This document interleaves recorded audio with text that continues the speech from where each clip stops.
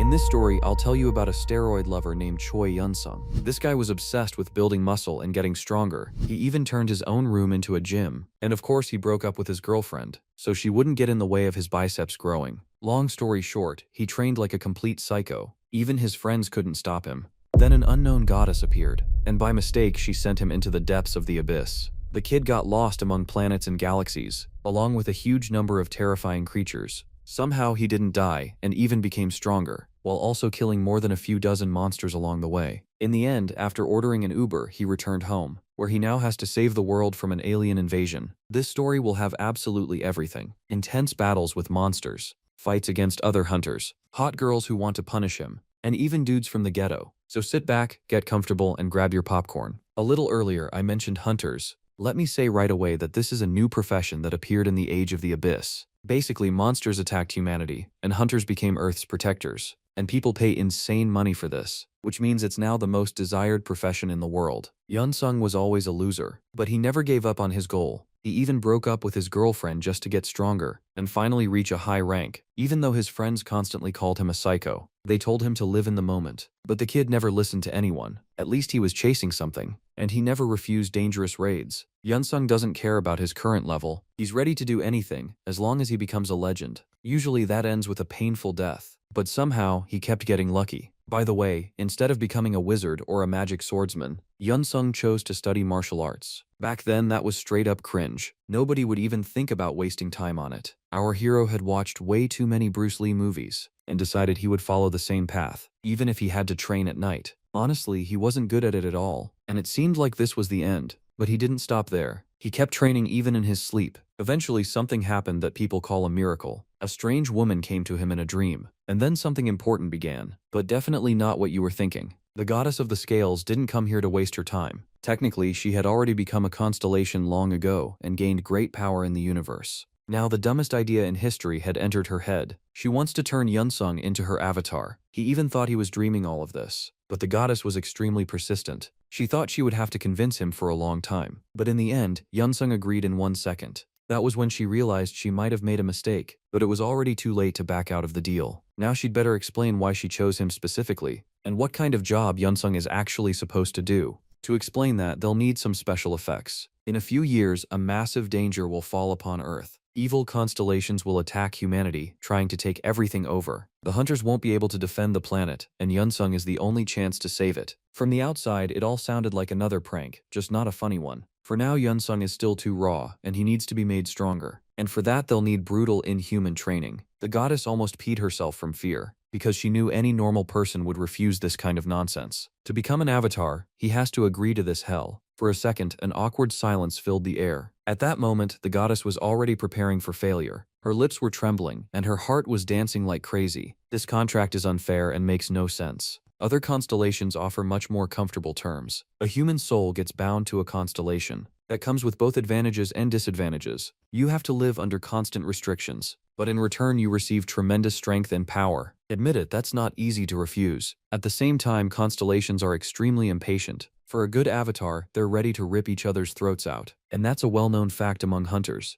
But I already warned you that Yun-sung is a completely different kind of person. His inhuman training genuinely turns him on, because he's a sick pervert. The training will happen in the depths of the abyss. Escaping from there is simply impossible. For Yun-sung, this is his only chance to sign a contract with a constellation, which means he simply can't refuse. On top of that, the guy is obsessed with training, so for him this is basically the perfect offer. He didn't even have to think before agreeing. Besides, he isn't attached to this world at all, except maybe his love for steroids. Long story short, enough talking. It's time to dive into the completely new and unknown world of the abyss. The familiar boundaries shattered like glass, and life on Earth was left behind. One step, and he would begin a new life. A life without homemade steaks, TikTok brain rot, or Netflix shows. Judging by everything, that's exactly what he needs. His gym will now stay empty forever, although at least he left a note behind. Now we move to the abyss, where a training arena has been prepared for the new avatar. He's here for the first time, so he starts by looking around. Scientists on Earth believe dungeons are just broken off pieces of the abyss. The mana resistance here is enormous, and even breathing isn't exactly comfortable. Without thinking too much, he immediately started practicing strikes, because that's the foundation of martial arts.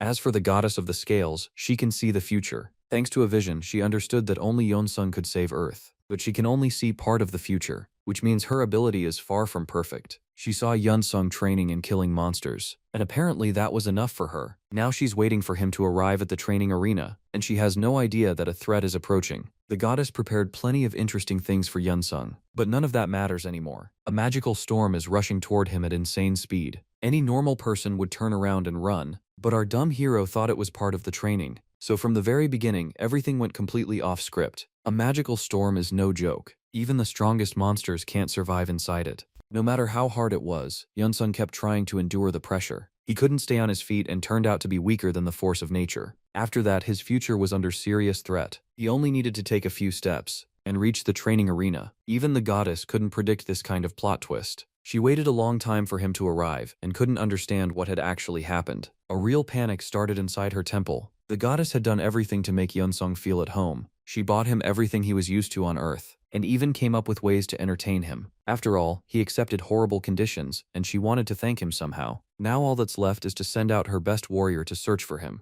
His name is Ada Kwaniel. The goddess of the scales begs him to find Yunsung. Otherwise, this whole plan is going straight into the toilet. Of course, the task looks absurd. Finding one tiny human in the endless abyss is almost impossible. But they have to try, if only to keep the goddess from falling apart. First of all, the abyss is an endless void. Even constellations can get lost here. Deep down, the goddess understood that perfectly. Just like her best servant did. The violent stream of mana should have destroyed the avatar's body. But somehow, he was still alive. The mana changed the structure of his body. His human energy turned into divine cosmic art. Now his bones are like titanium, and his muscles are like steel cables, which means he now looks a lot like a rock. The guy kept repeating that he had to pass this trial. Maybe that's what allowed him to survive. In the end, he landed on a god-forsaken planet, and decided this was where the next stage of training would take place. He had been warned that he would have to survive true hell. That's why he thought everything was going according to plan. This land didn't belong to any constellation, but there was a massive high-level stone monster here. First there was an awkward pause. Then came the realization that it was time to have some fun.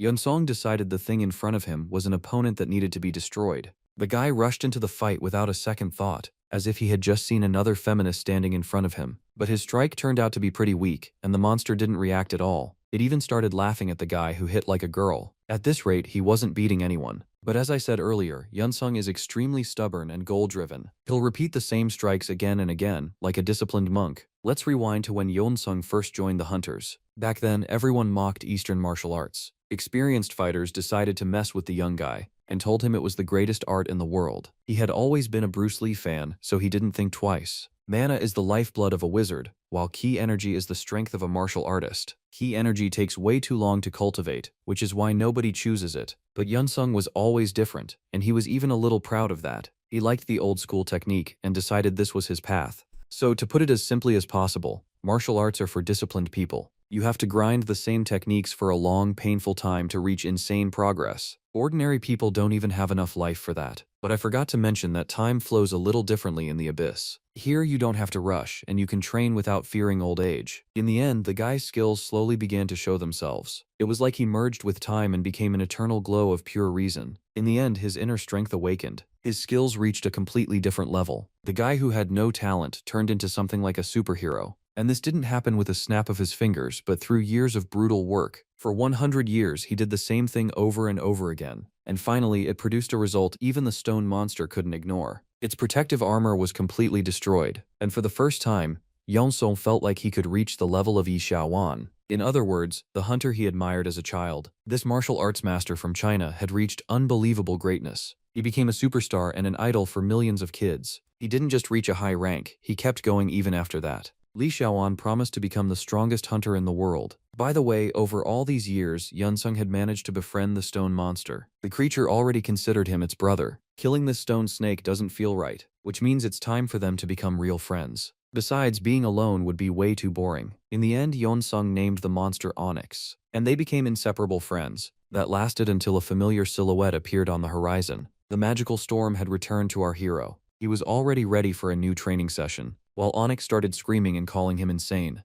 The stone monster understood perfectly well that the chances of survival were way too low, but Yunsung was too stubborn and forced him to step toward the storm. Onyx regretted that decision for the rest of his life, while Yunsung enjoyed every second of the process. His body became even stronger and more resistant, even though it should have been the exact opposite. In all these years, Yun-sung had never even eaten dinner. Today he decided to fix that problem. Onyx offered him a tasty rock, but that wasn't exactly what he needed. They'll have to find something better, or new muscles won't appear. That turned out to be a problem. Yeon-sung combined searching for food with constant training. He kept polishing his skills for hundreds and even thousands of years. At some point, he wandered up to a massive ocean, if you can even call it that. The water looked a little strange, but for some reason he completely ignored it. The guy decided to dive in like the good old days, and only after going underwater did he realize the water was poisonous. The poison instantly seeped deep into his body. It was as painful as listening to a new Taylor Swift album. On top of that, hungry fish immediately rushed to attack their prey. They thought this would be an easy snack, but they forgot one important thing. Yun-sung's body learned very quickly how to adapt to problems. He learned to resist poison and even surprised his best friend. He didn't just escape those devilish shackles. He also destroyed several sea monsters. Now it's clear what abyss oceans are really like. They kind of remind you of any human megacity. Now he decided to swim across the ocean. No matter how hard Onyx tried to stop him, from that moment on, Yun-sung trained twice as much. He understood perfectly well that he had to prepare for a trial like this. He had to spend more than 200 years preparing. Unfortunately, without extra food, his strength was catastrophically low. His internal energy kept him from dying, but the hunger didn't go anywhere. In the end, a dead fish was found on the shore. Technically, monsters like this are extremely poisonous, but a hungry guy doesn't care. No matter what Onyx said, it didn't matter at all. To have a proper dinner, the fish needs to be cooked the right way, and for that he needs basic tools. He managed to make a knife and a kind of plate out of stone. Soon after, Yun-sung hurried to get to work. The monster's blood was so poisonous that even stone couldn't handle the pressure. At that moment, Onyx realized he definitely wasn't eating that dish. He offered his friend something much better, adamantium. In the abyss, this metal is considered a true treasure. It can't be melted by some poisonous slime, which means Yun-sung can finally find himself a hobby and become a chef. His friend Juan always said the guy needed a hobby. Otherwise, he'd end up doing some nonsense, like making manhwa recaps on YouTube. The hunter had always liked cooking. The only problem is, in his entire life, he had never made anything except a protein shake. He still didn't think to fry the meat, and immediately felt the full bitterness of the poison. He felt so bad that he was writhing in pain. His body quickly produced an antidote, and that wasn't all. Turns out, monster meat makes him stronger. Honestly, I don't know how it works, but now this food can basically be called cheating. If you combine training with eating monsters, you can turn into the strongest creature in the abyss. Even a simple guy like Yun-sung quickly understood what he needed to do. From that moment on, he promised to eat every creature in that ocean. Time passed, and the hunter didn't stop. He was nicknamed the Sea Monster. Rumor has it even the Kraken feared this guy, and honestly it was right to. He ate sea monsters for breakfast, lunch, and dinner, and called the little jellyfish sweet desserts. This helped his internal energy double every single day. Naturally, he quickly turned into an insanely powerful creature. On top of that, it helped pass the time. At some point, Yun-sung got tired of everything and decided to continue his journey. The guy said goodbye to his best friend. Then he dove into the ocean, never to return. The poisonous water no longer hurt him. Monsters that wanted him dead now swam away in every direction whenever they saw Yun-sung. He had seen a bright flash on the ocean floor for a long time, but only now did he decide to find out what it actually was. It was a portal, and he happily swam inside. From this moment on, a new chapter of his exciting story begins. Our main character had long since reached expert level, and from that moment on, Onyx started calling him the Training Master. Nobody knows that nickname yet, but soon those words alone will be enough to make even the most dangerous monsters tremble in fear. Constellations are usually considered godlike beings. That's because they set their own rules inside their territories. Yun-sung ended up in exactly that kind of territory, where another constellation's avatars had gathered. They constantly fight each other here, train, and grow stronger. And according to the rules, newcomers get their heads chopped off. You have to admit, those aren't exactly the best conditions for a young guy. But he has no intention of giving up, especially after all that training in the abyss. Which means we're about to see the main character's first real battle. The Training Master gathered all his strength and shattered the enemy's sword with his very first strike. While everyone gasped in confusion and shock, he jumped high into the air. A second later, Yun-sung knocked out a massive monster with a powerful taekwondo-style kick. From this moment on, a new era begins on this planet. He's sure he came here to pass a test, even though of course nobody here has heard of any test. They simply saw him as a psycho who needed to be erased from the face of the abyss as fast as possible. The Training Master gladly accepted the challenge and started beating everyone up without any extra formalities. Thousands of years of training had turned his body into a real killing machine. He moved easily and naturally, as if he had been born for one purpose only: killing. In the end, only a few minutes passed before the first squad of monsters was completely wiped out. Since the planet was packed with these creatures, getting proper rest was impossible. The hellhounds are already here, and they want a taste of fresh human meat. Since these hungry beasts don't know how to behave, someone needs to teach them some manners. Once they were all destroyed, Yunsung turned his eyes toward the only building nearby. He opened the doors and loudly declared that he demanded a meeting with the local owner. Turns out, this building belongs to a chef who cooks exotic dishes. At first glance, he looked like a cool uncle you could drink whiskey with and talk about life's problems. Yunsung even relaxed for a second and thought he might have found another friend. The demon looked so pleasant that it was impossible to hate him. 1 second later, he dumped a giant pot of poison onto our main character. Not even Lady Gaga herself could survive that kind of face mask. It seemed like this was the end and the guy would simply melt, but he survived and even smiled. Poisons no longer scare him, just like crowds of monsters hungry for revenge. If they want to have fun that badly, why not start some rock and roll? The second round began, and this time everything got much rougher. Monsters on the far side of the planet kept hearing some kind of crunching sound. In the end, it turned out to be the sound of bones breaking. He's ready to fight for all eternity without even feeling tired. To the monsters, this looked unimaginable, so they instinctively kept moving forward. Because of their numbers, the demons had no doubt they would win. But the longer they fought Yunsung, the farther they got from that goal. Maybe you already forgot about the goddess of the scales, but she is still worried about her avatar. Ada Cravaniel is also still searching, though of course there's less and less hope left. Yunsung doesn't really care about any of that, because in his head, this is still part of training. He brutally beat every monster around him and noticed an adamantium pot. For him, this is a chance to take his hobby to the next level. The restaurant's previous owner can forget about his rights. This building now belongs to Yonsung, who immediately begins the rebrand. I don't know who he plans to sell his dishes to, but either way, good luck. They say that when a person is alone, he needs something to occupy his mind so he doesn't go insane. Yonsung went insane back in childhood, but he still remembered that rule. Besides constant training, you need to leave time for hobbies so your soul stays happy. He repaired the building and addressed all the beaten-up monsters. If they want to take control of the restaurant, they have to defeat him at any cost. Those are the new rules of the game, even if somebody doesn't like them. Yunsung used to eat raw food, but now that's in the past. It's time to cook something tastier, especially since there are plenty of ingredients here. Absolutely every product found in the restaurant was completely packed with poison. There was nothing here truly worth attention. But poison doesn't affect this lunatic anymore, so he doesn't care about the consequences. For the next few hundred years, his life continued in the same rhythm. He constantly killed monsters, then cooked food and cleaned up his restaurant. Monsters kept coming back again and again, like they were getting paid for it. The result never changed for them, because they kept losing. Thanks to conscious training, the circulation of his internal energy kept speeding up. This is called the high-rank skill, harmony of body and mind.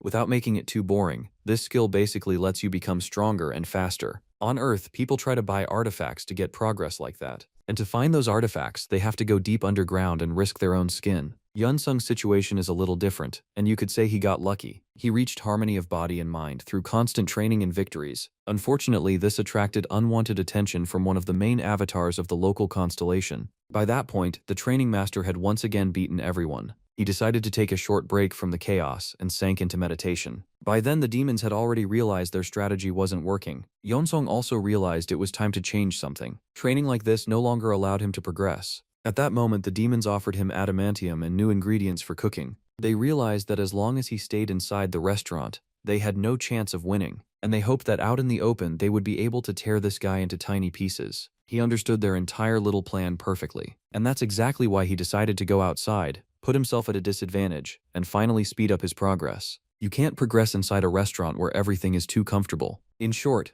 everything lined up almost perfectly, and the guy decided to take the risk. It wasn't easy for him, especially when a gigantic demon appeared on the horizon. It looked like he had been fed steroids since childhood, no less than Ronnie Coleman. The kid thought his size alone would let him beat even the devil himself. Did he forget the main male rule that says size doesn't matter? Yunsung was so fast and slippery that catching him was simply impossible. He had polished his strikes to the point of automation and dealt massive damage through perfect timing. It felt like a real predator fighting a gang of tiny kittens. Within a few minutes, the demons realized they were headed for total humiliation. In the end, the training master kept both the ingredients and the adamantium. As for his enemies, they spent a long time lying on the ground and having sweet dreams. Of course, things didn't end there. The repeated battles continued for another few thousand years. At some point, everything became so routine that everyone lost interest. Monsters started booking their fights in advance. Each one even had its own personal number ticket. Yonsung's hunter card had been sitting in his pocket for a long time.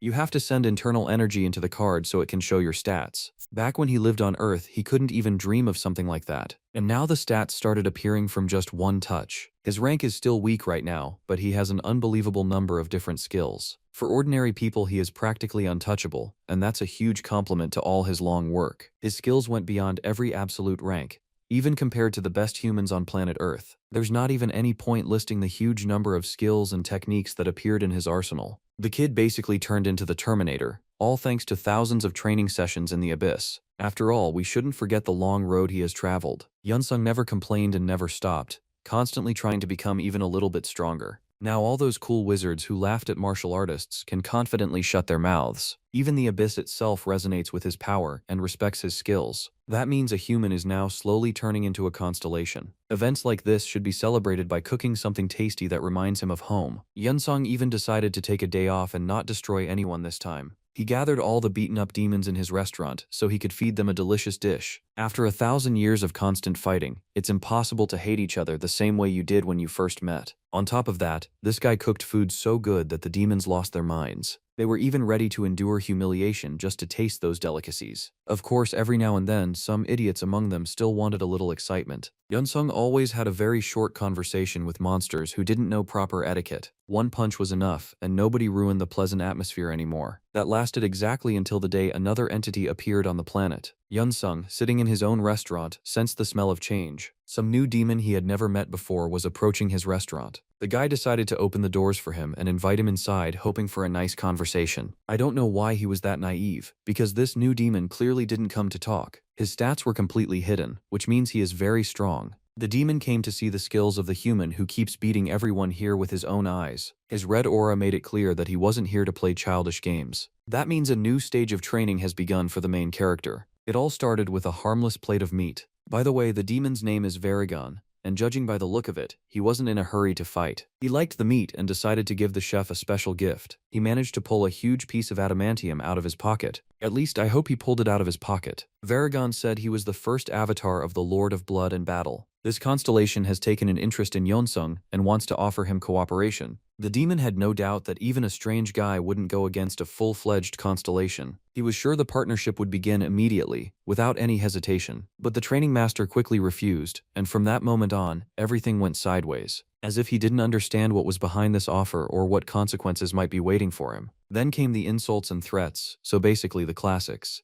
Yunsung quickly made it clear that he had promised himself to another constellation and couldn't break the agreement. He started telling his whole story about training in the storm and constantly raising his level. Of course, the demon immediately understood that the person in front of him was either crazy or had been tricked. He quickly explained that all avatars are normally ready to obey constellations right away. Nobody trains them, and they are carefully protected. If Yunsung was simply released on his own, then from the very beginning, this was some kind of strange deception. The guy refused to believe that nonsense and stayed loyal to the goddess of the scales until the end. He started saying that all of this was one big trial meant to raise his level. Of course, to an experienced demon, these stories sounded like something from a horror movie. He explained what had really happened, and Yunsung started losing faith in his own story. The guy was clearly upset, but he didn't want to admit the obvious facts. At one point, he got angry and told the demon to shut up and get lost with his adamantium. He liked training and getting stronger. He liked believing and hoping for the best ending. He has no intention of giving up on his goal, even though deep inside, a fire is burning. When he stepped outside, he could barely hold back tears and felt like a fool. In the end, the denial phase ended, and he admitted that he was not on a training arena. In that case, he needs to return to Earth, and he doesn't care about any constellation offers.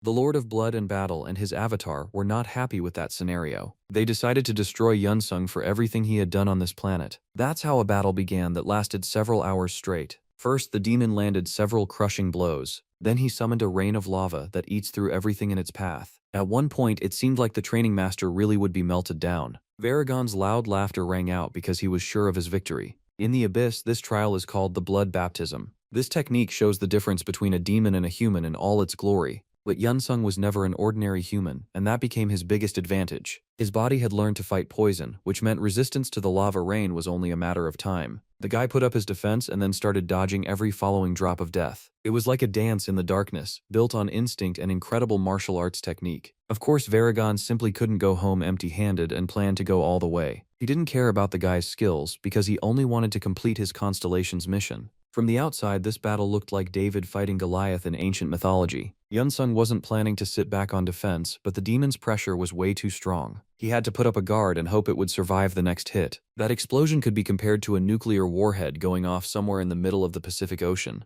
The guy endured the pressure again, although he was still far from taking the initiative. After all, the enemy in front of him was far stronger than he was. But with every attack he took, Yunsung gained more and more confidence. At that moment, he created the skill that would one day terrify the entire abyss. This skill is called Stone Fist, and it can destroy even divine armor. From that moment on, the flow of the battle turned upside down, and the initiative slipped out of the demon's hands. Now Yunsung could feel his internal energy guiding him in the right direction. He simply relaxed and let his body do everything it needed to do on its own. Thousands of repetitions of the same strikes were carved into his mind. Now all he needed was to relax and let experience lead his body to victory. As we already know, Yunsung spent many years looking up to the great hunter Li Shaowan, and only now did it become clear that the training master had already surpassed his idol long ago. Varagon gathered his will and rushed into one final attack, putting everything on the line. From the outside, the clash of elements looked impossible, like a battle between gods on Olympus. Since the moment Yunsung entered the abyss, he had never gathered all his internal energy into one massive core. Now he instinctively realized that the time had come to break past his own limits.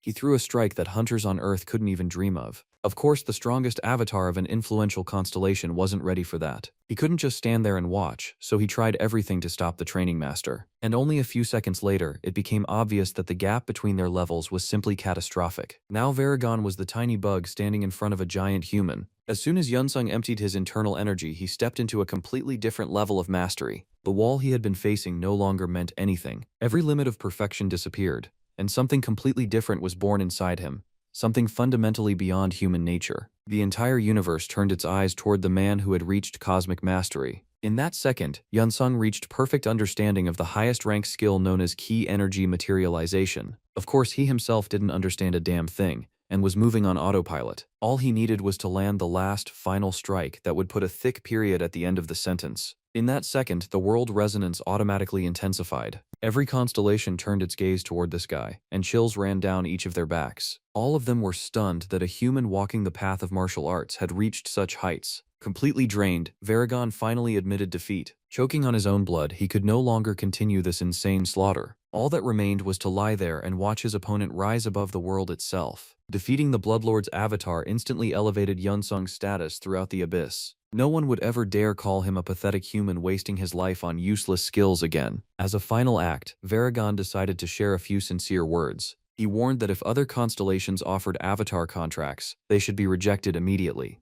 Yunsung's focus now had to be locked solely on raising his own level. He no longer needed anyone, because he was capable of becoming the strongest constellation himself. Varagon urged him to fear no one, answer to no one, and one day seize control of the entire abyss. At first it sounded absurd, but over time Yunsung felt that nothing was truly impossible. Once he had been just an ordinary guy written off as a loser, the kind people laughed at before a sudden power patch. Now he was defeating avatars and receiving offers from the constellations themselves. He wasn't fully convinced he could become a god, but the idea genuinely intrigued him. Yunsung promised himself to heed the demon's words and dare to challenge the strongest beings in the galaxy. After that, Varagon bid farewell and dissolved into the air like morning mist. Right after his level rose, the master began to feel different. He could now clearly sense the gazes of the constellations fixed on him. Their attention pressed down constantly, like an invisible weight on his shoulders. At first it was uncomfortable, but Yunsung soon accepted it as yet another challenge. Different constellations began inviting him to meetings and proposing cooperation. None of those gods left their own worlds, fearing enemy invasions. Instead, they summoned him to places where they felt safe under the protection of their avatars. After his defeat, the Bloodlord immediately placed a bounty on the master's head.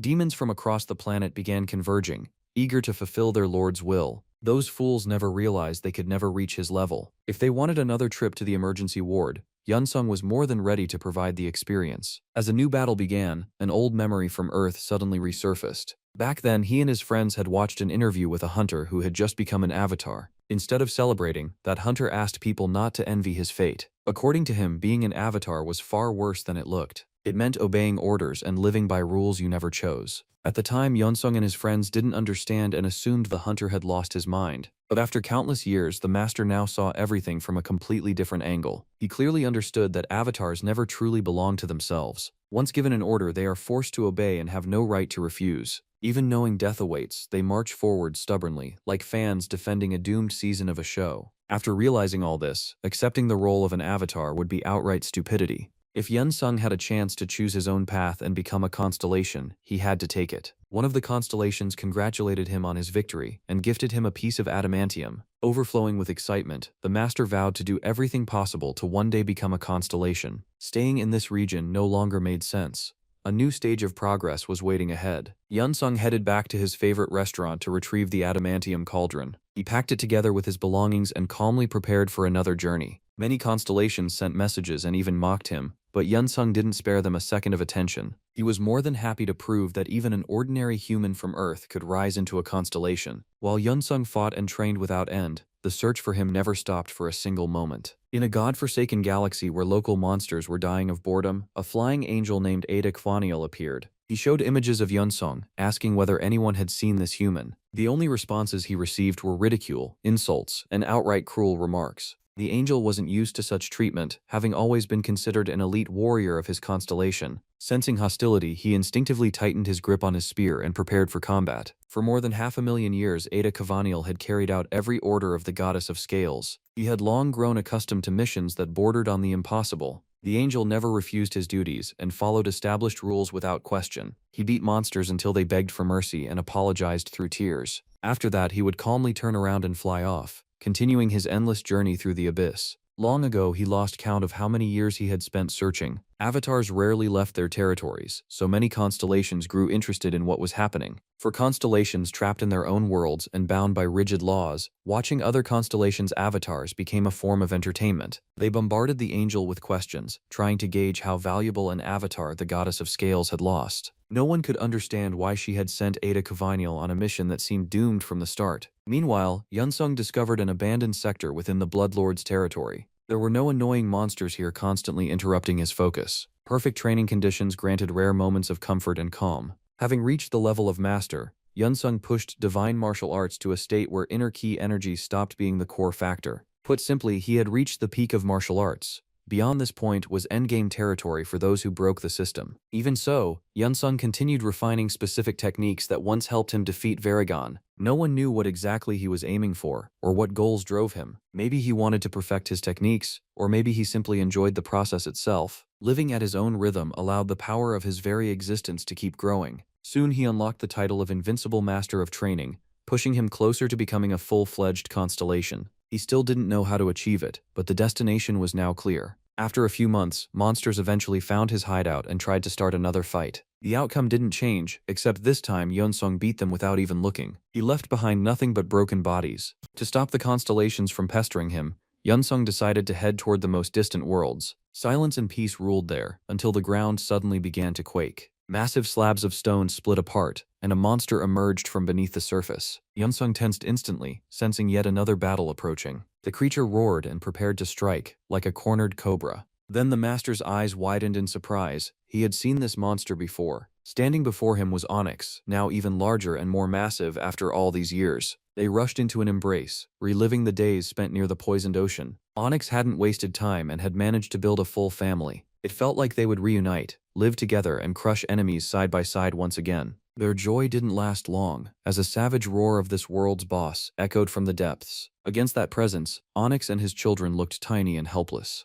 A supergiant monster that had never surfaced before finally emerged, purely for entertainment. Estimating this creature's level was impossible. It existed far beyond familiar scales. The system alerted the master of training that the entity before him was a 9-headed hydra preparing to attack. While Sung wandered across galaxies, he had unknowingly drawn the attention of more and more constellations. Some constellations were merely curious about how his journey would end, while others genuinely wished for his death. The Bloodlord did not forgive the humiliation and decided to erase the enemy before he reached absolute greatness. He contacted the 9-headed Hydra and promised it an entire planet in exchange for killing the human. The massive beast attacked without warning, aiming to catch Sung completely off guard. It felt like being slammed by a speeding truck that had no intention of slowing down. Colossal pressure crashed down on the master of training, who had barely recovered from his long journey. Snapping back into focus, Yunsung understood that he either defeated this monster or lost his dream forever. The decision came instantly, and he challenged the near-immortal creature head-on. For years, the Hydra had tormented Onyx and his entire family. This monster had earned brutal punishment, and today no one was coming to save it. Launching himself off the ground with explosive force, Yunsung surged forward and activated stone fists. A single blow was enough to tear one of the vile heads clean off. The remaining heads of the Hydra roared, and Yunsung felt victory was closer than it looked. That confidence shattered when the severed head instantly regenerated. That was exactly why the Hydra was known as an almost immortal existence. The constellations knew this monster had a weakness, yet no one had ever found it. Beyond its horrifying regeneration, the Hydra wielded poisonous breath. Normally, that was enough to poison any enemy and casually turn them into barbecue.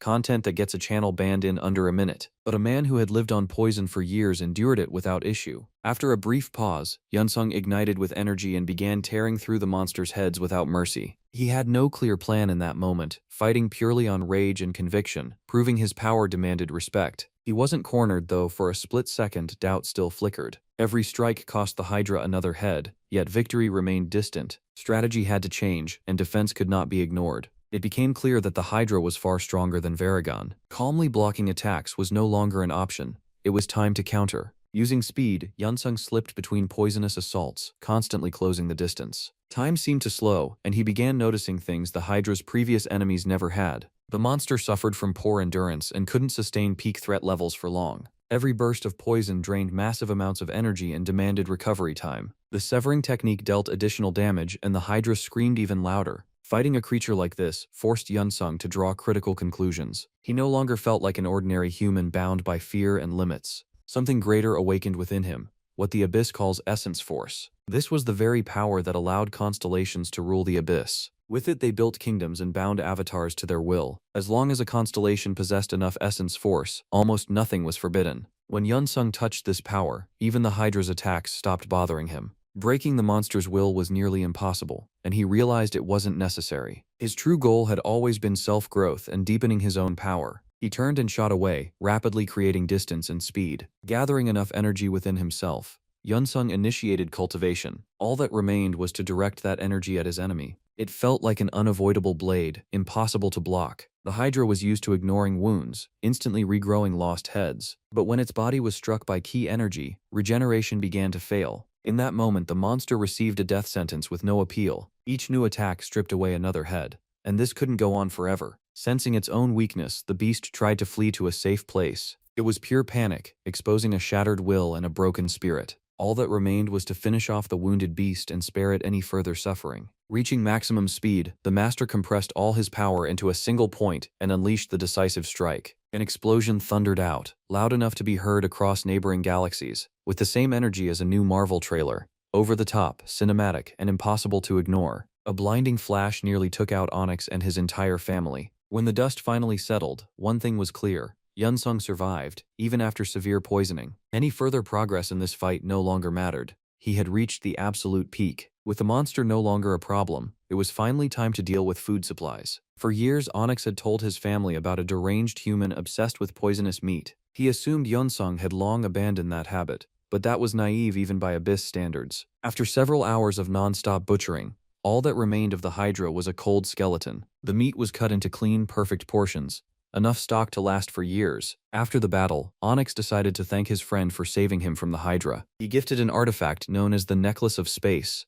Inside this necklace, massive amounts of food and items could be stored. Once activated, the artifact absorbed anything designated for storage. The meat would no longer spoil, and all accumulated adamantium could be preserved as well. Yunsung hadn't forgotten his old dream of forging the perfect set of cutlery. From the moment he decided to become a constellation, Yunsung began seeing the stats of all surrounding beings. The reason he could use the Necklace of Space wasn't just because he had grown stronger. The real reason was that he had reached the peak of cultivation and even begun to hear the world speaking to him. As another gift, he received unrefined aurichalcum, a metal that radiated pure energy. Aurichalcum released energy, while adamantium absorbed it. These two materials felt made for each other and would help forge ideal cutlery. Onyx had to explain to his family not to pay attention to this human, the kind of guy who gets banned from chat in the first 10 seconds. The Necklace of Space absorbed most of the meat. Whatever remained had to be eaten quickly, or it would spoil. Onyx stared at his friend, unable to understand how Yunsung was still alive. To be clear, Hydra meat couldn't be compared to that of ordinary poisonous monsters. This creature hadn't become an avatar out of pride. Its power was already absurd. The master had never dealt with an ingredient like this before, so maximum caution was required. Yunsung felt that such a meal would grant him even more energy, and still chose to take the risk. The cooking process began. Complex, dangerous, and strangely ceremonial. Yunsung even convinced Onyx to share the meal with him. No matter how much Onyx resisted, no one listened anymore. The stone monster paused, took a heavy breath, and did what had to be done. One serving was enough to feel a raging fire explode inside. Passing constellations didn't even realize what had happened here. From the outside, it looked like a nuclear warhead had detonated and wiped everything nearby. Strangely enough, Onyx felt great and didn't feel close to dying at all. He thanked his friend, who by then was already calling himself the Abyss's head chef. After that, the entire family of stone serpents chose to place their full trust in the master of training. At that moment, Yunsung began to glow and slowly rise above the ground. He became a constellation, and with the appearance of his first followers, his power started growing rapidly. He didn't fully understand what was happening yet, but the sensation clearly felt good. It finally became clear why evil constellations fought so viciously over Earth. A world with billions of followers meant power, resources, and control over the abyss. The next few days were not easy as Onyx adjusted to the changes.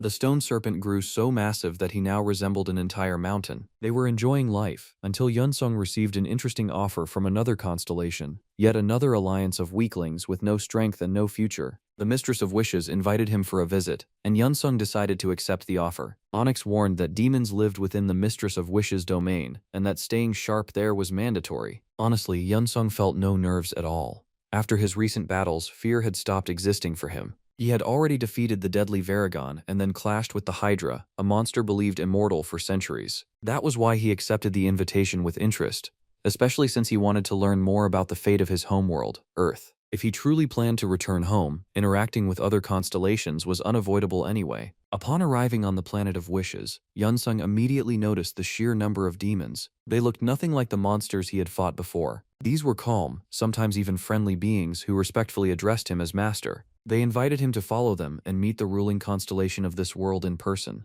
Everything around looked almost too clean and pleasant, like a beautifully wrapped trap that never lets you leave. But after such massive growth, Yunsung feared little and judged that no real danger awaited him here. While walking through the world of wishes, he learned that local demons gained power in a completely different way. They didn't need to fight or kill other beings to grow stronger. These demons were called succubi, creatures that fed on desires and dreams. If a succubus went too long without absorbing desire energy, it slowly lost its mind. The whole concept sounded strange, yet Yunsung felt no threat and stayed composed. Instead, his own endless desire to train and grow stronger drew countless glances. Even so, not a single succubus dared approach a guest personally invited by the mistress herself. After crossing the world, Yunsung finally stood before an enormous palace. The moment he stepped inside, a strange energy surged through his body. Despite his confidence, Yunsung never dropped his guard and carefully observed his surroundings. Still, upon reaching the main hall, he felt as if he had just woken up. It turned out the entire journey had been an illusion, and from the very beginning he had been standing in this room.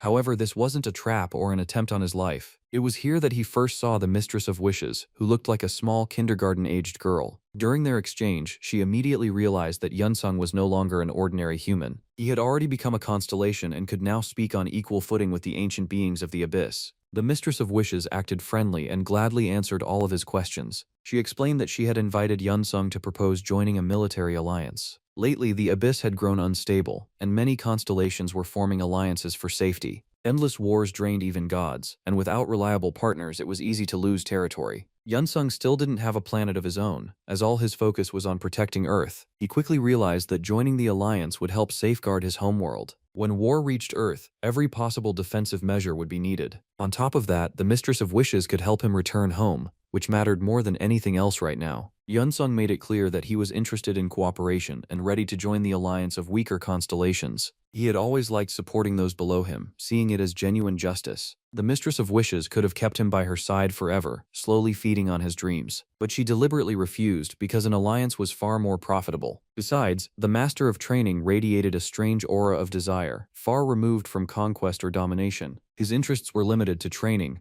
growing stronger, and protecting his home planet. In that moment, she understood that he was truly special, and that losing such an ally would be a mistake. After agreeing, Yunsung asked what responsibilities Alliance members carried. The question itself sounded almost absurd, since constellations were known as lazy beings. In response, the Mistress of Wishes laughed like she had just heard North Korea was about to win the World Cup. She explained that the alliance only activated during large-scale wars. Until then, its members were free to relax and live without worry. And just like that, Yunsung officially joined the Alliance of Constellations. He felt that together with them, entirely new horizons and limits would open before him. Immediately after the alliance was sealed, an unexpected guest arrived. A kitten made of lava and magma. It turned out to be yet another constellation from that very same alliance of underdogs. The moment Yunsung saw the kitten, doubt started creeping into his mind. He had just joined an alliance made up of a little girl and a cat. The lineup wasn't stronger and looked like a startup with no funding and zero future. Yunsung hoped there were other members, but reality shut that idea down fast. He was bluntly told this was the full roster, since no one wanted to get involved with losers. Backing out was no longer an option. The contract was signed, and there was no undo button. All that remained was to accept the situation and rely on support from a cat and a child. As a small consolation, the Mistress of Wishes decided to give Yunsung a modest gift. She handed him a martial arts scroll containing vampirism techniques, along with ingots of orichalcum. This was meant to expand his combat arsenal and give him an edge in future battles. By this point, Yunsung had already accumulated plenty of adamantium along with orichalcum. Upon hearing that, the lava and magma kitten immediately offered friendly assistance. It confidently claimed it could melt those materials and forge absolutely any weapon.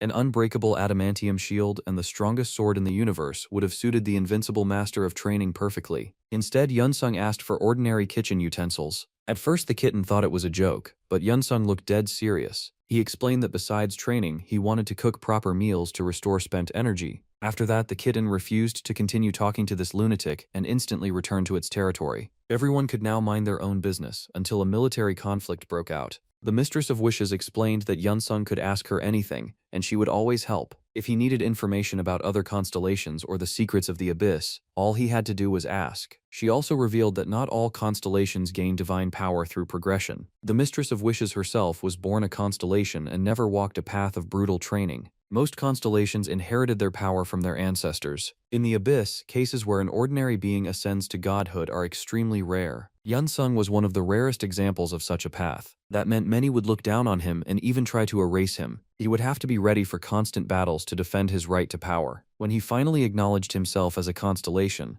the world around him began to shift. A tremendous force surged from the depths of the abyss and illuminated the master of training. He gained true authority, and his appearance changed instantly. Long white hair fell over his shoulders, and his eyes shone brighter than any star in the galaxy. At the same time, in a neighboring galaxy, a battle between two avatars was unfolding. An angel fought a massive monster in a fight to the death. One mistake could cost a life, so every move was calculated to perfection. Suddenly, both avatars received a notification that the invincible master of training was watching them. Yunsung saw the battle as if he were standing right beside them. That was when he understood how constellations had observed his past fights. He felt different, as if he had crossed a line between life and something greater. Now he had to think about creating his own avatars and expanding his influence in the abyss. Before, he might not have realized his true nature, but that excuse no longer held. Without his own avatars, real progress was impossible. Then Yunsung remembered that he already had his first followers. Onyx and his entire family had sworn to serve him for the rest of their lives. That meant the foundation was already laid, and the journey could continue. The kitten and the Mistress of Wishes promised to advise him and warn him against shady contracts. They also warned that other constellations would soon begin hunting him. These would no longer be isolated attacks like before. The moment a real threat was sensed, his enemies would unite to destroy him. Realizing this, Yunsung immediately thought of his home planet. The Mistress of Wishes already knew about Earth and had heard that a war would soon erupt over it. While evil constellations hadn't yet reached that galaxy,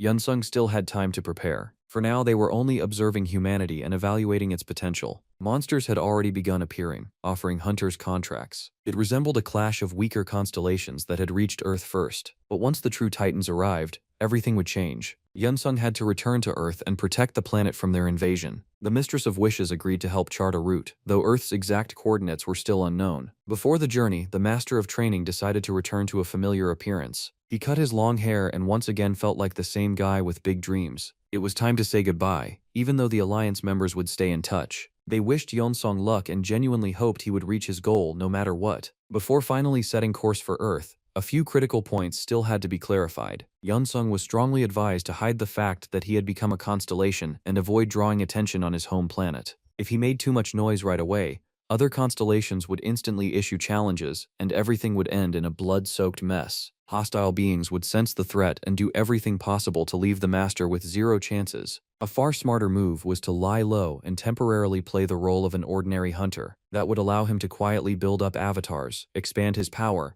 and prepare for the decisive battle for Earth. By the time the evil constellations realized who he truly was, it would already be too late. Yunsung also admitted honestly that he had already made contact with one of the constellations. Remembering that story felt a bit awkward, so he decided to polish the details just a little. He started from the beginning, describing how the goddess of scales appeared to him in a dream. Yunsung kept the story short and retold everything in simple, grounded terms. He tried to make himself look decent, but his friends still called the whole thing nonsense. Credibility on the level of a get-rich-in-a-week influencer. They only reinforced the fear that Yunsung had simply gotten lost in the abyss due to a magical storm. None of them had ever heard of the goddess of scales, making that constellation nearly impossible to track down. It was decided to head toward regions of the universe where benevolent constellations were more common. Most likely Earth was somewhere in that direction, the place the master was so desperate to return to. At the same time, he had to keep training non-stop, since a clash with the evil titans of his galaxy was inevitable. To speed up his growth even a little, Yunsung met once again with the succubus named Aruni. She led him to a special place where only the strongest could achieve real progress. At first glance, it was just an ordinary well from which one needed to draw cold water. In truth, it was the well of enlightenment, and the task was simply to drink some of its water. If it were truly that easy, it would never have been called the most difficult trial on the planet. The stronger one's desire to draw the water, the heavier every movement became. Desires themselves dragged the water downward, making the lift nearly impossible. Meditation and attempts to distract the mind brought no relief and didn't make things easier. The only way to pass the trial was to completely suppress all desires and become detached. Even someone like Yunsung had weaknesses. Good food, books, and yet another Batman reboot nobody asked for. At one point, he managed to suppress those urges, only for a new problem to appear immediately. His former girlfriend appeared before him, the one he had lost due to endless training. She promised a fresh start, but Yunsung didn't buy into the illusion. Step by step, he began overcoming his own desires, and the training noticeably accelerated. If he truly wanted to become the strongest constellation, he would have to discard every weakness without exception. His allies watched closely, since no one had ever managed to draw water from this well. They felt that this was someone special, perhaps the first to ever touch the power of the Tao. The Mistress of Wishes even suggested that only mortals who had become constellations could achieve such a feat. Yunsung himself treated lifting the water like regular gym sets and didn't assign any special meaning to it. It was said that many demons had gone insane trying to complete this kind of training. Several days had already passed, yet Yunsung remained perfectly sane and continued the trial. His own desires kept tempting him non-stop, but meditation helped him stay locked in total awareness. Over time, weaknesses and temptations stopped interfering and instead turned into extra motivation to keep moving forward. He used them like fuel, growing stronger and stripping away vulnerabilities step by step. No living being can fully abandon desire, which is why lifting the water from the well to the very end is impossible. Even so, this was enough for Yunsung to greatly loosen his attachment to earthly comforts. In his spare time, he continued training with Aruni, steadily sharpening his martial skill. After several weeks of non-stop preparation, it was finally time to see what the lava and magma kitten was capable of. During that time, it had forged kitchen tools from legendary orichalcum. The items glowed with violet mana, as if they were eager to jump into battle and prove their worth. The master of training was genuinely thrilled. A single touch of the knife was enough to tell it was a true artifact. He decided to swing the blade a bit to feel its magical response. His friends immediately branded him a fool who had no idea how to handle weapons. Classic case of power maxed, brain still loading. After that, it was time to test the other items forged from adamantium. Even the strongest strike shouldn't leave a scratch, since this metal was famed for absolute durability. The master of training gathered all his inner energy into one point and unleashed a devastating blow. Darkness swallowed everything as smoke and dust filled the area. After a brief pause, it became clear. The adamantium had passed the test. The lava and magma kitten had done an excellent job and earned sincere praise. With that, Yunsung wrapped up his small training camp in the world of nightmares. He had arrived here as an ordinary human and left as a powerful constellation. A few days before departure, he decided to cook his favorite dish and treat his friends. None of them had ever tasted hydra meat, and they immediately assumed he was trying to poison them. But Yunsung found the right words and still managed to convince them to try his delicacy. The constellations refused, but Aruni decided to take the risk and satisfy her long-standing hunger. Everyone around was already saying their goodbyes, convinced she wouldn't survive. Seconds later, it became clear.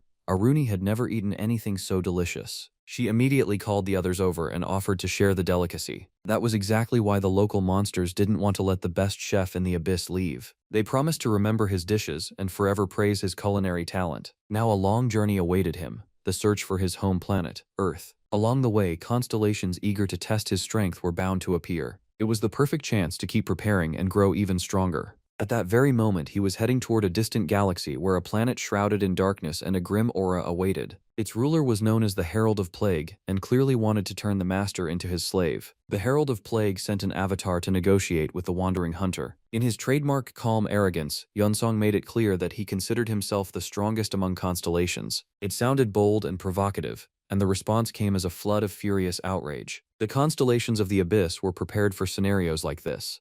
They had existed for millions of years. The moment conflict arose, the world's entire skeleton army was instantly placed on combat alert. Yunsung chose not to drag things out and struck first, without wasting time on words. The army that believed itself invincible quickly ran into a problem with no solution. They couldn't stop the invincible master of training, and were forced to call their master. The Herald of Plague declared war on Yunsung and vowed to personally take his head. A clash between two constellations was about to begin. Exactly what was needed. Even after falling into the abyss, Yunsung had never been seen as a force worth fearing. He had been a weak human, used to struggling against a hostile world, but everything changed once he became a constellation. Now thousands of eyes were fixed on him, trying to grasp the limits of his power. Doubt still restrained his movements, but little by little he realized his true strength. At this point, even his friends couldn't have stopped him. Yunsung craved battle. He was done hiding and pretending to fear anyone. From that moment on, Yunsung decided to wipe out every constellation that dared stand in his way back home. The Mistress of Wishes and the kitten warned him more than once that clashes between constellations almost always ended in serious trouble. The Master of Training ignored them, and very soon someone appeared whom even the dead feared. A mid-rank constellation known as the Herald of Plague arrived in person to punish the insolent human. Local monsters couldn't hide their joy when they saw their master finally come to protect them. The Herald of Plague himself had never faced an opponent this unhinged. Before him stood an ordinary-looking guy challenging a constellation for no clear reason, and that mystery felt deeply unsettling.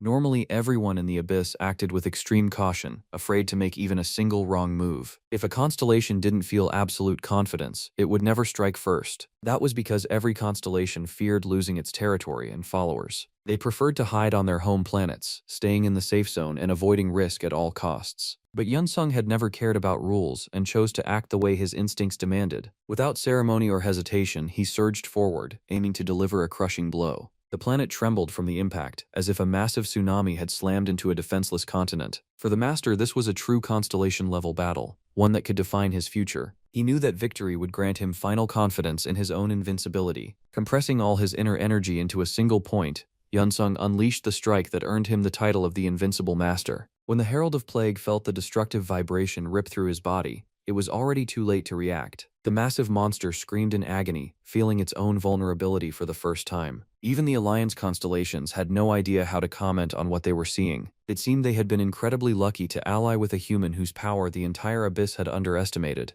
The Herald of Plague felt weak and humiliated for the first time in his existence, right in front of his own avatars. Realizing defeat, he began frantically searching for any way out of the situation. An unknown force from the depths of the galaxy was tearing his very essence apart. The avatars didn't dare interfere, having never seen such a thoroughly prepared opponent. The Herald of Plague lost his first battle, and now the question was survival or annihilation. He accepted humiliation and surrendered publicly before his followers. The fear-shaking skeleton was ready to do anything to avoid total destruction. The Mistress of Wishes and the kitten had heard legends about this monster and couldn't believe how pathetic he turned out to be. Fear could break even the mightiest constellations of this galaxy. Yunsung agreed to spare him, and in that instant felt a massive surge of power and energy. The entire planet, along with its avatars, automatically fell under his control. It felt strangely pleasant as streams of mana flowed through his body like a warm drink on a cold night. The Kingdom of Plague was now under his rule, but calling it good news would have been a stretch. The planet was filled with grotesque monsters, a toxic atmosphere, and suffocating stench. Even standing there was exhausting,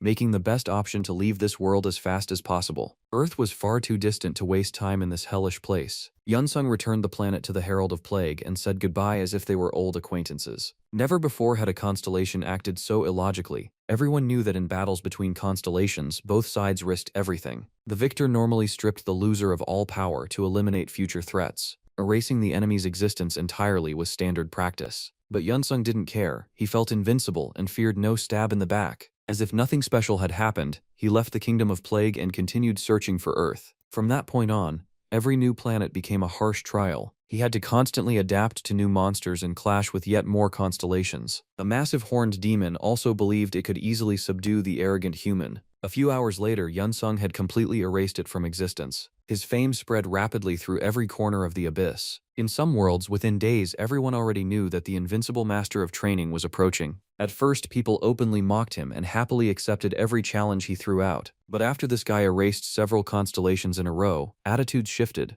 Caution replaced laughter, and respect followed close behind. He cut through constellations like a hot knife through butter, never slowing down for even a second. It felt as if he didn't sense danger at all and was genuinely enjoying these battles. His allies knew they had hit the jackpot by signing a lifetime pact with him. Nothing could threaten them now. Whenever things went sideways, the invincible master of training showed up. In rare moments of peace, he liked to cook a proper dinner and let himself dream a little. Returning home felt almost like a fairy tale, and he replayed that moment in his mind again and again. One such evening, a strange portal opened before him, as if deliberately calling him inside. Yunsung wasn't the type to refuse gifts from fate and stepped into the unknown without hesitation. Seeing green grass, towering mountains, and a clear blue sky made his heart skip. It looked way too much like home. For a few seconds, he couldn't believe the journey might finally be over and the goal reached. But once he descended from the mountains and reached the nearest settlement, the smile vanished from his face. This wasn't Earth, but a world inhabited by goblins for decades. The planet was called Ephes, a place known as a true goblin paradise. The goblins themselves looked friendly and showed no sign of aggression. Only later did Yeonsung realize that this race had long faced a far more terrifying enemy. A massive portal tore open in the sky, clearly signaling the arrival of an abyssal titan. When enormous fangs emerged from the rift, jokes ended, and the goblins scattered in panic. The screams and chaos unsettled Yeonsung, despite his flawless combat state. Before him appeared a gigantic many-eyed wolf, a devourer of entire planets. Its name was Lupus, and it had come to turn the goblin settlement into lunch. Charging toward the monster on his wyvern flew the goblin king Odagon. He wasn't used to surrendering without a fight, and refused to hide while his homeworld was at risk. However, the king clearly overestimated himself and nearly became easy prey. Only a blinding flash of light allowed him to dodge the massive snow-white fangs. The wolf growled, trying to lure the unseen opponent out of the shadows. Stepping forward came the invincible master of training,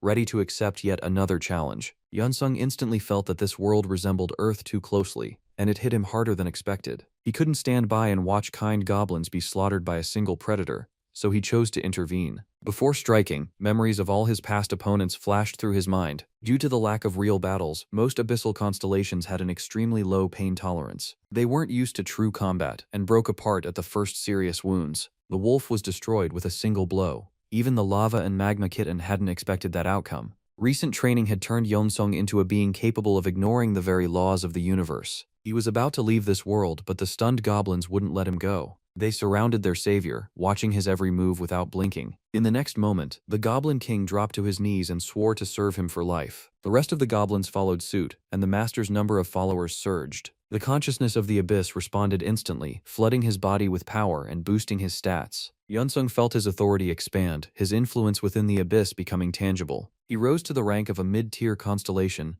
and no one would dare call him weak anymore. On his home planet, a move like this would never have worked. Save humanity that dramatically, and they'd make him a global superstar, then cancel him on social media a week later. Humans would never serve someone for life. They think very differently. Yunsung decided not to linger in the goblin world and continued his search for Earth. Odaigon, often called Gon, didn't want to let his savior go. He sincerely declared his wish to serve him for life and promised help in any difficult situation. This goblin had impressive stats and could genuinely prove useful. And lately Yunsung had been feeling lonely, so having reliable company didn't seem like a bad idea at all. From that moment on, their shared journey through uncharted worlds and distant galaxies truly began. Yunsung kept pushing his stats higher, while each new battle cranked the intensity up another notch. He no longer wasted time on avatars, choosing to challenge only the strongest beings of the abyss. His next opponent was a savage seven-headed dragon known as Org. The massive dragon tried to tear him apart, relying purely on overwhelming physical power.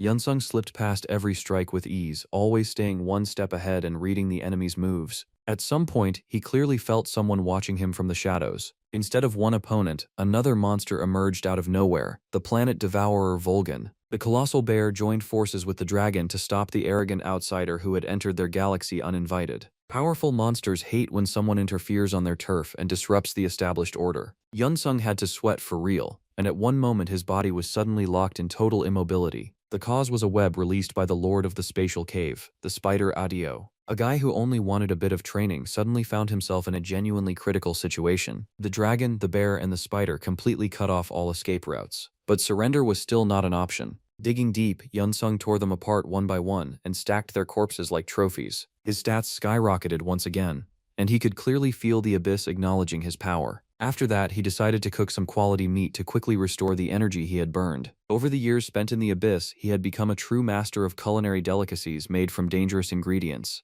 Evenings like these were never boring, since Mr. Gon was always nearby, the only one who never betrayed him or asked for a cut. Today the goblin was about to experience just how good poisonous monster meat could taste. He paused, cautiously sniffed the steak, then finally decided to take the risk. The meat instantly flooded the goblin's body with pure energy extract, making him shine brighter than any star. With just a single bite, Gon jumped to a completely new level and boosted all his base stats. He had never tasted anything better and from that moment was ready to give his life for just one more serving of that steak. But despite these fun evenings, Yunsung almost never truly smiled. He felt how deeply he missed his home, Earth, and wanted to return as soon as possible. That was why they never stayed anywhere long, quickly packing up and continuing the search for Earth. Yunsung believed that after hundreds of years wandering the abyss, he would still find his warm, familiar home. While traveling through galaxies, they suddenly stumbled into an extremely unpleasant situation. Right before their eyes, a massive chunk of land the size of an entire continent was erased in a single instant. The magical storm was especially violent, and the goblin felt his knees start to shake. Yunsung told his companion to calm down and confidently assured him that everything would be fine. All that was needed was to take a few steps forward and fully trust the unknown force. Even though it looked insane,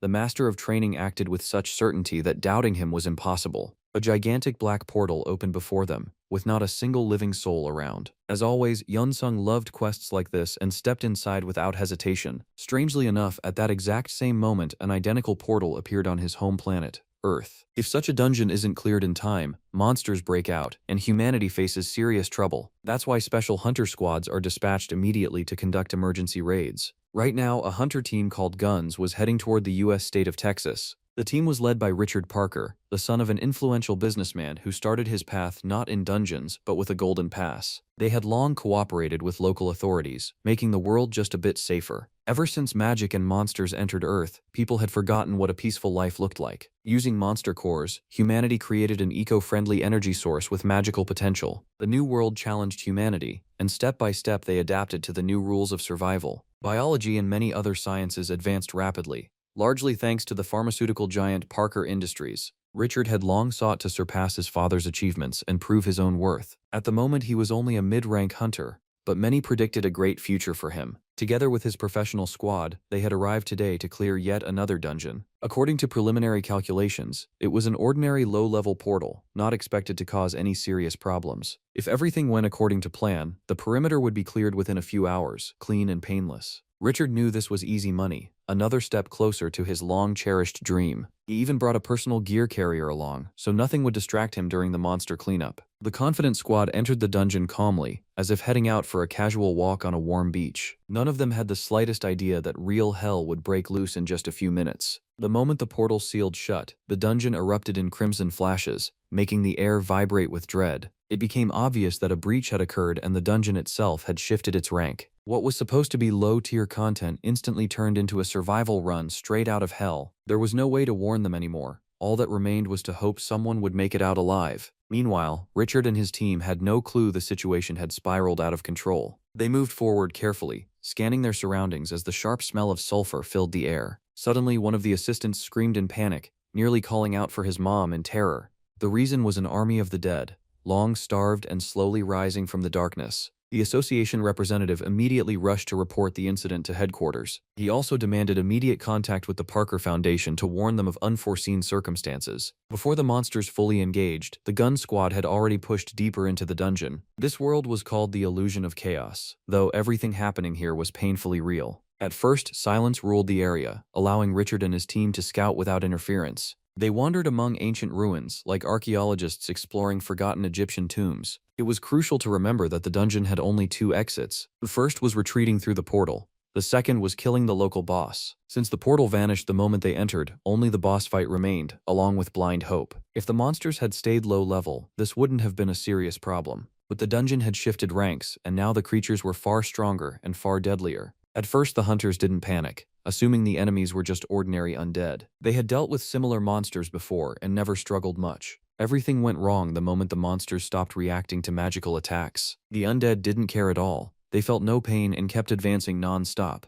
Their numbers grew by the minute, and panic began spreading through the squad. Even a veteran team that had cleared dozens of dungeons now faced a real threat. Everyone waited for Richard to say something decisive, but the young leader stayed silent for too long. In the end, he delivered a motivational push and sent everyone forward.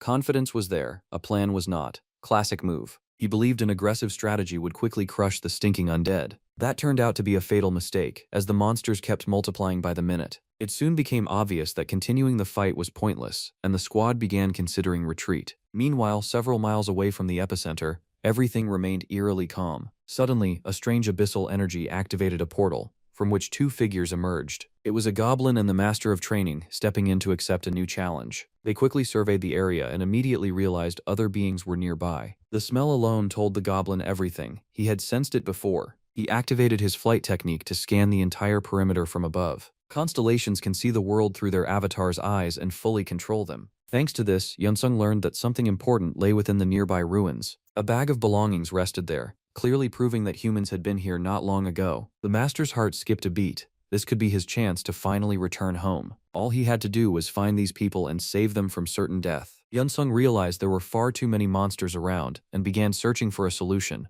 The Goblin King had long waited for a moment to prove himself useful to his boss. Using a powerful magical burst, he decided to wipe out the undead in one move, leaving them no chance at all. To speed things up and avoid dragging the fight out, Yunsung joined the battle as well. Together they unleashed a strike so powerful that the entire planet trembled, as if it were about to split clean in half. After that, the main hero landed with style and drew in a deep breath of heavy, dusty victory. The thought of going home burned sharper than ever.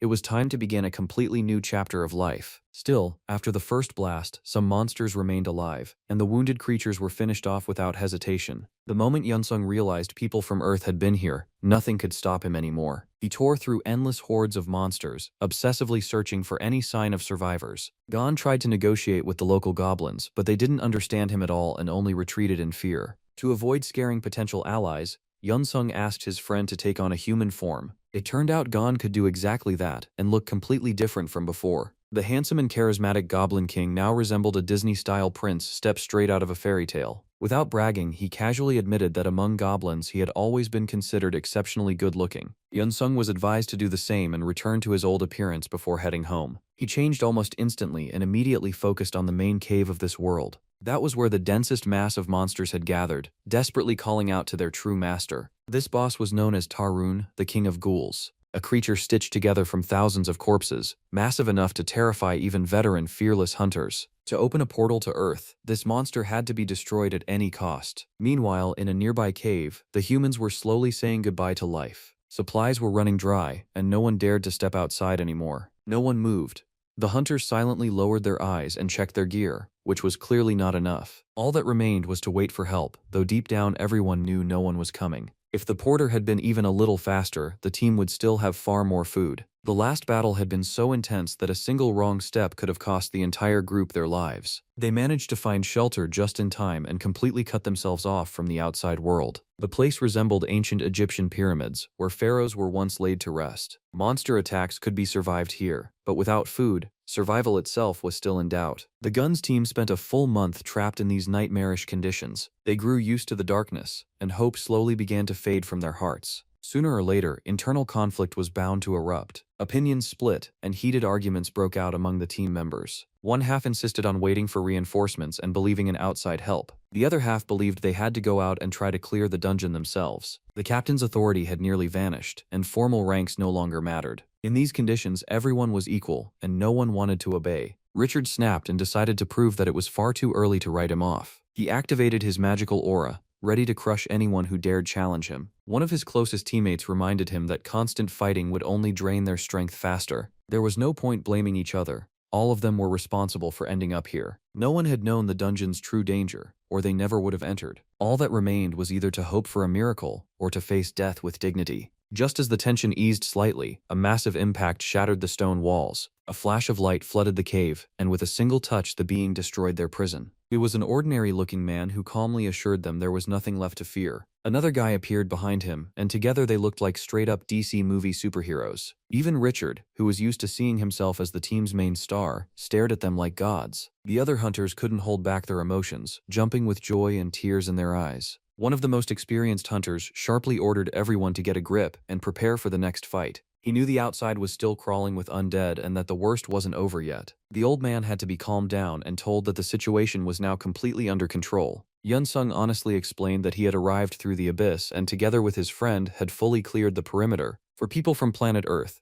anyone who had passed through the abyss always looked like a madman who had completely lost their mind. After the gates were discovered, incidents like this became more frequent and stopped shocking anyone. Many people fell into the abyss through dungeon portals, and the overwhelming majority of them never came back. And the few who did return almost never kept their sanity intact. That was why the gun squad stared at their savior with open suspicion, like he was an unlicensed psycho with no brakes. The hunters were in no rush to lower their weapons, carefully studying the training master's eyes. Only after stepping outside and seeing that every monster had been wiped out did they finally begin to relax. By then, Yunsung already knew he had to act strictly according to plan. He needed to return to Earth without drawing attention, play the role of an ordinary hunter, and slowly expand his circle of followers. That was why he stated that most of the work had been done by his assistant, Gon. According to him, it was that insanely talented guy who had taken down the dungeon's main boss. The Goblin King was famous for his magical abilities, so the hunters assumed the assistant was just another mage. However, Yunsung didn't lie and honestly admitted that he used martial arts. After that, the entire squad stared at him like he was Biden forgetting his own speech again.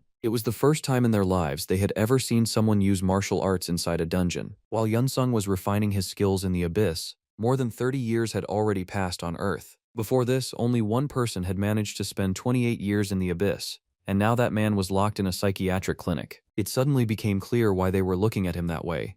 Yunsung was an absolute record holder. He had a lot to explain and needed to prove that his mind was still intact. To convince the hunters, he decided to use a nearby boulder. Tossing the massive rock into the air, the training master instantly demonstrated insane flexibility and body control. Techniques like that were hard to find even in the most expensive blockbuster movies. One precise strike was enough to slice the stone into perfectly even slabs. After that, Yunsung pulled fresh monster meat from storage and showed what he had been eating for all those 30 years. The hunters looked confused, but at the same time intensely curious. They wanted to know if such meat really could flood the body with heavenly energy. Yunsung prepared a portion for everyone and suggested they take the risk. The aroma was so powerful that their hands reached for the juicy meat almost on their own. One bite was enough for their eyes to widen and their breathing to become calm and steady. In reality, Yunsung had used low-grade meat he was planning to throw away anyway. Even that was enough to make them forget the finest dishes Earth had ever offered. They thanked their savior non-stop, swearing they had never tasted anything better. It felt as if their muscles had returned to peak condition, ready to fight without needing rest. When the excitement faded a little, everyone had to step outside and simply take a walk. After a month in captivity, the bright light felt almost painfully unfamiliar. The traders tried to reconnect with the captain, claiming the past no longer mattered.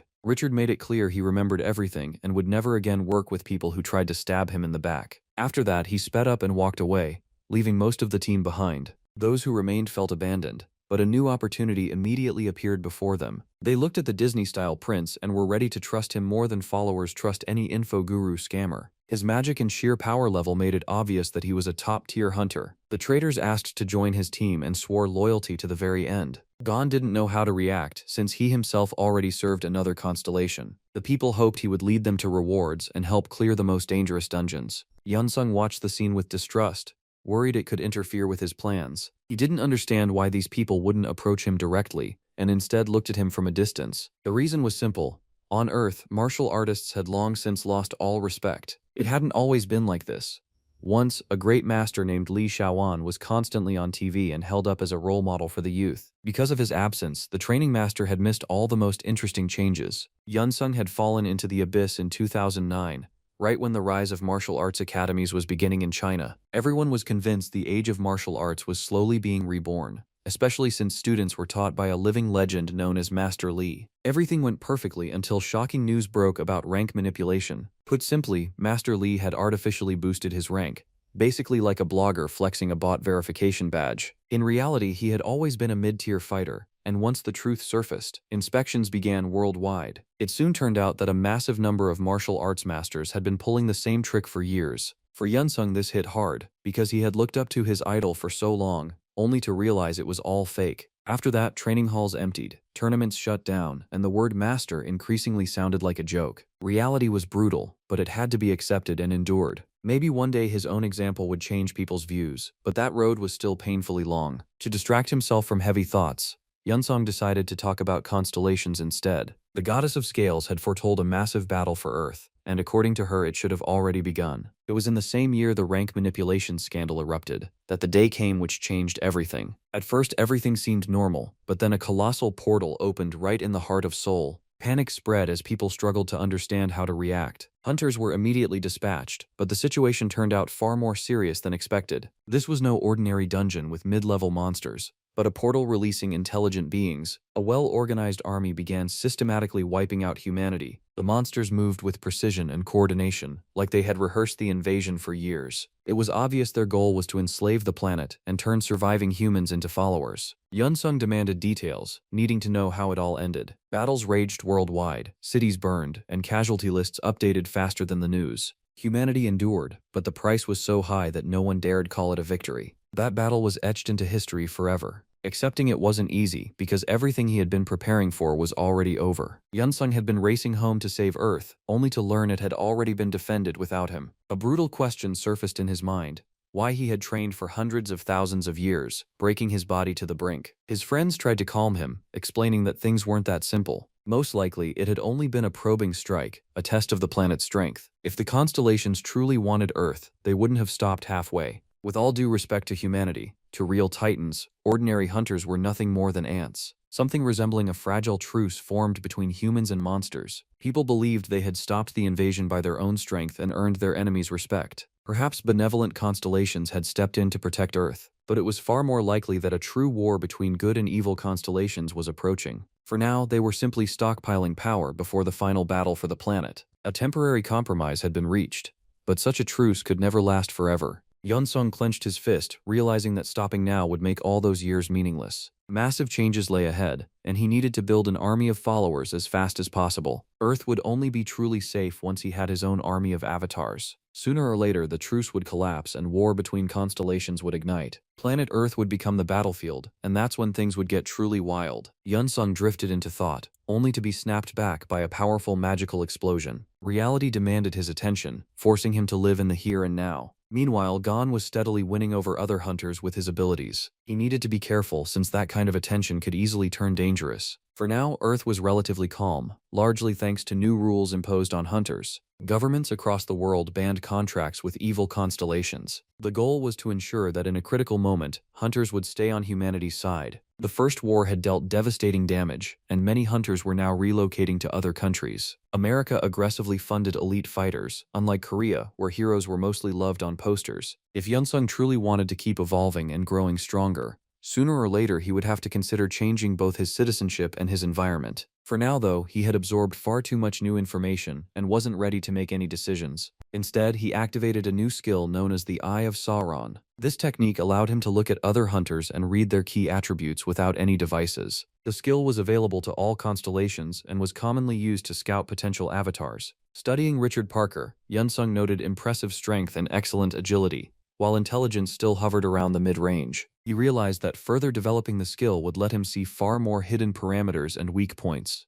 At that moment, the system announced the complete extermination of the remaining monsters and the closure of the dungeon. An exit portal would soon open, and the hunters would finally return home. Yunsung had dreamed of this moment for thousands of years, yet now that it was real, a strange unease settled in his chest. By then, journalists and representatives of the Hunter Association had already gathered in the desert near the dungeon. Most of them had long stopped believing the squad would make it out alive. Then the dungeon erupted with multicolored rays, as if exploding from the inside. People scattered in panic, convinced another apocalypse was beginning. Only the most experienced observers understood that this was actually good news. The dungeon had been fully cleared and no longer posed a threat to humanity. When the light faded, a group of hunters appeared where the portal had been, accompanied by two unfamiliar figures. By the next day, global headlines were filled with stories about the clearance of a dangerous dungeon. However, the association assigned it a low rank, and no one received a meaningful reward. Richard spent long, exhausting days trying to fight for justice, but he was simply ignored. He had no proof, and the team members were labeled as surviving lunatics trying to squeeze out a bonus. In the end, they had to accept reality and thank fate for at least letting them survive. Meanwhile, the master of training and his companion calmly adapted to human life. They were ready to pass any inspections needed to prove they were mentally stable. Psychological tests revealed no serious abnormalities. Still, doctors kept a close watch on Yunsung, fully aware that he had spent 3 decades in the abyss. Korean authorities showed little interest in keeping him in the country. Apparently, there were no longer enough resources or motivation to invest in hunters, making relocation the obvious choice. American agents moved much faster and immediately began offering better conditions. Their attention first focused on the mage, whom they considered the strongest member of the team. Gon remained loyal to his master and calmly made it clear he would follow him anywhere. Agents from different countries were stunned, seeing for the first time such a powerful mage serving a martial artist. They had to urgently change tactics and shift their focus to Yeonsong himself. From that moment on, he was courted from all sides, persuaded to accept new citizenship. Yeonsong seriously considered a green card, because even immortals respected a country with clear contracts. In truth, that was all he cared about. Everything else was irrelevant. Using magic, Gon managed to eavesdrop on the agent's conversation and relay it to his master. They openly doubted whether offering a long-term contract to a martial artist was worth the risk. Their real interest lay in the mage, while the rest were seen as secondary. Despite their doubts, they had to play by the rules, and within hours Yunsung received an official offer from the US government. What followed was a long road of bureaucracy and attribute verification. The process was draining. Endless tests, forms, and repetitive questions. Officials were especially interested in how familiar Yunsung was with the laws of the abyss. He had to lie constantly, insisting he had never signed a contract with a constellation or fought avatars. The final stage was a strength assessment through contact with a magical core. His rank update after 30 years of absence went nothing like the examiners expected. A single touch was enough for the magical sphere to shatter into fragments. Something like this had never happened before, especially not with someone recently considered weak. Everyone knew the mana measuring crystal sphere contained far more energy than an ordinary hunter possessed. Normally, as mana filled it, the color would simply change according to rank, but this time the system had clearly glitched. Normally, after such a test, hunters feel extreme exhaustion, since they effectively hand over their entire energy reserve to the system. With Yunsung, everything played out differently. The magic sphere was destroyed, yet he felt completely fine. The destruction of the sphere was deliberate, a clean move meant to hide his true level of power. All the commission could do now was guess how dangerous he really was and assign the closest possible estimate. When the testing ended, Yunsung was politely asked to wait in the corridor. The moment he stepped out of the office, the doctor made an urgent call. He contacted representatives of the Ambatus clan and reported the strange incident, keeping the details vague. A few minutes later, every hunter received an updated card. Gon was classified as a mid-rank hunter, while his companion drew the short straw. Yunsung's card once again displayed the lowest rank, and he let out a quiet breath, looking away. Still, the main objective was achieved. No one understood who they were really dealing with. Once all formalities were settled, Richard decided to personally visit his saviors. Without their help, he would have remained trapped in the illusion of chaos forever, and he knew it. That was why he offered to take them to America and host them at his place for a while. Refusing such an offer would have been stupid, and minutes later they were already in the car. After endless years in the abyss, the comfort of the human world felt almost unreal. On the way, Yunsung recalled that exactly 1 year ago on that very day, he had defeated the Great Wolf. He never forgot that moment, because it was the first time he truly felt like a living legend. It all began with goblins dropping to their knees and worshipping his strength. They even built a slime bath so he could wash off after the battle. Some goblins were ready to offer their own children as sacrifices to the new king. They thought it would please him, while Yeonsung at the time wanted to sink into the ground from sheer embarrassment. Now it was clear why Richard was so desperate to repay the one who had saved his life. In a way, he resembled the goblins, just in an expensive suit and with a god complex. Growing slightly bored, they shifted the conversation to America and the current state of life there. Richard openly admitted that he was the son of a powerful businessman and had never denied himself anything. They talked like old acquaintances, and time slipped by unnoticed. None of them realized that at that very moment, a mysterious man was closely watching the car. Seconds later, the limousine was abruptly cut off by a bright red Lamborghini. The hunters inside instantly went on alert, ready for a fight. They had no idea what to expect until the driver reported that there was only one person ahead. Yun-sung tensed and decided to look the man in the eyes himself. The stranger's figure was hidden by sunlight, standing with his back to the setting sun. Taking a few steps forward, he revealed an eccentric outfit and a confident, predatory stride. His gaze was locked onto Yun-sung as if searching for traces of the past. Richard Parker and his security immediately recognized Juan, known in business circles as the Dragon. He was another successful tycoon, and his appearance in the scorching desert felt out of place. Richard was certain that Juan had come for him. That illusion shattered quickly when it became clear the Dragon's interest lay elsewhere. He walked past Richard Parker and stopped directly in front of the invincible master of training. A brief pause followed, and Yun-sung finally recognized a face from his past. Standing before him was his former guild boss, the man who once supported him and gave his first guidance. Over the years he had changed beyond recognition, becoming a true alpha of this world. They had not seen each other in a very long time, and in that span Juan had built a massive corporation. He had also divorced more than 20 times, earning a reputation as an incurable heartbreaker. Even the bodyguards hesitated to interfere. No one wanted trouble with a top-tier hunter. For Yun-sung, the situation felt overwhelmingly complex, and he honestly couldn't grasp how it had come to this. The last time they met, Juan led a weak clan that handled low-level dungeon clears. Back then, he was insecure and constantly preached caution when facing monsters. Everything changed 2 years later, when the invasion of evil constellations erupted across the entire world. Back then, Seoul turned into a full-scale bloodbath, and every hunter had to go all in. There was no other option. Cautious tactics meant guaranteed death the very next day. Juan never wanted to become that kind of man, but circumstances forced him to change forever. Thanks to hunters like him, South Korea managed to purge the sticky corruption of the other world. The monsters were wiped out completely, and Dragon Juan awakened his true abilities. From that day on, he and his allies became living heroes. The government handed them gold medals, and that was where the celebration ended. The heroes received nothing but loud titles and were forced to heal their wounds with their own money. They never got a proper pension, social support, or the real privileges they had earned. Many Koreans were left disappointed with the authorities and had no idea what to do next. They had risked their lives for the country, only to be left with nothing. Juan now laughs at those events because they shattered his old life and opened the door to a new one. He moved to America and realized that some countries still respect heroes and powerful hunters. He built a massive corporation, earned millions of dollars, and carved his name into history. He was 63 years old now, still in peak shape and nowhere near slowing down. Yun-sung, on the other hand, had barely changed and remained the same calm, quiet guy. When his friends found his farewell letter, they couldn't believe he had truly gone into the abyss. Everyone was convinced he had lost his mind and would never be heard from again. From that moment on, the master of training was considered dead, right up until the rescue of the guns team. And now Richard Parker had to accept that it was time to part ways with his savior. Juan was taking his old friend with him to Los Angeles, promising parties, nightlife, and a no-limits lifestyle. Honestly, Yun-sung didn't care. He just wanted to adapt to the new world as fast as possible. After 30 years of absence, it felt surreal to see how much reality had changed. The City of Angels looked different, flooded with hunters chasing fame from every direction. Government programs sponsored the best of them, so hunters were tearing each other apart for contracts like influencers fighting over brand deals.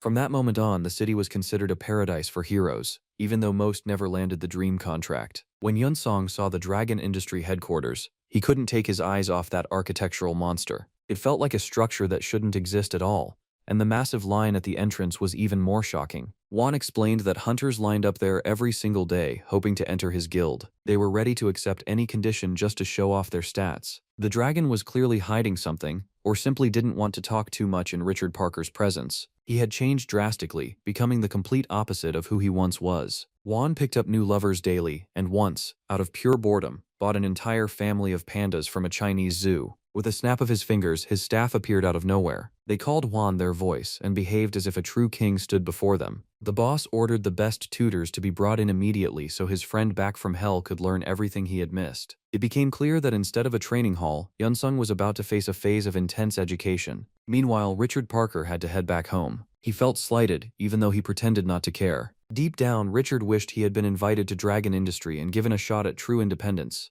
Yun-sung watched as his old friend treated subordinates harshly. Juan could fire someone over a bad shirt or the wrong look. He never allowed that kind of behavior before, but now everyone seemed used to it. Money really does change people, and rarely for the better. Juan even had to justify himself, reminding everyone how much he paid his employees. He offered massive salaries and demanded absolute professionalism in return. After that, Yunsung went to lectures to catch up on everything he had missed over the years. Even though endless training was familiar to him, knowledge about his home planet felt especially important. He carefully wrote down every word until the material was fully absorbed. Now Yunsung knew that evil constellations had taken over China, North Korea, Europe, and South America. Cities burned and nations clashed, but at some point the war forced them onto the same side of the barricades. After Korea was liberated, many heroes left the country in search of a better life and real opportunities. Dragon Wan was the clearest example. He started from nothing and now stood among America's top hunters. He walked into boardrooms without security, signed contracts without reading them, and decided people's fates with a single nod. It had to be said, Yunsung was incredibly lucky to secure his old friend's support at this exact moment. Without that backing, he could have easily been used by people who should never be trusted. Fully trusting Wan, the master of training directly offered him to become his avatar. Wan was clearly not ready for that turn of events, and for a second thought his friend came back from the abyss, hooked on something heavy. After that, Yunsung chose a patient approach and decided to prove his strength through actions, not words. A few days later, they went together to a training arena in the very heart of Los Angeles. From the outside, the building looked like a massive glass greenhouse, but that impression was a lie. Stepping inside, Yunsung scanned the arena and thought it felt too calm, almost boring. Everything changed when Wan snapped his fingers and blinding beams of light flooded the entire space. He explained that hunters now trained using cutting-edge next-generation technology. In essence, it was an advanced virtual reality capable of recreating any combat scenario. Set the right parameters, and a hunter could polish any skill to absolute perfection. It turned out these arenas had long been used not only for training, but also for official competitions. Hunters, tired of real monsters, increasingly preferred fighting each other. They formed teams, leagues, and organized full-scale tournaments. People were willing to pay insane money just to watch hunters brutalize one another.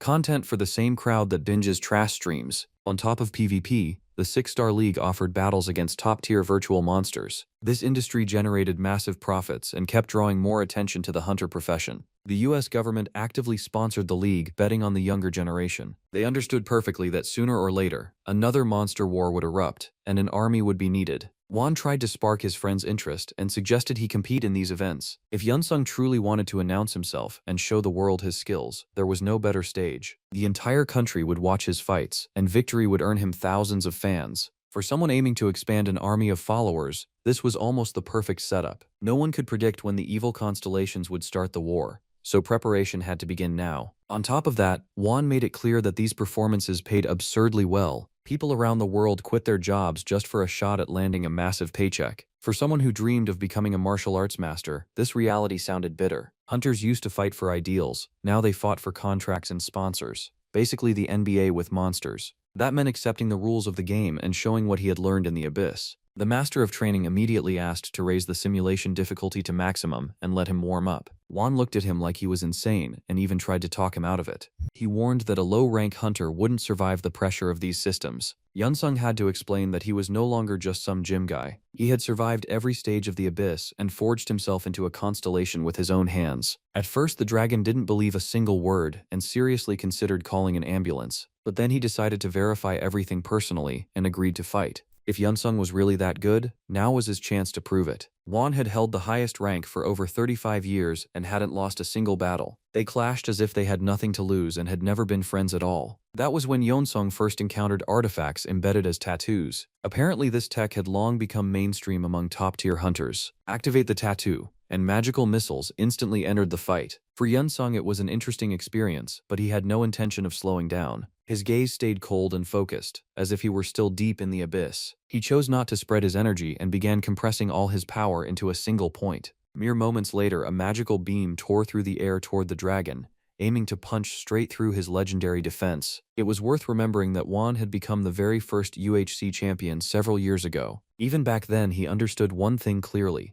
To force an opponent into full defense, you never give them a single second to breathe. Following the activation of the magic tattoos, Sixth Circle magic was unleashed into the fight. The technique was known as the Lava Circle, a skill that once erased anyone reckless enough to challenge the dragon. Yunsung was ready for it, having already deployed a defensive screen powered by pure ki energy. He absorbed the first strike as if it were completely meaningless. One of his eyes flared with blue light, as if a Terminator had awakened inside him. No matter how badly he wanted to win, Yunsung never forgot about strategy and self-control. Maximum power had to be restrained, or nothing in this place would remain standing. Killing an old friend in the very first training match would be beyond stupid. So he chose a precise approach, a clean, fast victory without unnecessary consequences. The dragon's protective barrier shattered the instant the key sphere made contact. Juan felt crushing pressure twist his insides and realized he had never faced anything like this before. Even battles against Constellation avatars had been far easier than this. Despite his age and experience, he could not believe how far ahead Yunsung had gone.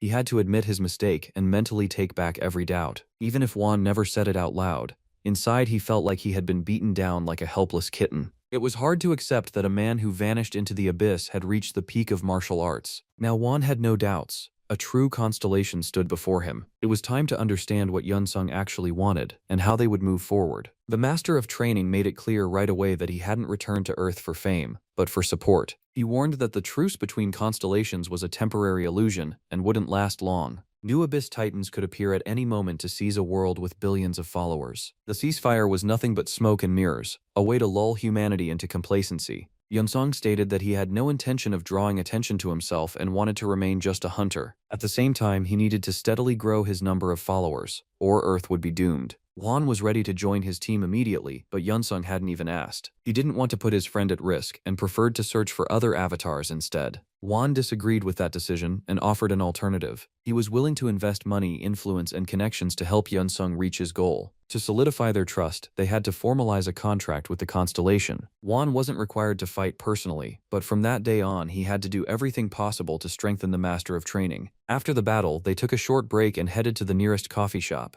It was a place where they could speak freely without worrying about prying ears. There, they began drafting a step-by-step strategy for what came next. The main objective was simple. No one should even suspect that Yunsung was a constellation. He could slowly gather avatars, but that required the very best hunters. Juan explained that the modern world revolved around teams, and solo players had long lost respect. To earn trust, defeating a single champion was nowhere near enough. He needed to make a loud statement at the tournament mentioned earlier. The Lava and Magma Kitten immediately pointed out that similar competitions existed in the Abyss. Constellations boosted their power by sending avatars to fight on foreign territories. In essence, it was the exact same system used on Earth. That was how constellations selected the strongest and most promising candidates. Yunsung could copy that model and turn it against them. No one would serve an unknown hunter at the start. He had to pull the same move as on the Goblin Planet and earn loyalty through raw power. Juan suggested starting with the tournament and turning Yunsung into a local superstar. That would raise his rank, unlock high-level dungeons, and attract the strongest hunters around. Everything sounded insanely hype, but now there was only one thing left: to start and waste not a single minute. If everything went according to plan,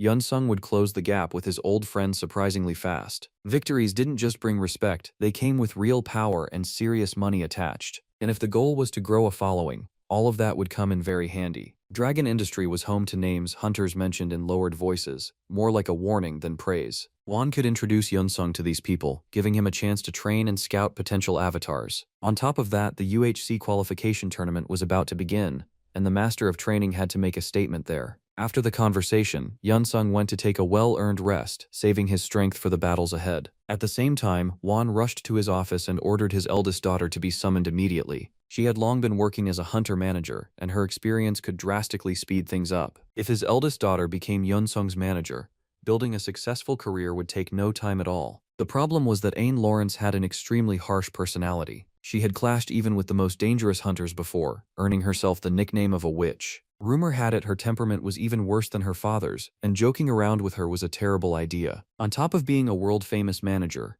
Ain Lawrence was also a mid-rank hunter herself. Yunsung had no idea what awaited him as he headed toward the massive arena for the qualification matches. He looked slightly lost, unsure of what exactly to expect from the tournament. Too many different kinds of hunters had gathered in one place. Some arrived in brand new convertibles flashing elite gear, while others looked like they had just crawled out of a sewer, dreaming of becoming superstars. Winning this tournament could turn nobodies into heroes, and that was exactly what Yunsung needed right now. Unfortunately, he didn't get much support from his assistant, who had gone way too deep into video games. The moment the guy bought a smartphone, he seemed to forget real life entirely. A textbook victim of endless scrolling and short-form brain rot. At the very end, Gon still wished his boss luck, promising to root harder than he ever did for his own Subway Surf high score. While Yunsung prepared for his match, the tournament lounge was buzzing non-stop. Journalists, TV crews, and recruiters from various clans had all gathered there. One of them was named Sid, present under direct orders from his boss. His job was to watch the fights and recruit the most talented hunters into his clan. But today he had a special mission, because a highly curious individual had appeared in the qualifiers. The system had flagged that a hunter named Yunsung had broken a magical power-measuring device. That meant the guy might possess abilities impossible to evaluate with standard methods. During the tournament, he was expected to reveal what he was truly capable of. Sid had to keep a close eye on Yunsung and make an offer at exactly the right moment. His boss had made it painfully clear, mistakes were not an option this time. If another guild snatched Yunsung first, Sid would be out of a job. That was bad news, since his mortgage had him in a chokehold stronger than any deal with the devil. He couldn't afford to fail and was ready to work at absolute maximum output. The tournament finally kicked off, and the master of training prepared for his first battle. Even while hiding his true power, Yunsung was ready to do whatever it took to win. His first opponent was already waiting on the virtual arena. A bald man in a bizarre outfit looked like he had wandered in from a low-budget Black Panther sequel. Since this was only the qualification round, there were barely any spectators. Still, every breath was audible, and the tension among the hunters was impossible to miss. Yunsung remained perfectly calm, something the journalists noticed immediately. The fight was broadcast nationwide, even if it mostly interested a narrow circle of professionals, especially those working in guilds and hunting for fresh talent. Many were surprised to hear that a low-rank hunter had dared to step into the arena. Fighters like that usually avoided risks, since one loss could cost them both their career and their health. On top of that, no one had seen a martial arts master compete in the UHC League for a long time. That was exactly why everyone wanted to see how his encounter with the so-called Black Panther would end. The massive bald brute charged forward in full beast mode, acting like a Marvel reject trying way too hard to stay relevant. Thanks to that relentless push, the opponent had clawed his way to mid-rank and genuinely dreamed of reaching the very top. The problem was simple and brutal. He had stepped into the ring against a man who had spent hundreds of thousands of years in the abyss. Yunsung had fought and defeated constellations, so facing an ordinary human was doomed to be predictable from the start. A single strike was enough to shatter facial bones and send the bald boar straight into a lights-out knockout. It was so savage that the few spectators nearly swallowed their tongues in shock. The referee froze like a statue and forgot to announce the winner for several long seconds.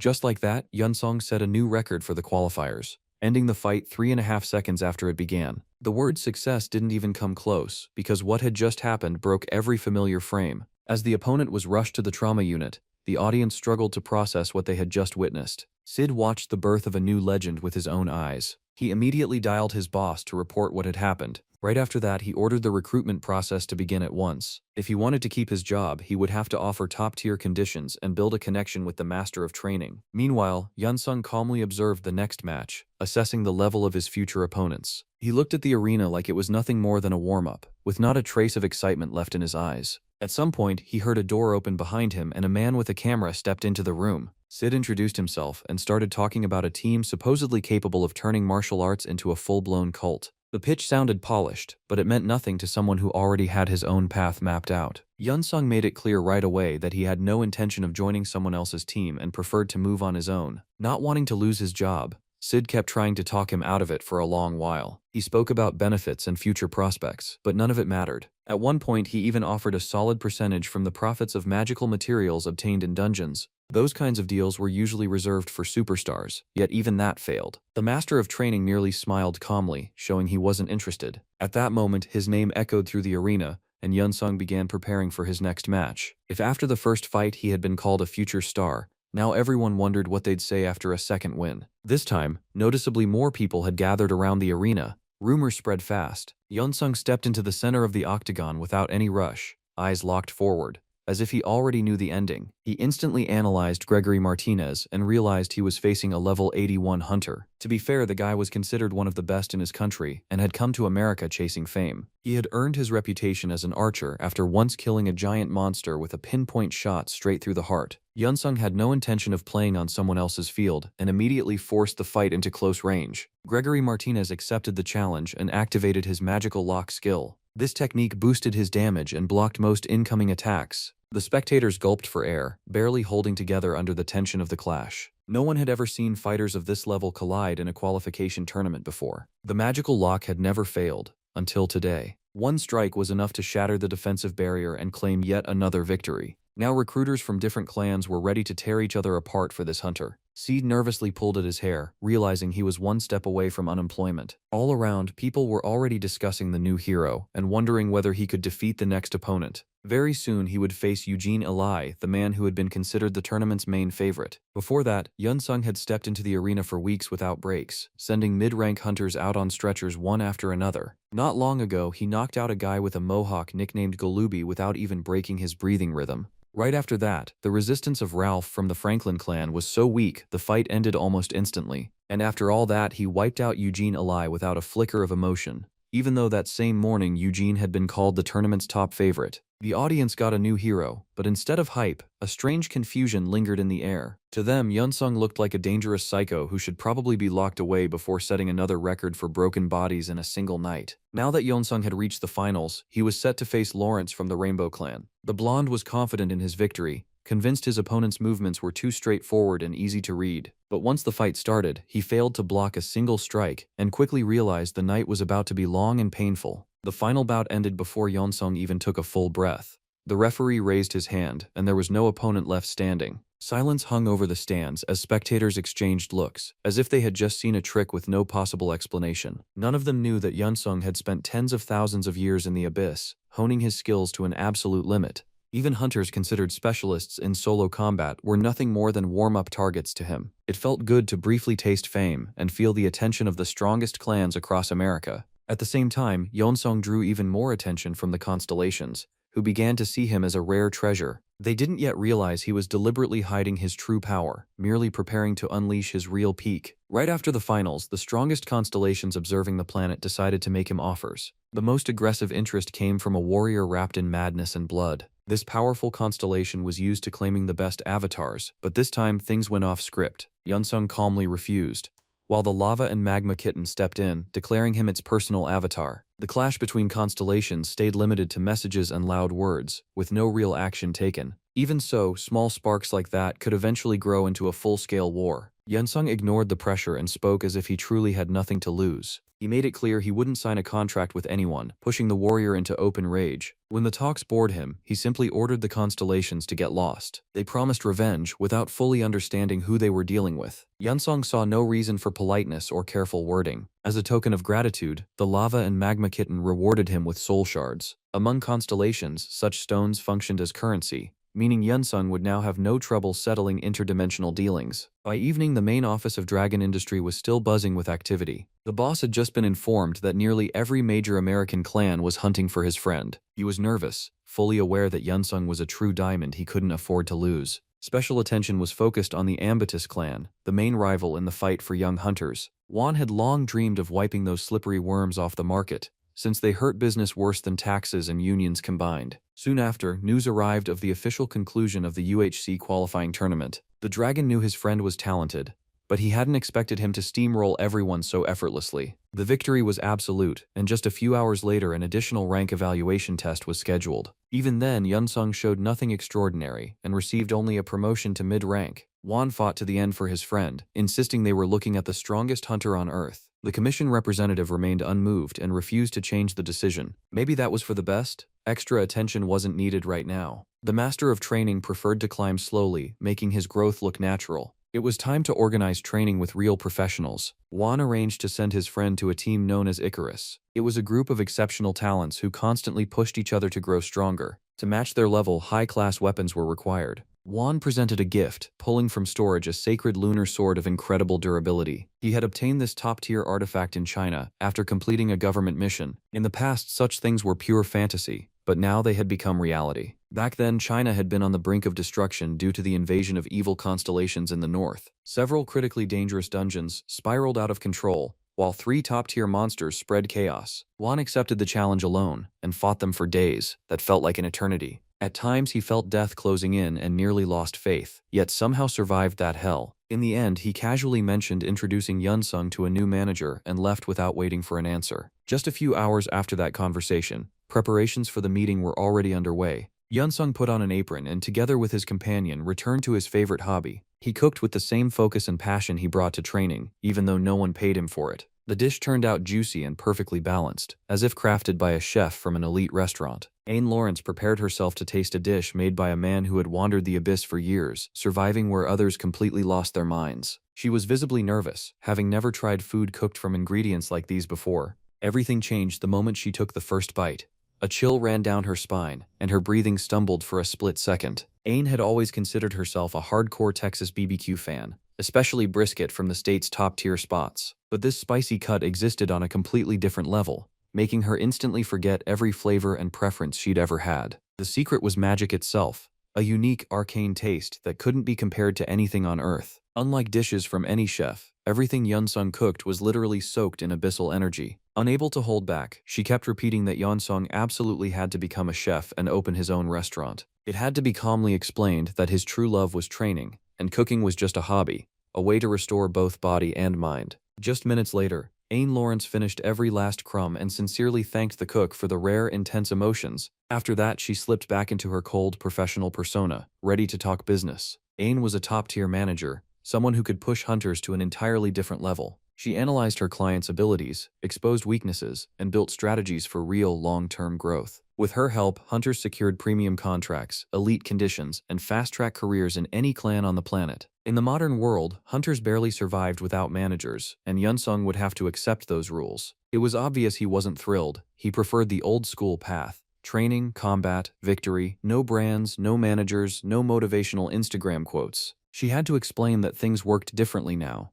And in a developed world, raw power needed infrastructure. A hunter had to fight well, handle the press, manage image, and constantly raise status. Especially if he planned to train with the Icarus clan, packed with maniacs and fanatics. Proper preparation was mandatory. Ain Lawrence handed him her number and said he could call any time. After leaving, she couldn't shake the strange feeling twisting uneasily in her chest. A man who spent 30 years in the abyss should have been a broken psycho.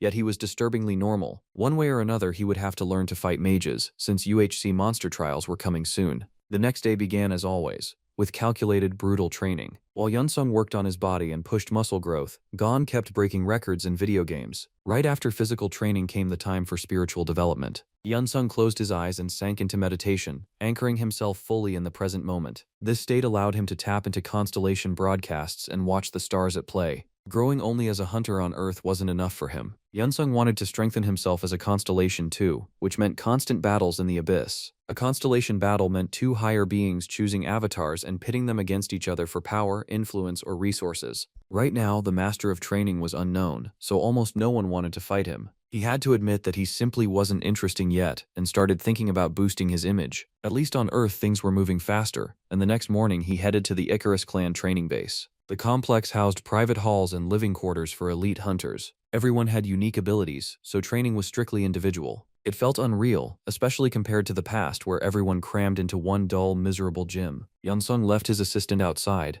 The gaming addict was useless for now anyway. The Goblin King was completely absorbed in his phone, and until he burned himself out, he was a lost cause. The master of training calmly stepped into the main hall and saw equipment of a level he'd never encountered before. It felt like dissolving into the space, like a small fish in a calm ocean. This was where the first meeting happened, one destined to become fatal. Standing before him was a powerfully built woman who could challenge any man without hesitation. She greeted the newcomer and immediately explained where everything was. Her name was Elizabeth Gutierrez, and at first glance she seemed friendly and open. She suggested a light warm-up, and one handshake was enough to reveal that this newcomer was anything but ordinary. Elizabeth nearly exploded from a simple handshake. Until that moment, she had considered herself among the strongest hunters alive. For the first time, someone was clearly stronger, and she even assumed he was a close combat mage. Yeonsung calmly explained that he was a martial arts user, watching her reaction with interest. He asked her not to jump to conclusions and promised his skills would definitely impress her. Elizabeth had been into martial arts for years and could easily show a thing or two herself. Through relentless training, she went through boxing, jiu-jitsu, Muay Thai, and even wrestling, slowly turning her body into a living weapon. She didn't even bother taking a serious stance, throwing a brief glance as if the outcome was already obvious. If he was really that strong, there was no need for talk or theatrics. The truth could be tested right here, right now. Elizabeth led Yeonsung to the hunter's training hall, where heavy punching bags hung around the ring instead of machines. A blonde guy covered in tattoos was already there, immediately locking onto the new face. His name was Anthony, and within minutes it was clear he suffered from an advanced case of main character syndrome. He believed himself smarter and stronger than everyone else, and was convinced his so-called unique skills would one day conquer the world. Anthony had long crowned himself part of the clan's elite and generously advised Yunsung to listen very carefully to his wisdom. In reality, he was just another narcissist not worth attention or time. Once Anthony finally disappeared into the locker room, Elizabeth suggested a proper warm-up. They stepped onto the wide ring and prepared to collide in an honest spar. She looked relaxed, not even considering that this confidence might come at a brutal price. The moment the spar began, Yunsung instantly closed the distance and punished her hard for losing focus. Letting a martial artist get close was the first rule of Fight Club you never break. Within seconds, Elizabeth had no doubts. This was real talent. Yunsung struck from impossible angles, displaying terrifying speed and shameless confidence, like the rules simply didn't apply to him. To somehow slow the pressure from this mysterious newcomer, Elizabeth pushed herself to the absolute limit. She swung her blade like she meant to take his head off, forcing Yunsung to stay sharp for a brief moment. Still, he kept advancing, as if fists, steel, and magic were things he had survived long ago. The pressure became so overwhelming that she was forced to switch tactics. She all but forgot the long blade and fully committed to close-range combat magic. It didn't matter. Yunsung's fists, tempered in the abyss, shattered every barrier in their way. He confidently secured the first round, leaving no doubt about the outcome. Elizabeth refused to accept defeat and immediately demanded a rematch. The result didn't change, and soon the entire hall was watching a straight-up beating. Until that day, her ego had lived in the stratosphere. Friendly on the surface, she had always believed she was stronger than everyone around her. This fight shattered that illusion. For the first time, she faced someone this ruthless and overwhelming. She kept demanding another round until her head began splitting from pain. Yunsung clearly never studied Earth-style manners. He moved cold and methodical, as if she were just another Abyss opponent. Judging by the other hunters' reactions, this kind of spectacle was not normal in this hall. Even though the Icarus clan had no gender limits, watching this was still rough. Elizabeth Gutierrez turned into a battered punching bag in just a few rounds. Her face made it clear, no makeup, filters or sponsorships were fixing this. The strangest part was that Yunsung kept applying psychological pressure, mocking and suggesting yet another round. Years in the Abyss had made him too hard, and Earth's rules no longer felt mandatory. After a spar like that, rest was necessary to wash away the tension and pain. Hunters rarely hold grudges. Fights like these are usually seen as mutual growth. Still, it was obvious that this first loss in a long time cut Elizabeth deeply. She swore to take revenge and promised she would never forget this day. From that moment on, she trained twice as hard with a single goal, payback. The next day, Yunsung returned to the Icarus Hall to continue training. Today, the place was packed with real professionals, tension hanging in every movement. It felt like standing among the X-Men, missing only Wolverine. Some hunters he recognized from the UHC arena, but most faces were new. During preparation, Yunsung ran into Richard Parker from the Guns team. Circumstances had forced Richard to join the Icarus clan, making him part of this group as well. Soon after, the clan's mentor appeared, a high-rank hunter named Ernest. He brutally ordered everyone to shut it, and made it clear that anyone breaking discipline would end up in a trash bin outside the hall. Spending only a few seconds on a dry welcome for the newcomers, he immediately jumped straight into the core of the training. During his speech, Ernest reminded everyone that a hunter's main weapon was neither artifacts nor magic, but their own hands. Yunsung knew that truth too well and even spoke at a split second before the instructor, as if finishing the thought for him. That blind yet unshakable belief in himself had made him a champion back when the whole world doubted the value of martial arts. For him, those were never empty words, even though others often saw such confidence as dangerous arrogance. Ernest warned that hunters had to be ready for anything that might happen in a dungeon or the depths of the abyss. Right after that, he triggered a burst of magical light, and many felt their knees betray them. It was hard to put into words. The pressure made even the most experienced and cold-blooded fighters doubt themselves. Only Yunsung kept smiling, mostly because a Goblin King partner stood nearby, clearly not giving a damn about what was happening. Anthony kept throwing looks at the main character, silently challenging him to an unspoken contest. The guy was insanely self-confident, and today felt like the perfect moment to see what he was actually worth. Ernest announced that the trial would be done in pairs, since a hunter must be able to protect not only themselves but also an ally. Using advanced tech, a top-tier illusion was activated, nearly indistinguishable from reality. A portal tore open in midair, and warped monster faces instantly crawled out of it. Wyverns were considered among the most dangerous monsters, ones even veteran hunters preferred to avoid. Most looked tense and scared, while Gon kept staring at his phone, completely ignoring the threat. Ernest carefully watched the newcomers, fully aware that these were the people personally recommended by the chairman. The show promised to be entertaining. All it lacked was popcorn and an ice-cold soda. Some hunters scattered in panic, while others felt confident and even excited. Anthony activated speed magic and dashed forward, trying to dodge the first strike. By the rules, Yunsung was paired with that smug narcissist. To avoid extra trouble, he mentally decided it would be better to knock his partner out and act solo. There was simply no other option. Otherwise, Anthony would keep dragging him down and getting in the way. It might have looked like an excuse for the main character's actions, but it was hard not to side with someone who actually knew how to fight. Scooping up the arrogant partner, the master narrowly dodged a devastating attack at the last moment. The instructor had never seen martial arts grant such terrifying speed. For a second, it felt like he was young again, back when people still believed in hand-to-hand masters. Anthony couldn't believe some lowly rookie was ignoring his commands and acting on his own. Ernest decided he had seen enough and snapped his fingers, stopping the trial. He ordered all the losers to leave the arena and continue training on their own. Only the strongest remained, those who would have to endure the next attack. This time the strike would come from below, and only Yeonsung sensed the danger seconds before it began. Anthony, as usual, was lost in dreams of greatness and completely missed the real threat. Yeonsung had to drag his partner again, since Anthony's combat intelligence felt like an NPC from a tutorial mission. A massive fanged skull burst from underground and immediately started devouring everything around it. The ancient sandworm that devoured stone was considered long extinct, but technology recreated it with terrifying accuracy. The monster attacked, reacting to the slightest vibration. Ernest clearly enjoyed the scene, reminiscing about the days when he himself fought such creatures. Only one of the trainees made him watch especially closely. It was the master of training, who had just dodged the worm's strike and instantly steadied his breathing as if nothing had happened. During a brief pause, while others desperately gasped for air, a stranger approached Yeonsung. It was Smallwood High Mountain, a mid-rank hunter trying to understand how the master sensed the underground monster. Yeonsung calmly admitted that a single sound had been enough to figure it out. After a short rest, training resumed, and the master of training continued to stand out from the rest. He dodged alongside two partners, then blocked magic one-handed, completely on his own. When Anthony fell under illusion control, Yeonsung had to restrain his wild temper by himself. By the fifth round, the hunters looked like squeezed lemons, barely staying on their feet. That was when Ernest announced the warm-up was over and the real training would begin soon. The next stage would be a dungeon fully simulated using the clan's technology. Smallwood kept cracking jokes non-stop,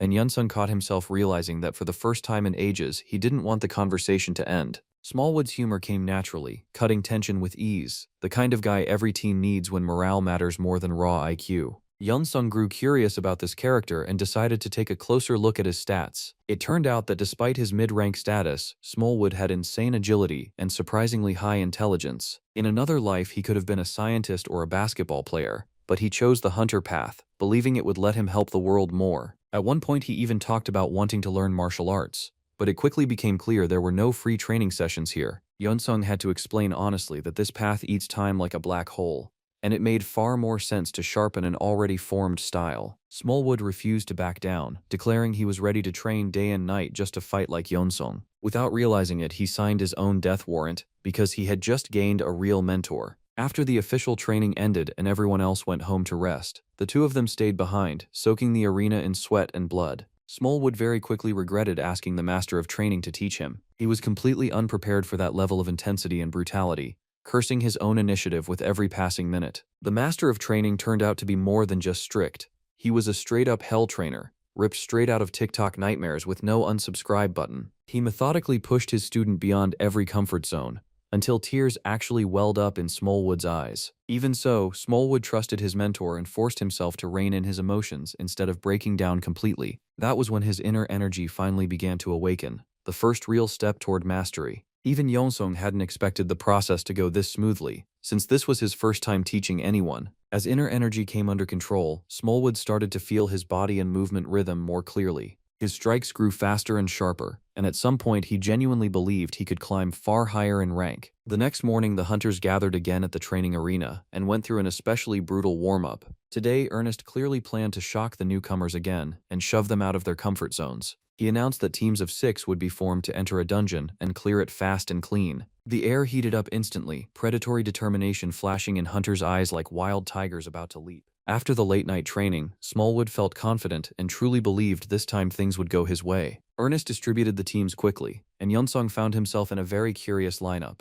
Beside him stood Richard Parker, Ernest himself, the gifted Smallwood, the unbreakable Elizabeth Gutierrez, and one unfamiliar hunter. It almost felt intentional that the Goblin King wasn't paired with him. Yeonsung didn't care. After the Abyss, he was ready to clear a dungeon even solo. Compared to the Abyss, a regular dungeon simply wasn't scary anymore. He spoke briefly with each team member and realized they had a real shot if handled correctly. These people were born solo operators, but now they had to learn how to fight as one. There was also a new face, The final team member was a man named Hightaker Moneymaker. Overall, the group looked balanced, though one person clearly broke the rhythm. Anthony was way too flamboyant, yet possessed rare and dangerous abilities. Yeonsung watched everyone closely, remembering that expanding his pool of potential avatars mattered. Anthony Schneider, despite his awful personality, remained a genuinely talented hunter. If one could just adapt to his behavior, the guy could become a valuable asset. Even simply using one's abilities counted as training for a hunter. Anthony wielded two specific skills: mental defense and that infamous narcissism. These traits helped him stay mentally stable and impose control over a fight. Hightaker Moneymaker also turned out to be an interesting figure that somehow flew under everyone's radar. In some ways, he resembled Anthony, maybe because of the same excessive self-confidence. Money clearly came first for him, and every connection he built was purely for personal gain. That attitude rubbed many the wrong way, since most were used to at least basic mutual respect. Smallwood grew up in a poor neighborhood and wasn't used to people obsessed with money to that degree. Still, it couldn't be ignored that Hightaker was a mid-rank healer with extremely high potential. Every time he talked about his skills, it sounded like a sales pitch. Yeonsung stated plainly that he functioned just fine without healers and didn't need that kind of support. If the guy really wanted to be useful, he'd be better off staying out of the way and talking less. Those words cut deep, and from that moment on, Hightaker's arrogance only grew sharper. He swore to get his revenge and prove his worth right there, inside the dungeon trial. When the arguments finally died down, the hunters stepped into the mysterious portal one by one. They were greeted by thick fog, dim light, constant dampness, and the crushing feeling that the space itself was pressing down on their shoulders. The trial of the Serpent Path demanded not only maximum output from each individual, but flawless coordination as a single unit. The dungeon had to be cleared faster than the rival teams, otherwise victory was off the table. The group immediately started clashing, because everyone saw themselves as the main character and treated their opinion as the only correct one. Some pushed for a head-on assault, while others argued for slow, cautious movement, checking every corner. Tension between Elizabeth and Anthony hit critical levels, and she nearly caved in his well-groomed face with an iron fist. When emotions cooled slightly, it became obvious that one member had already broken away from the group. It was the master of training, moving as if the others didn't even exist. Plans and debates meant nothing to him. He charged forward and erased monsters the old-school way. The Abyss had taught him a simple rule: the weak overthink, the strong act without hesitation. If the team wanted to clear the trial fast, they'd have to shut up and keep up. Strangely enough, that mindset spread fast, and soon the whole group was slaughtering monsters at full speed. Chameleons with invisibility techniques could have become a serious threat. Anthony was forced to activate his life force detection skill to track the most elusive creatures. Enemy numbers dropped rapidly, and the clearing pace skyrocketed. At one point, the Master of Training even drew the heavenly moon sword his friend had obtained from the Chinese government. He also reshaped the spatial storage gifted by Onyx. The artifact now rested on his belt, allowing instant access to whatever he needed. The battle raged on, and he moved as if danger didn't exist. Anyone watching his movements was stunned by the speed and terrifying ease of his attacks. He shifted trajectories at the last possible instant, accelerating where others would have already lost balance. Behind him lay nothing but mountains of fallen monsters, while his allies increasingly played supporting roles. For someone like Anthony, this was a brutal blow to his ego. He was used to being the star, and now he clearly felt himself falling behind a newcomer. From that moment on, an unspoken rivalry ignited between them for the right to become captain.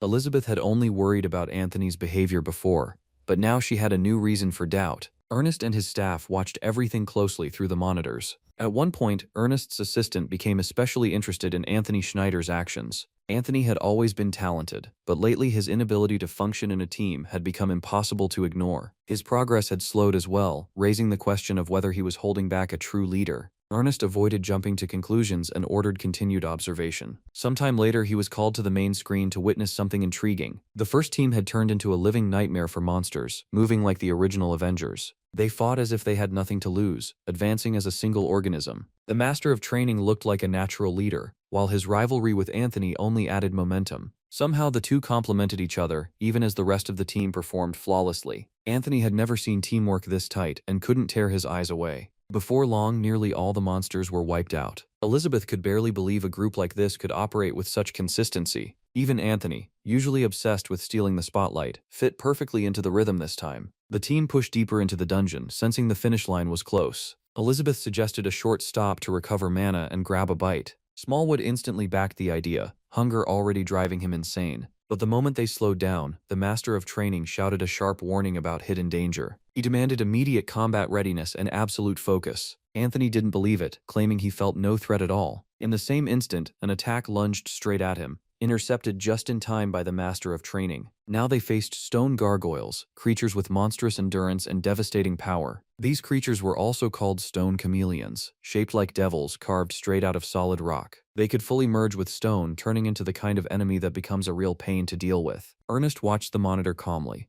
This group had someone who kept the formation intact and prevented everything from falling apart. At the same time, the team was advancing too fast and clearly needed an artificial slowdown. The Trial of the Serpent Path was a dungeon whose information was completely classified from the public. 17 years ago, China had already sent a high-rank hunter squad into this place. Back then, the monsters didn't have absurd power levels, but they complemented each other perfectly, making them insanely hard to handle. Everyone tensed up, waiting for the moment the hostile creatures would finally reveal themselves. Yeonsung felt the energy vibrations and calmly warned that a monster was closing in right now. In the very next second, the stone devil materialized in front of him, lunging in to tear him apart. The master of training reacted instantly, clenched his fist, and punched a massive hole straight through the monster's body. Even close combat mages had never seen strikes like that. This technique belonged exclusively to martial arts masters. Ernest fully realized that endless training in the abyss could push someone to a completely different tier of power. Yeonsung blocked the first assault, and the remaining monsters retreated into hiding for a while. It felt like they were afraid to make the next move, switching to a waiting game. The difficulty of the trial was off the charts, as if Ernest had deliberately thrown them into hell. It was the kind of instructor mindset that loved dragging students far beyond their comfort zones. After some time, the hunters finally made camp, deploying a high-tech tent. They looked at their captain like a caveman staring at something shiny for the first time. Years in the abyss had made Yeonsung miss the technological leap, and he didn't even know what ordinary drones were. There was no longer any need to leave someone on watch while the rest rested. Activating a drone and linking enemy detection magic was more than enough. Any mage could use this setup with ease, including Hightaker. For the first time during the entire raid, he was genuinely useful and executed everything flawlessly. In combat, he rarely took risks, but situations like this brought out his best side. Even if he was still obsessed with money, writing him off would be a mistake. When Yeonsung stopped, everyone fell silent. When he moved forward, the group followed without question. Everyone understood that he was leading from the front, wiping out monsters with pure martial arts. Once traps and defenses were set, it was finally time to eat. Yeonsung reached into his backpack and pulled out a pack of rations. Dragon Wan was printed on the package, and for some reason Yeonsung felt slightly embarrassed for him. The others, however, stared at the rations with genuine interest.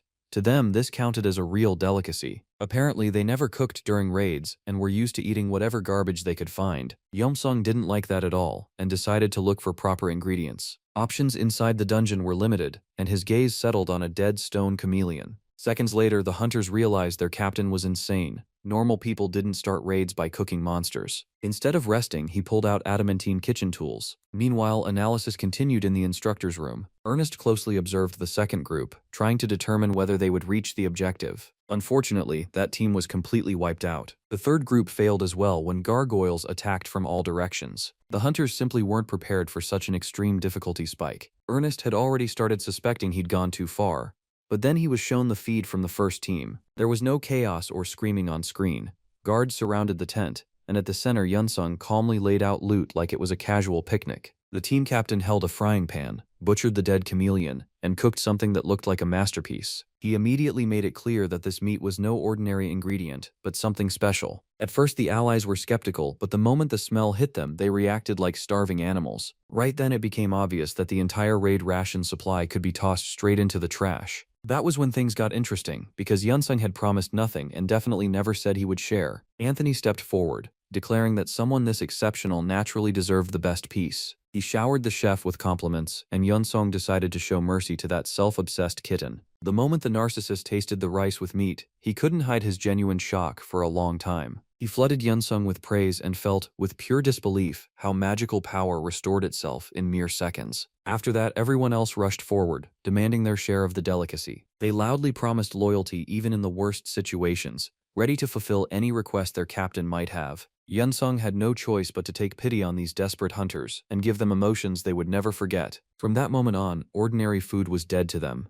After this, even Michelin-level cuisine felt like street fast food. The instructor's assistants had no idea how to even react to what they were witnessing. Mr. Ernest only laughed, as if people like this were always bound to pull something insane sooner or later. He quickly realized that Yeonsung hadn't spent his abyss years on training alone. He had developed other skills as well, ensuring a serious edge once he returned home. When dinner ended, everyone dispersed and went to sleep. Only Richard Parker stayed by the fire, choosing to breathe slowly and stare into the flames. The Master of Training noticed his absence and stepped out to see what was wrong. The others slept like satisfied skunks, feeling their inner mana fully restored. Richard sat by the fire with slumped shoulders, staring at one spot for far too long, as if trying not to hear how confidently the camp behind him was breathing. He was used to standing out, but tonight everything felt different. Yunsung calmly explained that this was normal, and that even geniuses eventually face real competition. The conversation was cut short by a sudden sense of danger. Yunsung sensed the enemy and shouted so hard it felt like the monsters themselves thought an R-rated horror finale had begun.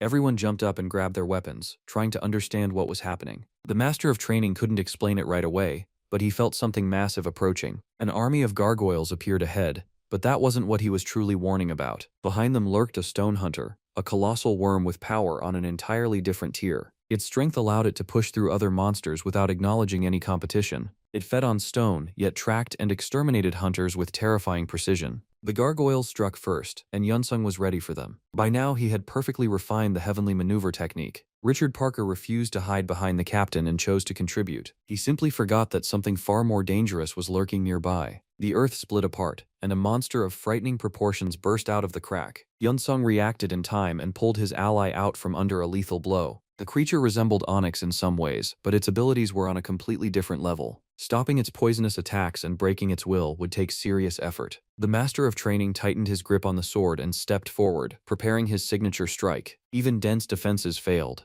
The heavenly moon sword sliced straight through the worm's hide. Yunsung accelerated and delivered several more precise strikes in mere seconds. The allies didn't know whether to interfere. Their captain moved as if he needed no support at all. Cold calculation, absolute calm, and an icy gaze seemed to paralyze the prey. In the end, the monster meant to be the hunter's breaking point was decapitated in just 7 minutes. Even the seasoned Ernest had no words for what he had witnessed. From that moment on, he had no doubts. The Master of Training had fully unleashed his potential. It was now terrifying to imagine how the chairman had managed to recruit such a hunter. Since Dragon Wan had come up, it was time to return to his office. That same day, Ernest visited him to discuss the very man who had dominated the trials. Wan understood that if he had told the truth from the start, no one would have believed him. Even now, those words would still sound like a bad joke. Ernest reported that the trial had gone perfectly, and that Yunsung had proven himself not only as a martial arts master, but as a leader. All that remained was to hope that such a fighter would be interested in working with Dragon Industry. The dragon promised to handle the matter personally, and thanked the instructor for his work. Meanwhile, in the clan's main lobby, the results of the trial were announced with full ceremony. The members of the first team turned out to be the only ones who cleared the dungeon from start to finish, earning the highest possible scores. Everyone talked about those lunatics non-stop, calling them real talents and the future elite of the American Guard. Seeing his name on the leaderboard, Anthony was satisfied with the outcome. That satisfaction dimmed slightly when it became clear that first place belonged to someone else. Because of that, he didn't even notice a sports car speeding past. His ego lagged his vision like an old Windows XP PC. Inside the car sat Moneymaker, the Master of Training, and the Goblin King, still suffering from a severe case of gaming addiction. The driver's endless chatter kept getting in the way of Gon clearing a new level. At one point, the Goblin King nearly exploded with rage, ordering the driver to shut up and just drive. Moneymaker was ready to do anything to stay on good terms with the team captain. Not long ago, they had managed to talk privately for the first time in the training hall. In truth, Moneymaker had only been strolling around the arena and had no intention of pushing himself. But the moment the Master of Training noticed him near the equipment, a sudden workout magically appeared. From that moment on, the money lover was forced to suffer and drown in sweat.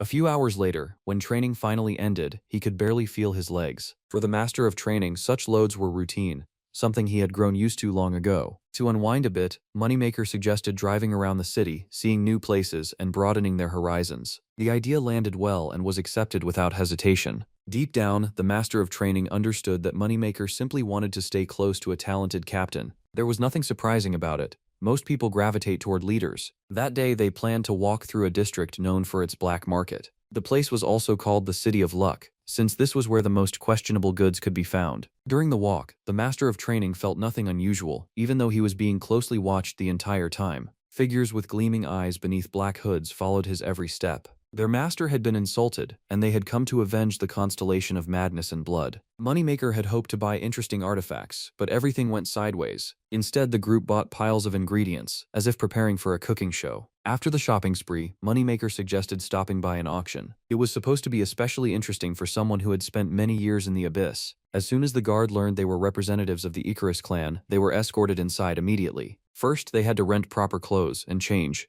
Places like this enforced strict rules. Once inside, they witnessed the sheer luxury and scale of the venue. Every guest wore expensive suits and clearly possessed money and influence far beyond a single city. For perhaps the first time in his life, the master of training wore a suit that perfectly matched his presence. Moneymaker rushed deeper into the hall at the scent of money, moving as if discounts on dignity were being handed out. At the same time, one of the guards reported the arrival of hunters from the Icarus clan. He passed along all the details and noted that two of them looked especially suspicious. Few people knew that the illegal auction had been run for years by the Hua sect. This was a Chinese martial arts clan that hid its identities, since such skills earned little respect in the modern world. They couldn't interfere directly now, but they were eager to see the Icarus hunter known as a martial arts master. Soon the auction finally began, and silence fell over the hall. Everyone held their breath, waiting for something special. Before long, the room filled with gasps of awe as genuine abyss artifacts appeared on the stage. Lots sold for astronomical sums, meaning only wealthy businessmen and politicians filled the seats. The next item was a blazing thunder dagger of incredible durability and devastating attack power. Not long ago, Dragon Wan had given his friend a bank card to cover any financial problems. At the time, it felt like casual talk, and the master of training paid it little mind. Honestly, he didn't understand why he needed money at all,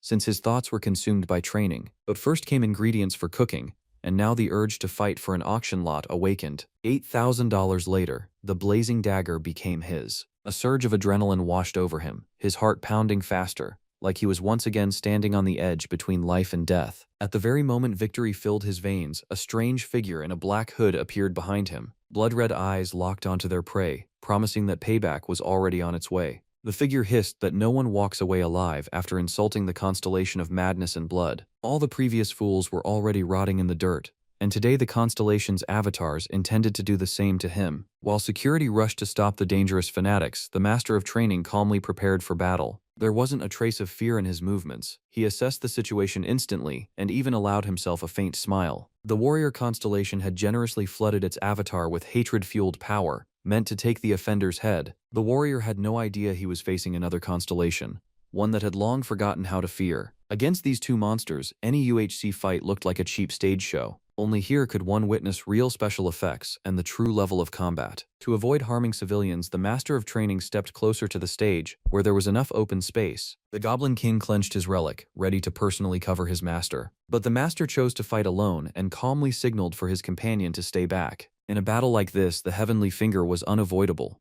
a technique that pierces any barrier. The first clash made it clear at once.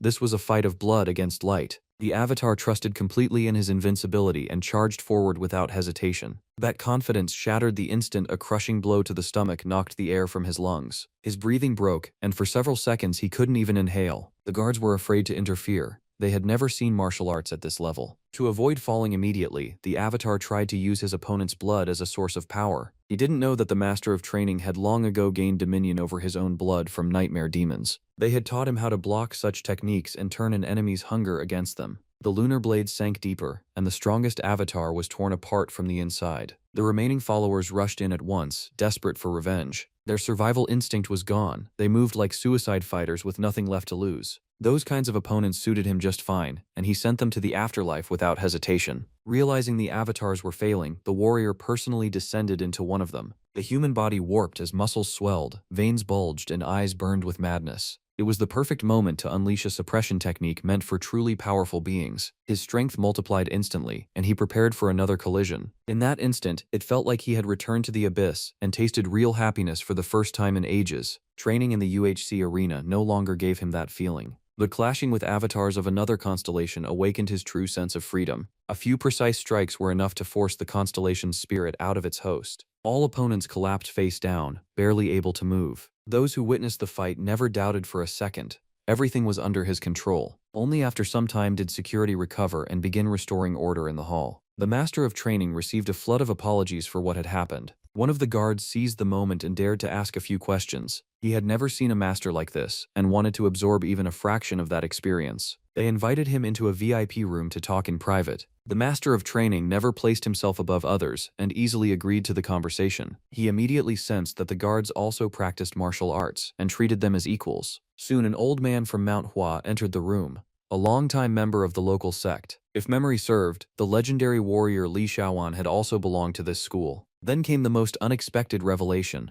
He was told that the man he had admired his entire life was standing right in front of him. He instantly grabbed a piece of paper and a pencil, tears in his eyes as he begged for an autograph. Over 30 years, Li Shaoan had aged greatly and looked like someone cast aside by society. Yet to him he remained an idol, carrying the same aura that once made him believe in the greatness of martial arts. Things got truly interesting next. When the master asked Yunsung to teach his people martial arts, China showed no mercy to any hunter who refused to swear absolute loyalty. Many hunters left China, using the catastrophe as a convenient excuse to start independent lives. The MANHUA sect was formed from exactly those hunters who chose freedom over chains. Long ago, they secretly vowed to return and avenge their exile. But over the years that dream became almost unreachable. During the Great Invasion, the sect leader Li Shaoan lost an arm and a leg, and his former mastery faded along with his body. Then the invincible master of training appeared, and with his arrival, martial arts began reclaiming their former glory. Not through words, but through action. The elders who came to see what all the noise was about witnessed Yunsung's fight and couldn't believe their eyes. From that moment, they knew he was the special one, capable of reviving the great sect and restoring its name. For Yunsung, this was good news, since he needed to expand his circle of followers and strengthen his authority anyway. This way, he could lift martial arts back onto their feet and grow stronger not only as a hunter, but as a constellation. In that instant, Yunsung felt his breathing deepen, his movements grow lighter, and his fatigue vanish, like stepping out of the gym after a perfect set. Now it was clear how other factions gained power and influence. They didn't just win, they gathered loyalty. The Chinese sect offered loyalty in exchange for training, turning disciples into a living foundation for its future. If Yun-sen gave them advanced martial arts, they would carry out his orders and defend his name without hesitation. They quickly reached an agreement and decided to begin training soon, before the opportunity dissolved into the noise of the world. After that, the satisfied master of training returned to his influential friend's office, like someone who had just made the right move. The day had gone well, and Yunsung plainly reported everything that happened,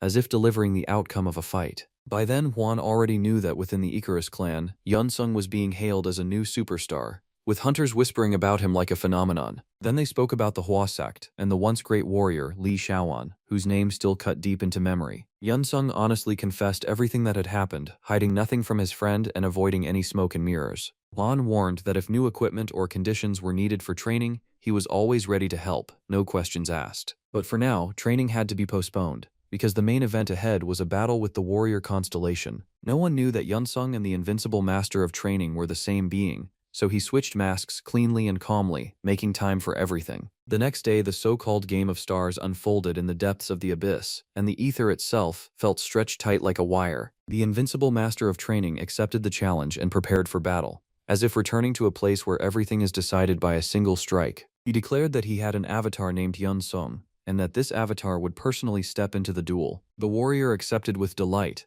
having long dreamed of crushing the slime from planet Earth in a public display. As a stake, he offered the Blood Fortress, a trophy obtainable only through an honest victory and a signed contract. Yunsung had little to choose from, but still found something to place on the table that sounded like a true challenge. If he lost, he would surrender the Cardinal of Plague and Darkness, a being capable of reversing time and breaking fate's script. Both sides agreed to the terms and signed a universal contract from which there was no retreat. In the event of victory, existential power would surge, and the master of training would ascend to a new level of influence within the abyss. After the contract was sealed, a flash of light struck the senses, and the avatars instinctively prepared for combat. The Cardinal of Plague and Darkness did not want to fall under another constellation's control, and silently hoped Yunsung would prevail. Preparations ended, and the broadcast began.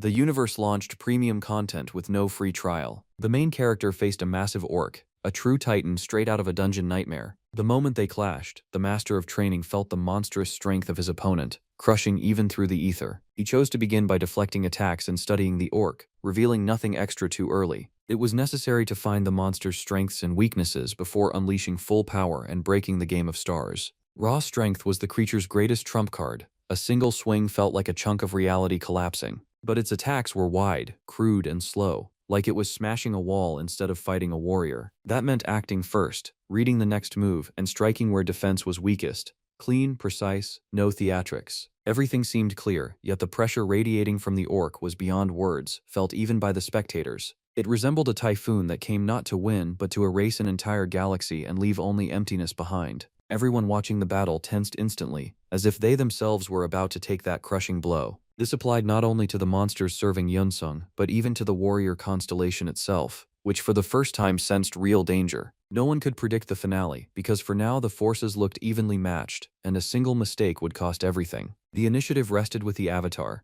as his constellation had already poured additional resources and energy into him. And beyond the abyss, within the domain of the Cardinal of Plague and Darkness, unrest was brewing as well. The air there already smelled of change. The Cardinal felt it deep inside. His calm, confident life was about to get wrecked. If the Master lost, the Cardinal would be forced to switch planets and fall into servitude.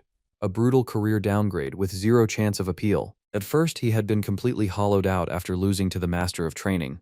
But over time he realized that life as an avatar was way more interesting than expected. No one shoved dirty work onto him, and for the first time in ages he felt free from chains and imposed rules. When his fate ended up on the line, the Cardinal raged for a long time, blaming destiny for being unnecessarily cruel. He even contacted his own constellation demanding answers, but Yunsung simply muted the noise. The Master of Training remained confident in victory, even with a massive, battle-hardened general of countless wars standing across from him. After several tense minutes of waiting, it was time to seize the initiative with total absorption magic. This technique allowed him to drain the opponent's energy and feed it back, turning enemy power into self-inflicted weakness. The first strike landed clean, and for the first time the orc felt his own blood running down his arm. In response, the warrior constellation flooded its avatar with an extra energy source, and from that moment on, pain stopped registering. A fight that was supposed to be a casual stomp turned into pure hell right in front of every spectator. Maybe Yeonsong had slightly misjudged the timing and challenged a constellation of this caliber a bit too early. Right now, the sixth circle of a magical skill known as the Crimson Strike was closing in on him. The defensive barrier had to endure maximum pressure, or the outcome would be sealed. The monster expected victory, and when everything detonated around him, he froze, waiting for the end. When the smoke cleared, it became obvious. The human from Earth had not only survived, but was ready to keep going. He acted as if he hadn't even felt the blows, instantly activating absorption again without hesitation. At that moment, the Master of Training began draining his opponent's power, deciding the fight with ruthless efficiency. Mad energy leaked out of the orc's body, slipping away like sand through open fingers. He resisted desperately, but the strength kept draining, leaving nothing but emptiness behind. Stripped of his main advantage, he could no longer compare to the invincible Master of Training in any way. Yunsung shoved him back with both hands, and the monster crashed to the ground like a sack of trash. Nearly out of strength, the defeated general wanted the fight ended as quickly as possible. He curled in on himself, waiting for execution, but Yunsung didn't rush the decision. Once a duel is over, killing the opponent isn't mandatory. Those are the rules of abyssal combat. The warrior hid his emotions, but rage boiled inside him, barely contained by pride. After the constellation battle ended, the invincible Master of Training received an additional surge of power. The constellation of Madness and Blood automatically forfeited the Blood Fortress, and the territory shifted to a new owner. Yunsung officially entered the ranks of Earth's constellations and received his first position in the galactic ranking. This allowed him to reconnect with an old acquaintance who had been waiting for him all along. The Goddess of Scales was already somewhere nearby, and all that remained was deciding how to approach the conversation. For a move like this, Yeonsung summoned an alliance of minor constellations and asked for their advice. The Lava and Magma Kitten warned that dealing with arrogant and foolish constellations required extra caution. The Mistress of Wishes backed him up, reminding him that the Goddess of Scales had always been questionable in competence. No one forbade Yunsung from meeting his old ally, but blind trust this time would be a mistake. She had already proven incapable of controlling her avatar, meaning heightened awareness was mandatory. There was also a chance the goddess already knew the path her former avatar had walked, and that she could be swayed. With the goddess issue nearly settled,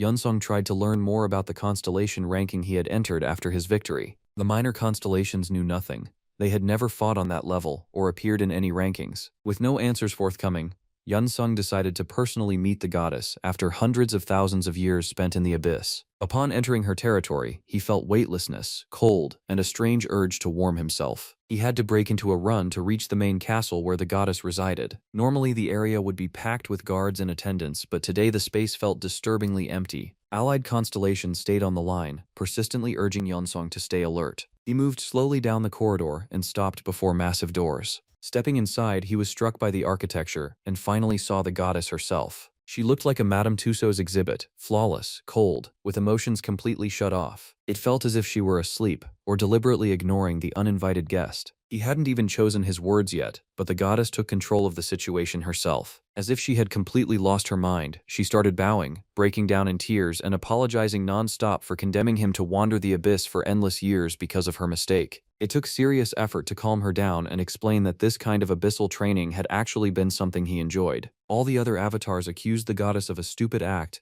and even turned away when Yunsung was finally lost in the abyss. The goddess stepped forward without a trace of doubt, as if Yunsung had merely stepped out of the next room and returned late. At that moment, she was absolutely convinced that the avatar of a new constellation stood before her. She had no idea what kind of path this man had walked, or that Invincible Master of Training was not a title, but a hard fact. Yunsung spoke on behalf of his constellation and offered the goddess an alliance with the Master of Training. The goddess had to admit that too much had changed since their last meeting. It turned out she had been left with almost nothing and could barely be called a full-fledged constellation anymore. Once she had power, authority, and influence within her own galaxy, enough to stand shoulder to shoulder with higher constellations. When others wanted a glimpse of their future, they brought offerings and bowed their heads before the great woman. Now her existential power had dropped to the lowest tier, and everyone looked down on her. That was the price of believing godhood did not require updates or patches. It all started when Ada Kwaniel kept wandering the abyss, desperately searching for Yeonsung. Because of that, the goddess could not field her strongest avatar in battles against other constellations.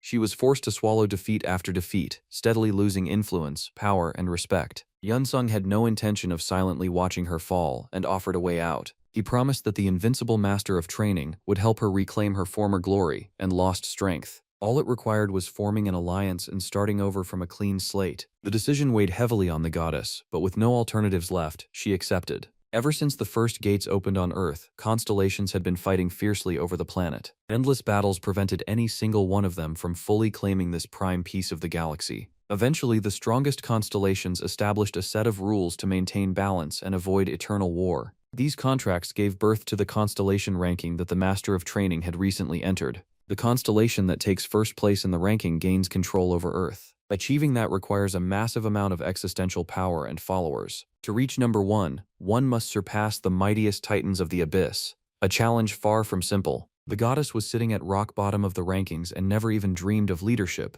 Yeonsung, however, had far better odds, which is why she was willing to transfer part of her power to him. A single touch was enough to trigger the energy transfer. As a result, the Master of Training gained a new ability, clairvoyance. For brief moments, he could now peer into an unseen future and perceive what was hidden from others. With all matters settled, it was time to leave her planet and return home. On the way back, Yeonsung contacted his allies and asked for their opinion on the new alliance. The Goddess of Scales listened in silence, without interrupting or asking questions, a reaction that even the Mistress of Wishes found suspicious. Most likely, she would be useful during harsh trials if she managed to regain her former power. Still, there were concerns she might harbor resentment over Yeonsung outplaying her favored constellation. The Mistress of Wishes advised Yeonsung not to entrust the Goddess of Scales with important tasks and to simply observe her for now. As a final note, Yeonsung invited his allies to participate in constellation battles, but they pretended not to hear him. Those cowards were still afraid of real fights and could not be relied upon in the future. After returning home, the main hero met a visibly tense Wan,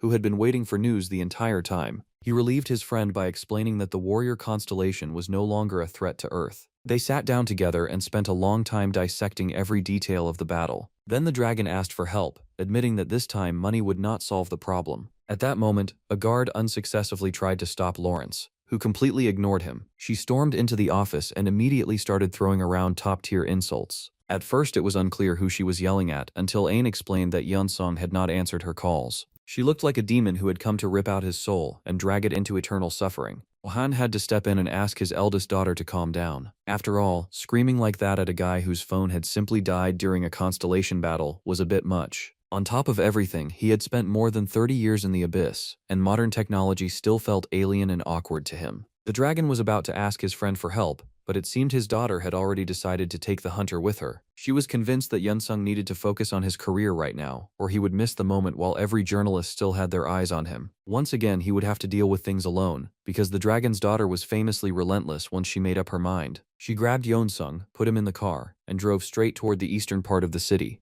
She offered no explanations, acting as if the master of training was simply expected to understand everything without words. Before long, they arrived at a massive ship clearly prepared for an important gathering. Nearby, the strongest hunters knelt on one knee, greeting Miss Lawrence with absolute respect. A formal dinner was scheduled for tonight, and Yunsung would attend it together with his manager. He did not ask unnecessary questions, calmly headed inside, and entered the ship's restaurant. The kitchen was run by a head chef poached from one of New York's most successful restaurants. Whenever Yunsung heard about high-end cooking, it always sounded like an unspoken challenge to him. He immediately checked the chef's stats and confirmed that this was a worthy opponent. Minutes later, a waiter brought champagne, white wine, appetizers, and the main courses. It turned out that every time Yunsung tasted something new, the system automatically expanded his recipe list. Miss Lawrence looked thoughtful and slightly down, as if she had just learned that the Barbie movie would never get a sequel. After Abyss cuisine, ordinary food felt bland and painfully boring to her. She secretly wished Yunsung would cook something special for her again.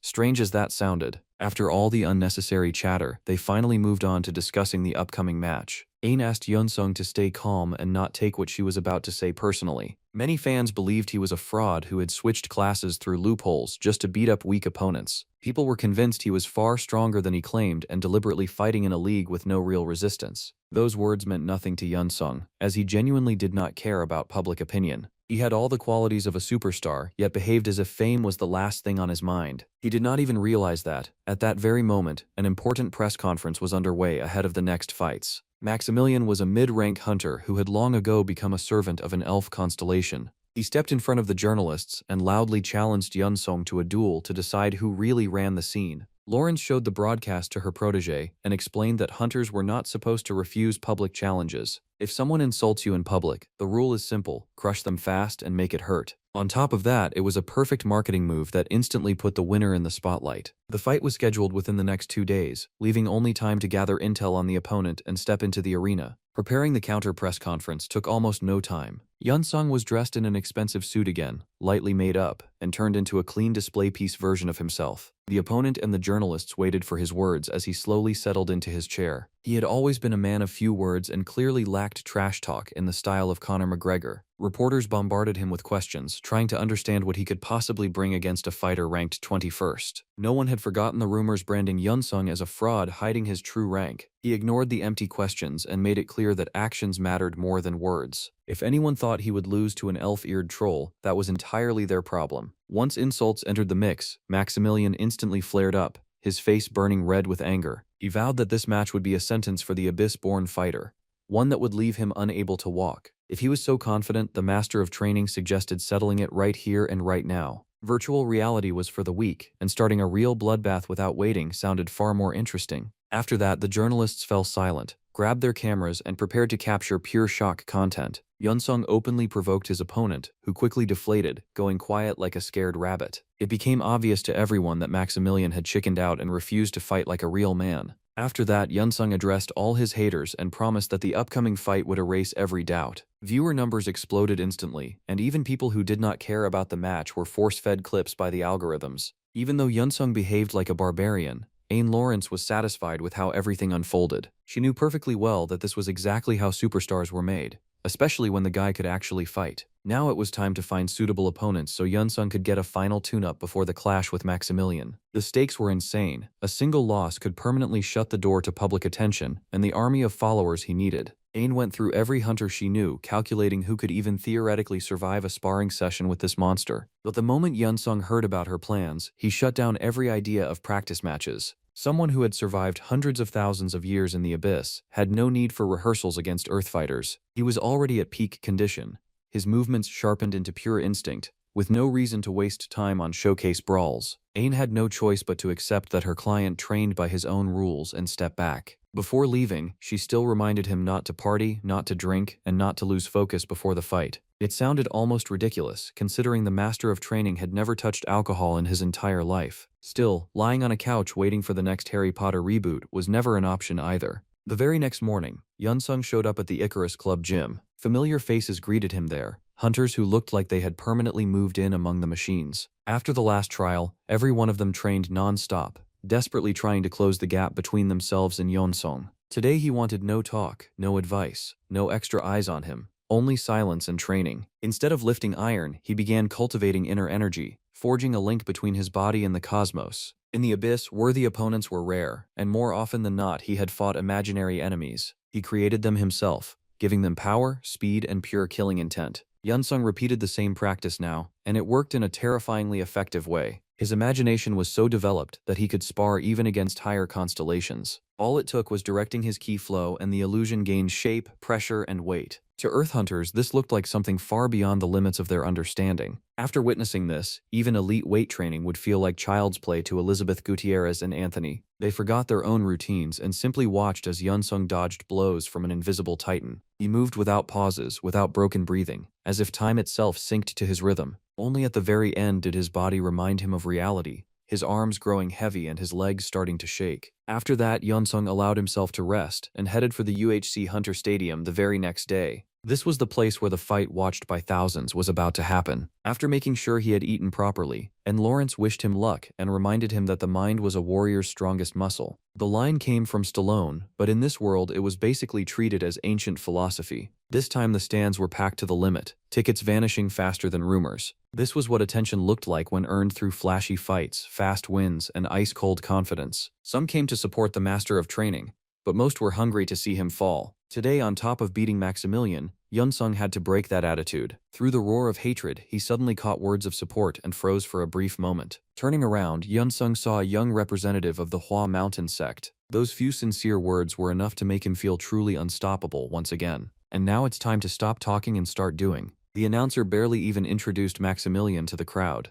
That's because everyone already knows this guy, unlike his opponent. Yunsung clearly has less support today, but he couldn't care less. The kid has already reached a whole new level, and he wants everyone to see it. Not even the lack of likes can shake his iron confidence. He stepped into the portal and instantly appeared on the battle arena. Nothing here will stop these two from settling who the real number one is. The crowd urged the fighters not to hold anything back, because for people the worst thing in the world is paying money for a fight and getting some fake performance instead. The training master immediately rushed forward without any warm-up. Honestly, warm-ups were invented by weaklings who just have nothing better to do. Real men fight without any preparation. The green pointy-eared elf clearly wasn't ready for that. Instead of clashing head-on, he decided to create distance. The little elf hid and started attacking like a coward from the shadows. He thought all those flashy tricks would affect his opponent, but the problem is that Yunsung doesn't care at all. In the abyss, he met creatures so terrifying that his will was hardened to the absolute limit. Now a fight with some random slimeball doesn't even excite him. You can see it not only in his eyes, but in every movement of his body. First, he blocked several strikes, and then he went on the attack. It's time to close the distance and start his favorite close-range combat. The fans immediately appreciated it and cheered for the training master. After all, long-range fighting looks pretty, but it's not exactly exciting.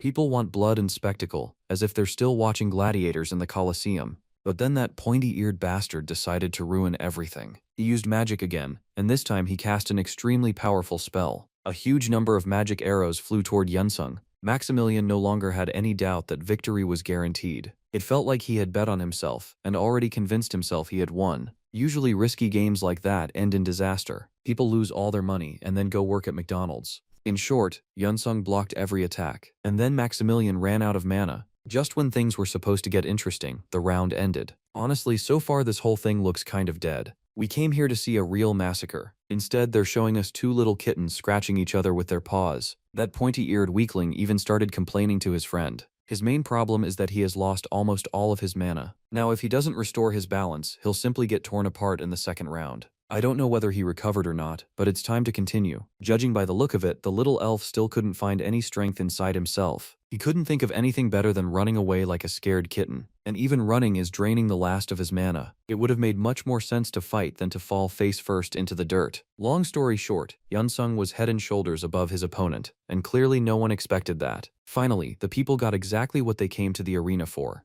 A brutal close-range taekwondo-style strike. It was an instant knockout, and even the commentator froze for a moment. After all, you don't see a martial artist win such major fights every day. Now the fighters in the top 10 rankings will have to start worrying. A new star has appeared, rising straight to the top. The crowd clearly appreciated his performance. Now our hero has gained far more fans. It's long past time to admit that he deserves attention. That is not only pleasant, but also extremely useful for his progress. The foresight skill activated instantly. Unfortunately, Yunsung saw some very unpleasant scenes from a possible future. Monsters were destroying the entire world around him, which means he'll have to work extremely hard to prevent that from happening. Meanwhile, his closest ally was watching the live broadcast. He hadn't seen action like this in a long time and was enjoying every second. He received an important phone call, but he couldn't take his eyes off the TV. Juan thought it was his ex-wife calling to beg for money again. Actually, it was serious, and Lee Changsik wanted to get in touch with him. They had fallen out a long time ago and hadn't spoken for ages.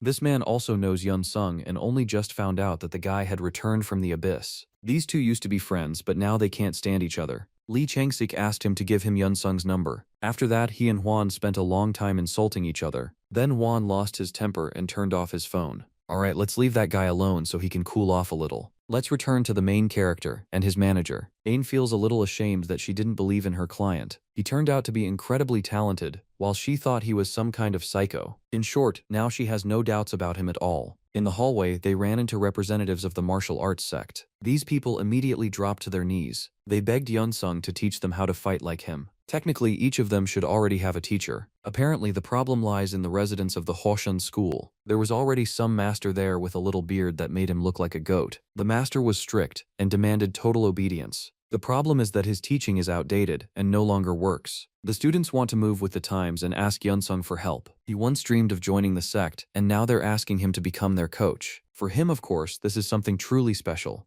The training master agreed, and at that moment his dream came true. Judging by the students' faces, they're just as happy as he is. While these fools still don't understand what awaits them, Yun Sung is busy with other matters. He moves through the abyss and checks his new territories. He received them after his previous battles. The training master had a lot to do, so he entrusted the work to his assistant. It'll be interesting to see what came out of it. The Goblin King clearly wasn't expecting his boss to arrive. Maybe it's because the bastard is trying to hide something? Right now, they were training in martial arts. For Yun Sung, this is a perfect chance to give a masterclass. And the best part is, nobody even has to ask him. The second he sees a weapon, he immediately wants to show off what he can do. The training master wasn't happy with how his fighters were coming along, so he decided to test them himself in an actual fight. The monsters immediately charged in, trying to catch their boss off guard. But after watching every Jackie Chan movie ever made, apparently nothing can surprise him anymore. He defended himself barehanded without breaking a sweat. Just look at this poor guy, and the fight has barely even started. This is what happens when amateurs go up against a pro. They should honestly just drop to their knees and admit defeat. Of course, nobody did that. So in the end, every single opponent got knocked out. Now they need to build an orc training base here. Yun Sung opened the shop and started picking out the items he needed. The dancing serpent invited him into her own dimension. From the outside, this constellation looks beautiful, and honestly, it wouldn't be the worst place to hang around. This beauty has plenty to offer, which means he can basically choose whatever he wants. The problem is, our guy has absolutely no points. Apparently, he once again spent his last points donating to his favorite Twitch streamer. The serpent decided to take pity on him and gave him a gift. She had heard that he was fighting against some of the strongest constellations, so he had earned her respect. Of course, she gave him something cheap, but hey, it's still nice. Yun Sung gained another ally, and that will play an important role later on. Still, the main problem wasn't solved, because he was still short on points. That was exactly when the wandering merchant appeared. This mysterious figure knew how to solve the training master's problems. He had cheap boxes filled with random prizes. Inside there could be insanely expensive relics, or complete garbage. For example, a Comic-Con costume. Although, to be fair, some people spend a scary amount of money on those. In short, Yun Sung decided to take the risk, because he didn't exactly have another option. He spent his last money on the item. After that, he returned to his territory. The box opened, and chaos was unleashed. In the end, he got a tiny temple of pretty questionable quality. But don't forget, he bought 2 boxes, so there was still one more shot at success. This time, he got much luckier, because a temple of the Shining Elf appeared. A terrified Maximilian definitely wouldn't mind training there. That's just how real life works sometimes. You spend a little money and end up getting something great. Usually it's the exact opposite. But let's pretend we still believe in miracles. The orcs didn't exactly appreciate the Elven Temple. For them, this was basically forbidden territory. So Yun Sung had to return to Los Angeles before he killed these idiots out of pure frustration. Dragon Wan, as always, happily welcomed his friend. Apparently Yun Sung had been nicknamed the Star of Fists. At least, that's what the fans were calling him. On top of that, he found out about Changsik's call. The dragon didn't like talking about it, but he was still honest with his friend. Then they finally moved on to the real topic. The problem was the future destruction of humanity. It would begin in Las Vegas, and then the disaster would spread across the entire world. Yun Sung wants to go to Las Vegas and fix everything, but that might not be so simple. His involvement could make a lot of noise. On top of that, Las Vegas is a place where Juan has no influence. Sure, they could try warning the local authorities about the danger, but there's no guarantee anyone would believe that kind of story. The dragon doesn't want to go anywhere and tells Yunsung to handle it himself. This old man just wants to enjoy life and watch Netflix shows. By the very next day, the training master was already in Las Vegas. There, he met a powerful hunter named Calton. He wasn't exactly given a warm welcome. After all, strong hunters don't like talking to weaklings. Yunsung still has a low level, and not many people know who he is. Only when he mentioned that he beat Maximilian at UHC did someone start showing Calton a little respect. Long story short, he was allowed to meet the clan leader. He needed to tell her about the disaster that was coming. Calton immediately got scolded for acting like an absolute pig. By the way, the clan leader turned out to be a woman, though at this point, that surprises absolutely no one. Her name is Roxana, and she looks seriously aggressive. She immediately agreed to hear our hero out.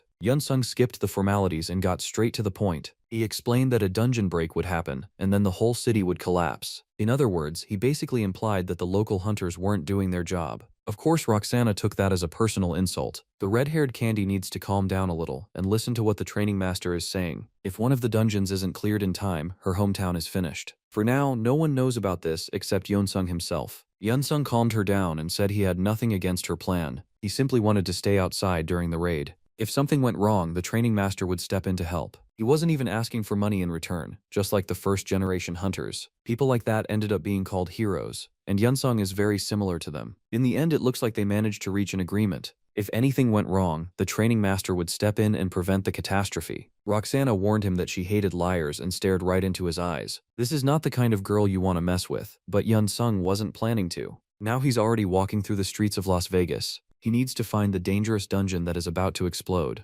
During that time, he even managed to get closer to Calton. Sadly, they didn't get the chance to grab a beer together. All the participants were gathered in an abandoned building on the edge of the city. A dungeon had been discovered there, and it needed to be cleared. Everyone was surprised that Yunsung had actually told the truth. No one expected a high-ranked dungeon to show up here. The hunters were even afraid to get closer, shaking like scared little kittens. On top of that, only one person could enter the portal, and obviously there were no volunteers. A state of emergency was announced to the public. In the end, the order was given to evacuate the population. Just a little while ago, absolutely no one was thinking about any problems in Las Vegas. Now the entire city was swallowed by panic. Apparently some people still aren't afraid of death, mostly because they don't have a brain. The locals love standing right next to danger so they can film everything on their phones and upload it to YouTube. To the training master, all of this looked pretty strange. It felt like he had walked straight into a society of mentally challenged people. Either way, he couldn't just let all of them die. He had to step in and make it clear that evacuation was not optional. The moment Yunsung showed his power, everyone realized he wasn't joking. People scattered in every direction and stopped crowding in one place. Roxana backed up his approach and even started firing into the air. These two are kind of similar, which means someone needs to send them on a date.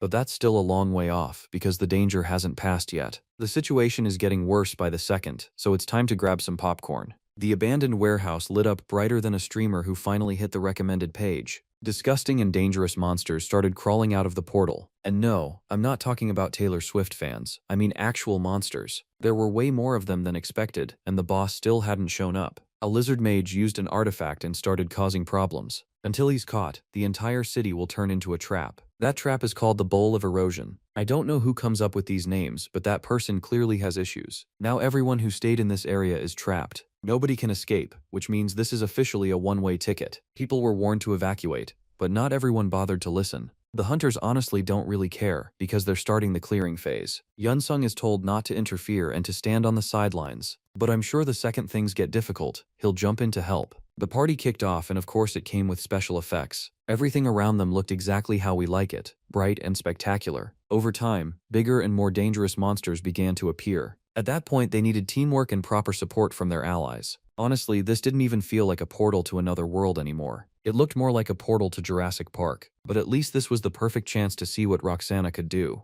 Turns out, this girl doesn't just have a wild temper, she also has serious skills. In 1 second, she turned into a bull that had just seen a red cape. She didn't care about the monster's size or their numbers. In that moment, she kind of reminded me of my wife after finding out I ate the last slice of pizza. None of the hunters expected her to be this capable. Now the guys will be more careful with their words, especially with their jokes. By the way, Yunsung still isn't being allowed into the fight. Everyone is afraid they'll get in trouble if a guy from another clan gets hurt. The only thing they forgot is that the training master isn't some little kid. He knows how to make his own decisions and do whatever he thinks is right. Long story short, Yun-sung escaped from parental supervision, and now he's trying to save the local residents. Honestly, that should have been done from the very beginning. But for some reason, he decided to make everyone sweat first. Apparently, Yun-sung wanted people to understand just how dangerous this really was, and never risk their own skins like that again. Once the people were evacuated, the real meat grinder began. The training master switched into chef mode and sliced the meat into thin little pieces. From the outside, it looked like the flawless work of a master.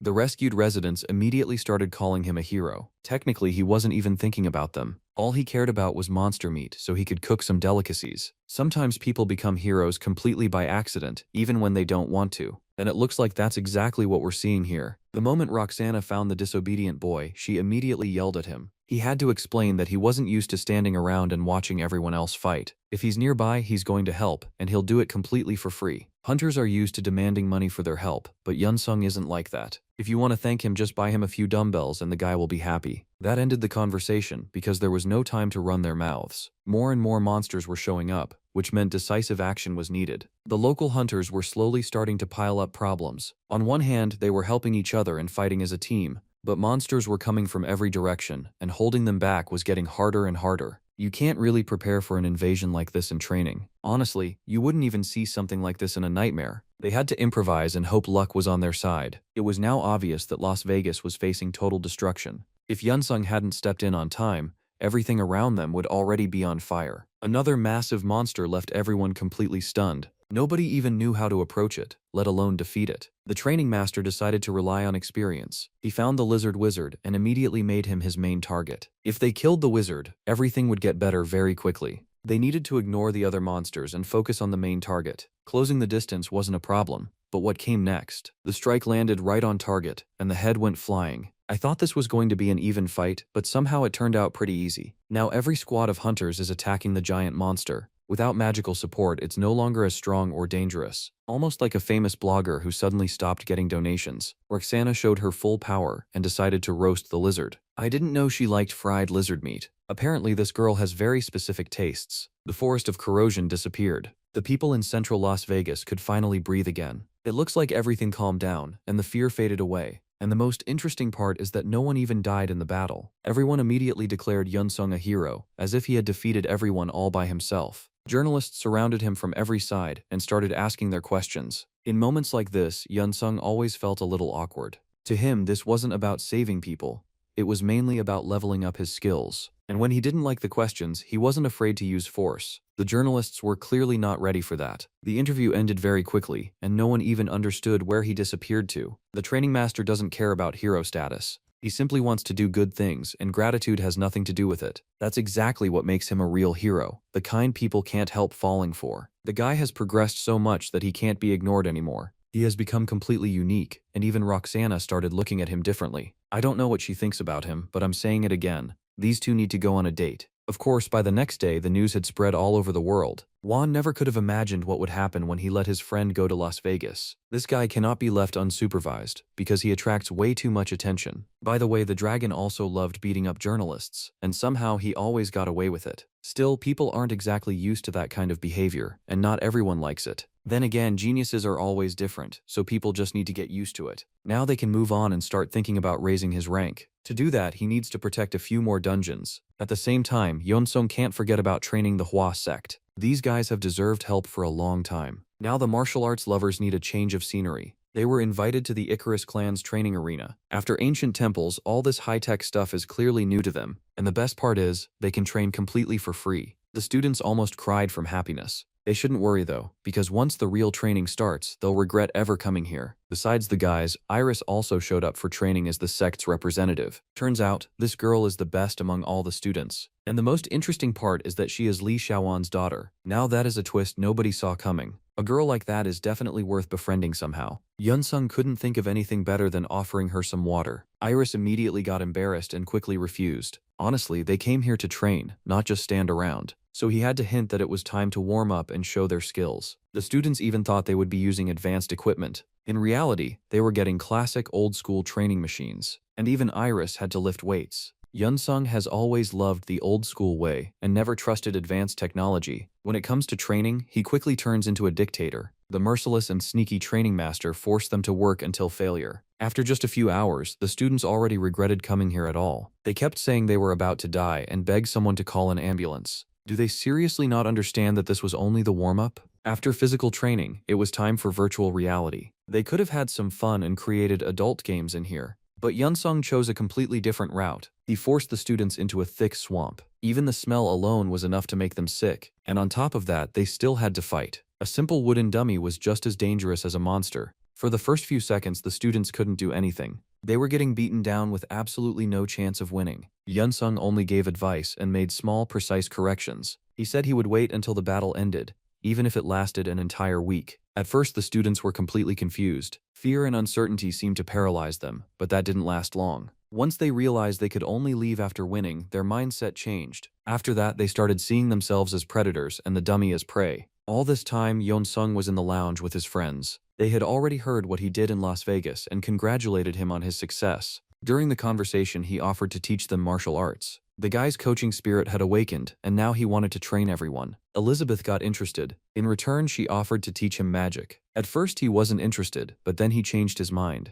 After all, he didn't want to be some dumb musclehead who knows nothing except martial arts. He was interested in healing magic, but it looked like none of his friends knew how to use it. He would have to find someone else, because that was the only skill he actually cared about. He might even have to turn to the constellations. The goddess of the scales had been getting bored lately. When Yunsung came to her castle, he saw that she was sleeping. The goddess pretended she had plenty of free time and that she was always having fun. In that case, she might as well teach him healing magic. For her, this was a breath of fresh air after months of boring loneliness. She gave her avatar level 5 divine healing. It's still not clear how it works, but it looks pretty cool. Right now, the goddess doesn't have much strength, so she can't raise the healing level. He had to leave her temple quickly, because lately she had become way too nervous. Besides, he needed to return to the Icarus Hall. The next day, an important hunters meeting took place there. Looks like everyone is already here, which means they can begin. Suddenly, everything around them changed, and an endless tower appeared. Please don't tell me we're getting another trial tower like in every one of these overdone recaps. The Endless Tower dungeon is the best way to level up your skills.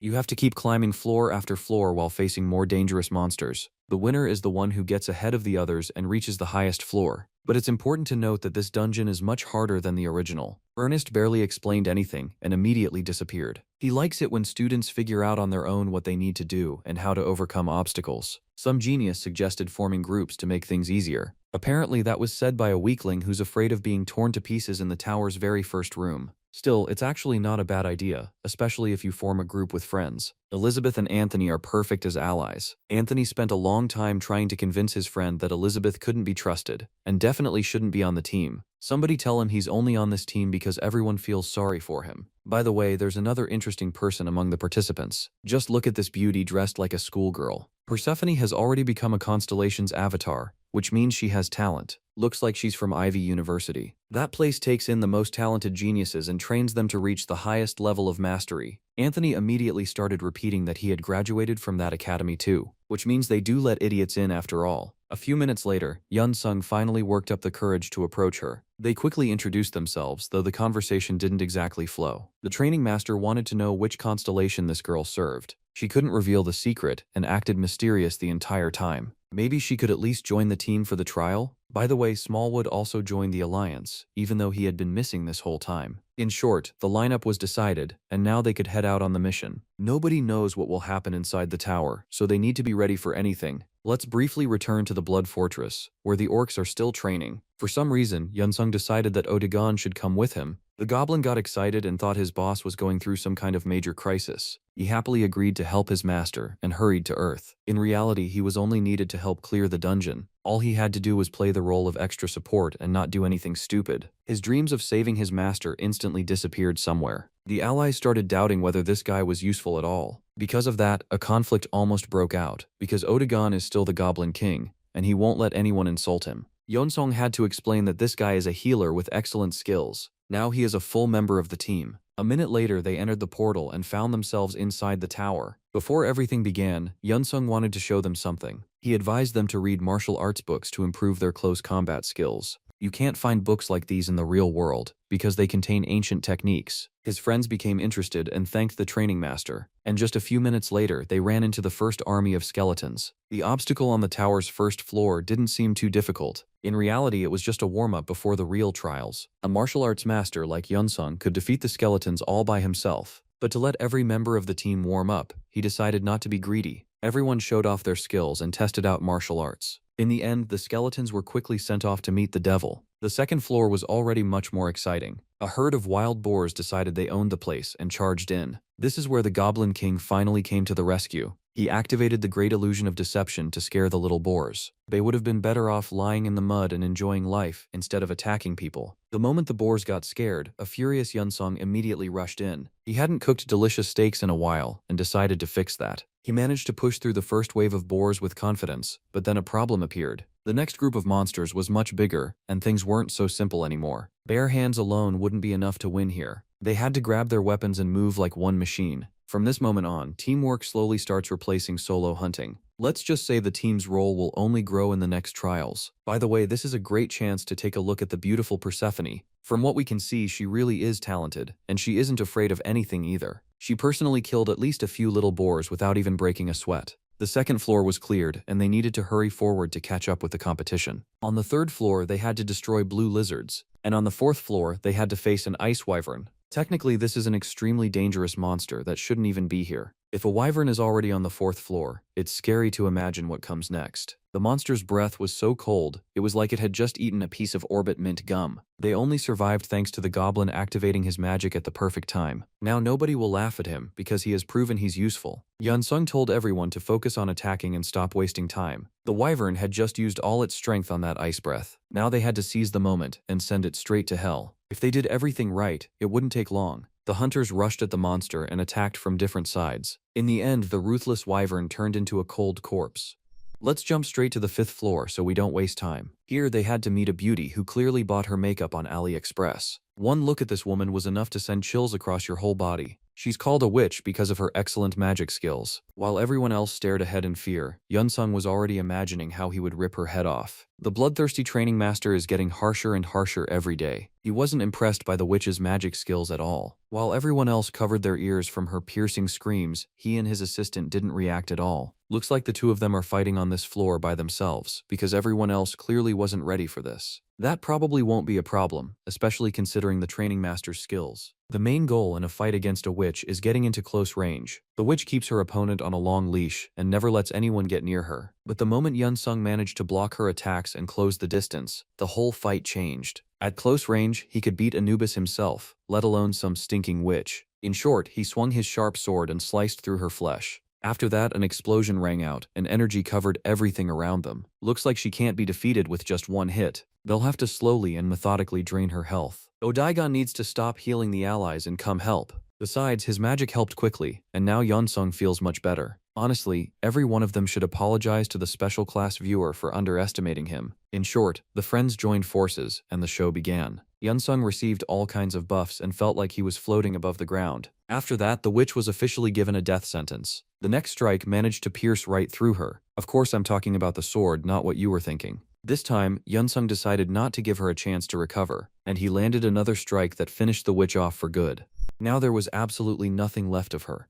Only ashes scattered through the tower. The dungeon was fully cleared, and the alternate world disappeared. The players returned to the Icarus training complex. Now it's hard to understand why they called the tower endless. In the end, it only had 5 floors. Even migrant workers from Kyrgyzstan build taller buildings than that. Now everyone who passed the trials has to head to New York. They even have a private plane waiting for them. That's because a new dungeon has appeared, and help is needed there. This is guaranteed to be more interesting than clearing the tower. Now we move to the east coast of America, to Long Beach. A huge commotion broke out here because of all the monsters in danger. The journalists definitely weren't bored, thanks to the huge number of deaths. But now a new squad has appeared, ready to fix everything. Their faces may not be familiar to the general public yet, but they're ready to save an entire city. A mid-rank dungeon has evolved into a high-rank one. And at that exact moment, Yunsung saw a new vision. The people trapped inside the dungeon ran into a traitor. That bastard made a contract with a demonic god and betrayed his own friends. He didn't care about the consequences, because all he wanted was blood. Now the training master knows this ahead of time. The moment he enters the dungeon, he needs to start looking for the traitor. His allies from the Alliance won't be able to help him while he's inside this world, because those are the rules of the universe. There are still a few minutes left before they enter the dungeon. Elizabeth suggested having a little beer to relax. Personally, I would have gladly agreed, but not Yeonsung. He's afraid of losing his muscles, and besides, he doesn't like alcohol. Instead of enjoying themselves, they'd be better off coming up with a solid plan. But apparently nobody cares about that right now. By the way, we can't forget that Persephone is a servant of a constellation, which means she could be that very traitor. Now they need to keep a close eye on her and never turn their backs. In the end, they finally stepped into the portal, and everything began. The other hunters will enter too, but only after they finish preparing. Nobody wants to rush and take unnecessary risks in such a dangerous place. The Sanctuary of Sloth and Defeat is now testing the challengers. First, they need to be separated, and only then will the trial begin. All that teamwork means absolutely nothing now. Yeonsung is completely alone, and he'll have to switch into survival mode. Some guy is lying nearby, and it looks like he's still alive. He's begging for water like he just spent the whole day in the Sahara Desert. Yeonsung isn't used to refusing help, so he immediately pulled out his water bottle. This guy works for the New York Flames clan, and his name is Aaron.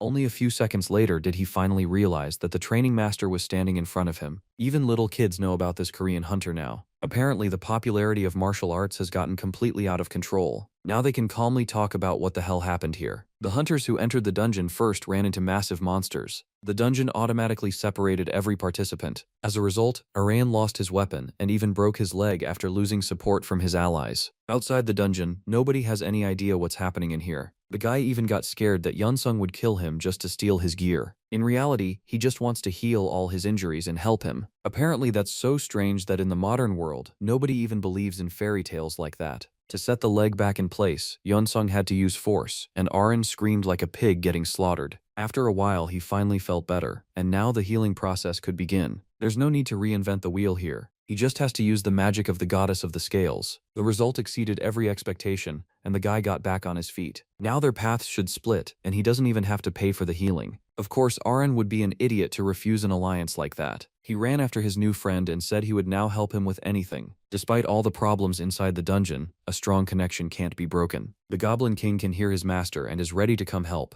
He has already found the other clan members, which means the team can reunite. The Goblin even placed his mark on their belongings so they wouldn't lose anyone again. But before they meet up with their friends, they'll have to have a little fun. I already mentioned the monsters, and it would be stupid to underestimate them. These creatures do nothing but wait for a chance to feast on fresh meat. I don't know what this monster is called, but it looks like a two-headed kangaroo. The creature didn't appreciate the joke at all, which means they'll have to fight. Yeonsung used the heavenly finger technique even though it sounds kind of childish. After that, he finally grabbed his sword, which means the heavy artillery entered the game. The two-headed monster lost its vision, and just a few seconds later it was cut in two. Before this, hunters had been falling victim to that monster, and couldn't do anything about it. This really shows just how good the training master is at martial arts. He even knows that after killing a monster, you need to take out its core. The main thing is not to confuse the core with a testicle, because yes, situations like that happen. Then came a cooking lesson his assistant clearly wasn't ready for. You don't see a hunter chopping monsters into pieces to enjoy their meat every day. From the outside it may look insane, but for Yeonsung, this method actually helps. He senses several more hunters approaching,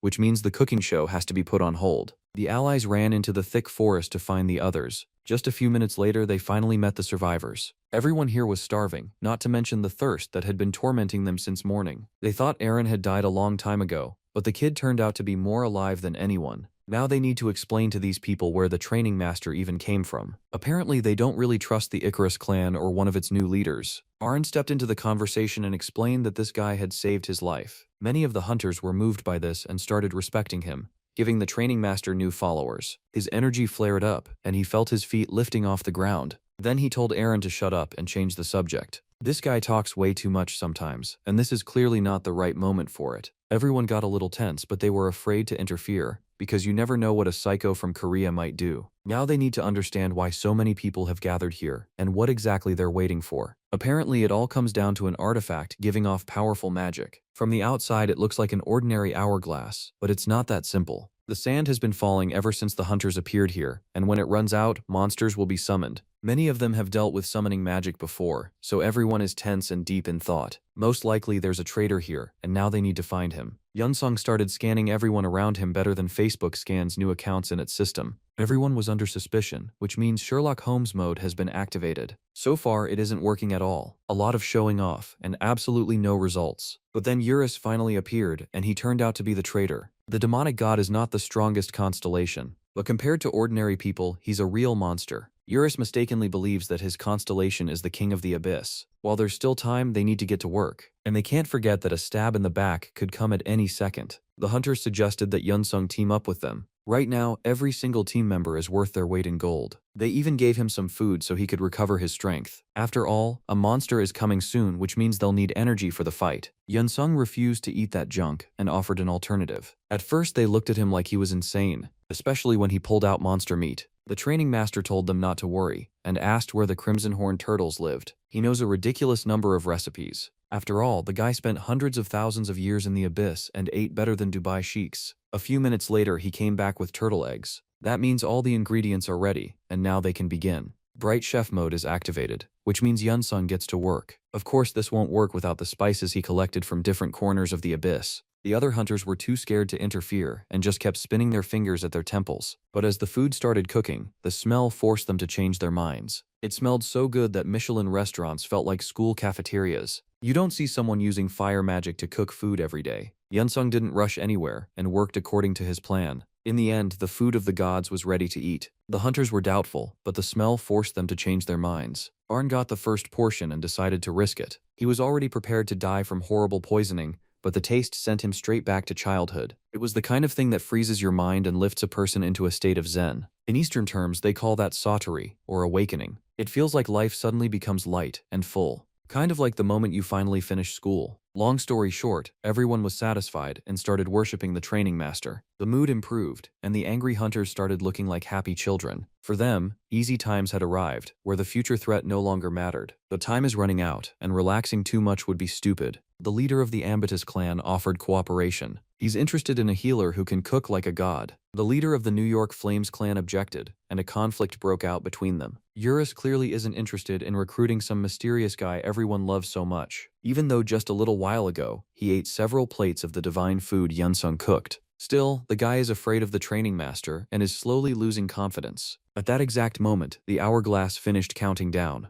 Time is up, and now the night of sloth and defeat is coming here. Everyone immediately prepared for battle and grabbed their weapons. The night is genuinely huge. This is exactly how the boss of a dangerous dungeon should look. Now the traitor wants to stab his friends in the back and play the role of a filthy rat. The knight came to hold a test and invited anyone willing to step forward. I doubt anyone would want to fight him after looking at that giant. The constellation of the demonic god gave the knight incredible power. Now to defeat him, someone needs insane talent, intelligence, and skill. The Schreiber clan leader, a guy named Rain, doesn't really want to get involved. He ordered his squad to prepare for battle and start fighting. The knight warned them that only one person was supposed to take the test, which means he'll brutally punish anyone who breaks the rules. On top of that, he can even make magic explode with his sword. That means he's giving off powerful existential force from a constellation. It's better not to mess with this knight and just apologize quickly. Because everyone stayed silent, the knight chose Rain himself. The guy absolutely didn't want this, but forced teleportation was waiting for him. They didn't even give him time to prepare or grab spare underwear. The test failed in just a few seconds, and Rain's body was already cooling down fast. Several of his allies met the same fate, and the knight wasn't planning to stop, waiting to see who would take the test next. By some miracle, Rain managed to wake up, even though everyone had already said goodbye to him. Could this all be an illusion, and they were never actually in danger? When he clashed with the knight's sword, his strength drained away, and he couldn't move. The monster is stronger than everyone thought, and now nobody even knows what to do. The training master took control of the situation and challenged him. It's honestly hard to tell whether to call that bravery or brain damage. Either way, Yunsung stepped forward, and the knight prepared to begin the test. Maybe it's just some math-style test with basic questions and multiplication tables? Apparently not, because BDSM-style chains appeared here. Maybe the knight is just a dirty pervert who loves 50 Shades of Grey? Yunsung quickly sank into laziness and wanted to sleep on the couch. Personally, I take this test every day and pass it perfectly. You should never underestimate a guy who loves training. His inner motivation is so strong that no restraints can stop him. He wants to be the best way too badly, which means these chains are nothing more than a temporary obstacle. He quickly tore the chains apart and breathed in the fresh air. Even the knight admitted that this guy had passed the test. Turns out nothing else was even needed. All he had to do was free himself from laziness, and that was it. Now the knight will even allow Yeonsong to meet his boss. A boss giving permission to meet his boss is the dumbest thing I've ever heard. The dungeon will soon disappear along with all of its internal problems. Everything felt strange to Yeonsong, but his intuition was warning him about danger. The knight promised to arrange a meeting with the master, but it was a prank. Monsters started appearing from every direction, all gathering in one place. The knight turned out to be one hell of a joker who loves messing around. Now that the jokes are over, nobody is laughing anymore. A nuclear meat grinder is about to start here, and only the strongest will survive. These fools still don't understand that for them, everything is only just beginning. They're calmly discussing the completed mission and dreaming about going home. Yeonsung decided not to waste time and immediately activated his skills. If he can protect the weak, his existential force will grow. Technically, in a way, the monsters are weak too, but for some reason nobody protects them. Alright, I won't get philosophical, let's get back to business. Only now did the hunters notice the approaching monsters. After that, they heard a scream that snapped them awake. They need to gather together immediately and act as one team. Right now, nobody cares that different guilds here have different interests. They either fight together or die one by one. There is no third option.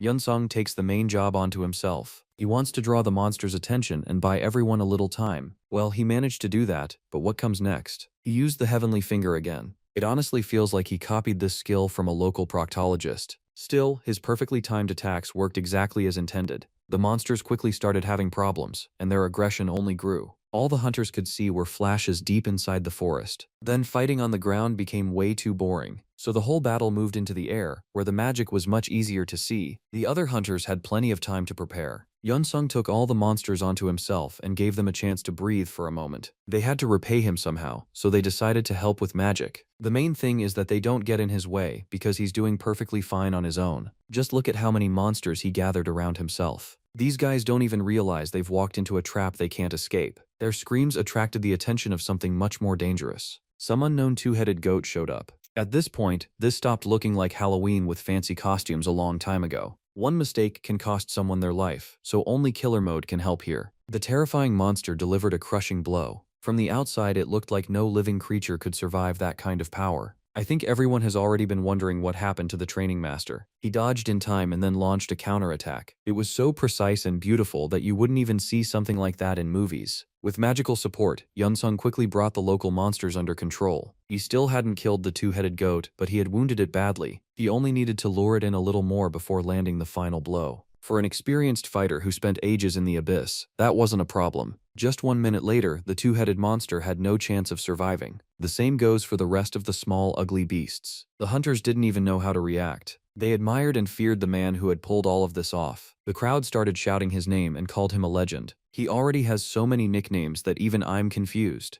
By the way, we can't forget about Eurus and his dirty little plan. He needs to kill as many people as possible before the dungeon closes. Otherwise, his boss will be furious and punish his avatar brutally. Of course, he plans to start with the most dangerous guy in the area. A stab in the back is exactly what you need to beat someone stronger than you. A second later, a scream rang out, and the first blood appeared. But Eurus's plan didn't go exactly the way he expected. Yeonsung reacted in time and made sure Eurus wounded himself. Now he can answer every question and explain his behavior. Besides, his life isn't in danger because the dagger didn't hit any arteries. Now it became clear that Eurus had been under suspicion from the very beginning. He kept talking about his master so Yeonsung wouldn't even think about killing him. This guy still believes the demonic god is the strongest monster in the galaxy. When the plan failed, he decided to change tactics a little. Eurus screamed and accused Yeonsung of attacking him out of nowhere. He even has evidence for it, but that doesn't mean people will believe him. After all, the training master fed every one of them and saved their lives more than once. People weren't quick to believe that story and decided to think it through calmly. Besides, Eurus is always irritated, and not many people here trust him. Long story short, if you feed someone meat, you can apparently start killing people and still avoid suspicion. Eurus couldn't take it anymore and decided to drop his own lie. He fully revealed his true nature and released poisonous fog on all his allies. The smell definitely wasn't pleasant, but it was nothing compared to a wild skunk. Among all the hunters, there was one fearless warrior known as the Pirate. He said he would personally deal with that bastard and send him to rot in the ground. The hunters' biggest problem was that they underestimated Eurus. Maybe he really used to be weak, but after receiving help from a constellation, he became a real threat. Now he can even attack using magical illusions. At first glance, it may look like just an illusion, but in reality, that kind of illusion can kill in just 1 second. The pirate's protective artifact shattered, and now he's in serious trouble. Eurus felt his confidence rising and decided to keep applying pressure. I'm sure that if Yunsung weren't here, this would have ended badly. But none of these tricks work on this guy. It doesn't matter how many daggers there are, 10 or 100,000. When the training master steps in, the world itself seems to bend. Now we're about to see a soft martial arts technique, also known as the reflection technique. The body and weapon turn into clay that can't be destroyed. Yunsung seems to absorb his opponent's power and then send it right back at him. To reach this level of skill, you'd need to spend more than a few hundred years training. And as we know, the training master was lucky enough to get stuck in the abyss for a very long time. That's exactly where he polished the skills that look almost divine on Earth. He reflected all of Urias's attacks and dealt with that bastard. Now all that was left was to use the soul palm technique and end the show. Confidence turned into panic, and his near victory disappeared in seconds. Total defeat is exactly what awaits any traitor who fights the training master. Only thanks to the constellation's power has he avoided death so far. The internal bleeding has stopped, which means round 2 is right around the corner. For that, he decided to use the Poison Cloud of Life Force transfer skill. It sounds overly complicated and fancy, but it really does look terrifying. By that time, Odegon had appeared on the horizon. He apologized for arriving late and promised to handle everything himself. Apparently, he watched too many motivational videos on TikTok and seriously overestimated his skills. If the Goblin King can actually handle this problem by himself, then he's the real main character here. Odegon decided to do something unusual and called on the power of the elements. Rain fell directly onto the bloody cloud and ruined everything. From that moment on, no ability could save Uris anymore. This is yet another reminder that sometimes brains are stronger than any skill. I think we can officially call this dungeon raid finished. The sun came out from behind the clouds, and everyone finally relaxed. It was hard and uncomfortable in places, but now it's behind them. It would have been nice if his friends had shown up earlier, but let's not focus on that. This time Yunsung showed his skills and fought on his own for the first time in a long while. Apparently he had gotten too used to raids like this and now relies on his friends too much. Soon a portal opened so they could return to Earth. Yunsung passed the vault trial and received his reward. First he received several artifacts and types of weapons, and after that he gained additional transcendence energy. A bright flash blinded him for a moment, which means he ended up in a completely different place. In front of him stood a woman who called him her successor. She asked him not to be surprised and to fully trust his intuition.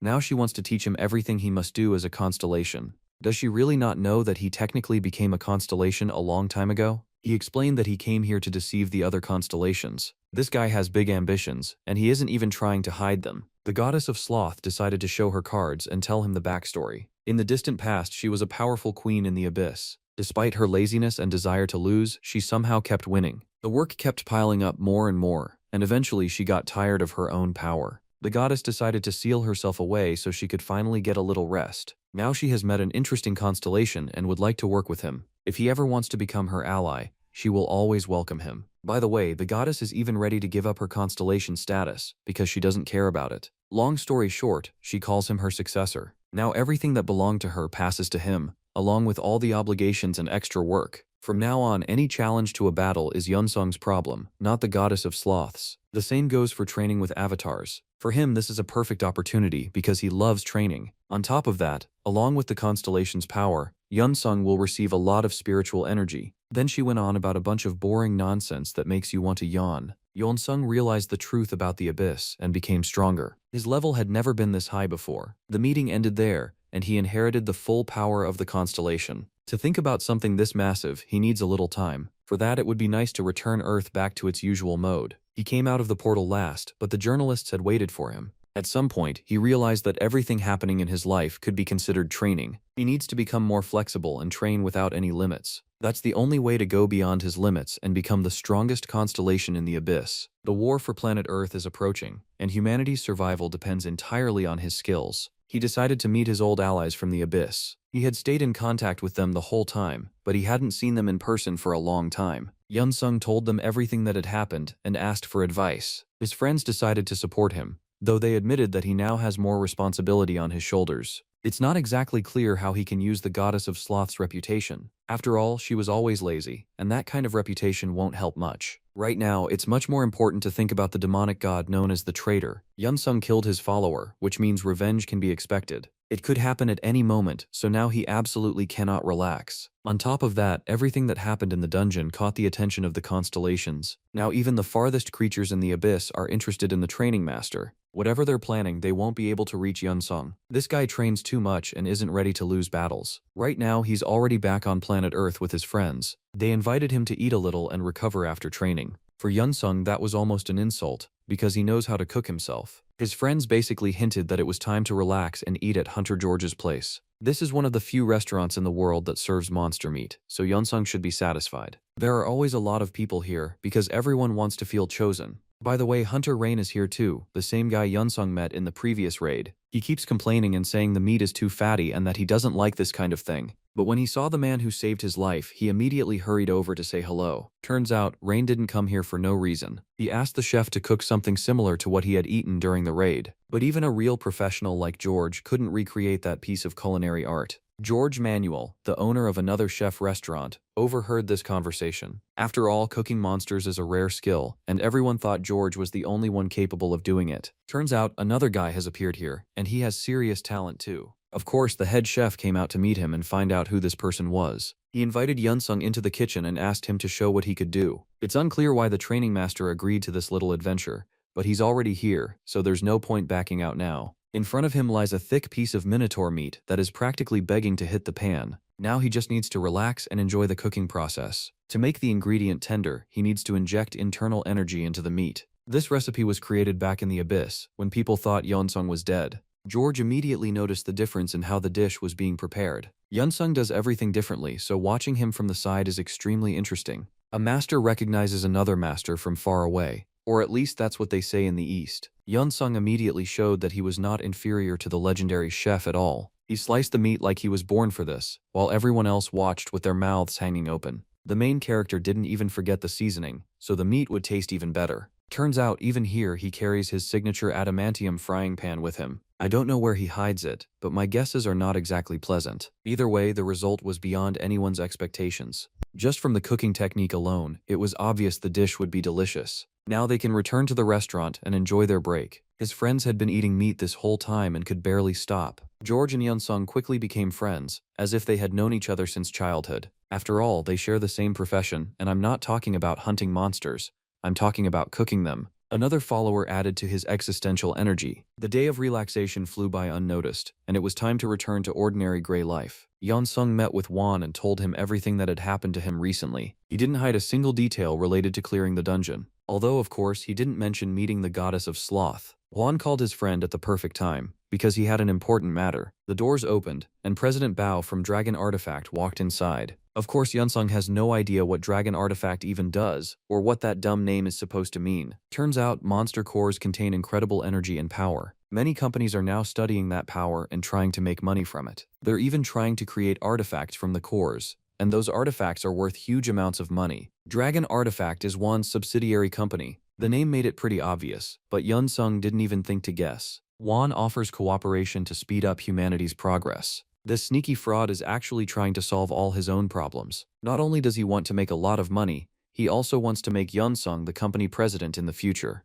Now let's focus on the meeting between Bao and Yunsung. An arms race is happening right now, and companies are looking for powerful hunters to lead the industry. Their main request is for him to help find a skilled researcher. Ronald Totten is an outstanding artifact researcher. Without going into all the details, it's enough to say that he's a seriously impressive guy. They already tried to sign an official contract with him, but then they lost contact. Other developers from Parker may have already intercepted him. Yunsung is asked to find this guy and bring him to Dragon Artifact. He quickly agreed, as if this were some easy little errand. After all, he hadn't done a mission like this in a while, and wanted to clear his head. Of course, he'll have to bring friends with him, otherwise he could seriously mess this up. Now we move to the Legend Research Center, owned by Parker. The local security has no idea what's happening behind the scenes. Today, the Hui cultists will be playing the role of the training master's allies. These guys have trained a lot, and now it's time to test their skills in a real fight. Every one of them is ready to get to work. Since everyone wants to act so badly, Yunsung has to make a tough choice. He gave out personal instructions and explained what everyone needed to do. A moment later, the 3 fastest warriors rushed forward. They need to get through all the security systems, and there's no way that'll be simple. The rest of the team stayed behind as backup. In other words, they won't do anything, then later claim they deserve half the profit. They still couldn't get through the security system. Apparently, you can't just walk in unprepared and hope everything works out. They'll have to use special skills and even the odds. Yunsung listened in on the guard's conversation and realized the problem wasn't him or his team. The guard's attention had been drawn by another entity, which means not all hope is lost. Apparently, a master of illusions is involved here. This is the constellation of the evil god who took over Mexico. A constellation that captured an entire country could definitely be a problem. Yunsung needs to be careful, or the whole mission could be at risk. To solve this problem, he decided to contact the goddess of sloth. I have no idea how she can help him, but for some reason, he believes in her. The goddess got upset because they wouldn't let her properly watch shows and eat delicious chips. She had completely forgotten who Yunsung was and didn't want to answer him for a long time. Then she finally explained that the Master of Illusions is a very dangerous and cunning opponent. Back in ancient times, he befriended the Master of Silence, who took over China during the Great Invasion. Long story short, the opponent is extremely strong, and he also has a powerful ally. After the conversation, Yunsung returned to Earth and focused on the mission. He asked his friends to get ready and warned them about the danger ahead of time.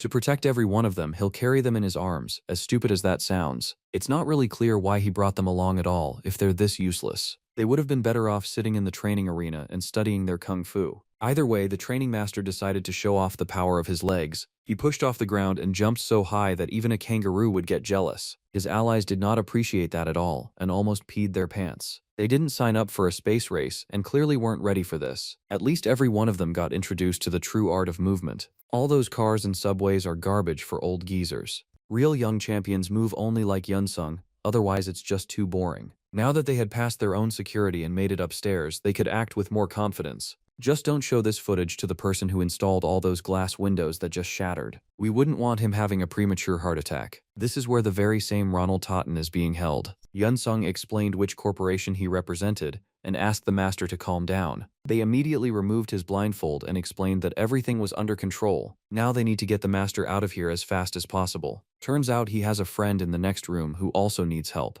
Nobody wants to waste time on that, but they'll have to step in. Looks like Yunsung just wants any excuse to destroy someone and break something. I feel like if someone told him to attack a neighboring country, they wouldn't even need to explain why. There really is a tied-up guy in the next room. I wonder why he was kidnapped along with the legendary master. The guy's name is Kim Chansung, and he's a high-level hunter. I didn't know hunters could be captured this easily and held inside a regular office. He'd better explain his goals immediately and say what the hell he's doing here. Turns out, the kid also came to rescue Ronald and failed. He didn't bring a backup diaper, so everything went off the rails. By the way, Ronald even called him his friend, though it doesn't really look that way. Let's not focus on that, because there are more important things going on. Right now, the neighboring building has turned into rubble. A servant of the Master of Twisted Illusions has appeared here. The constellation found itself in a difficult position and called on a servant for help. Everything is pointing to the rescue squad being wiped out right here and now. A massive object is flying toward them, and it has no plans to stop. Yunsung took the hit himself and even attacked right into it.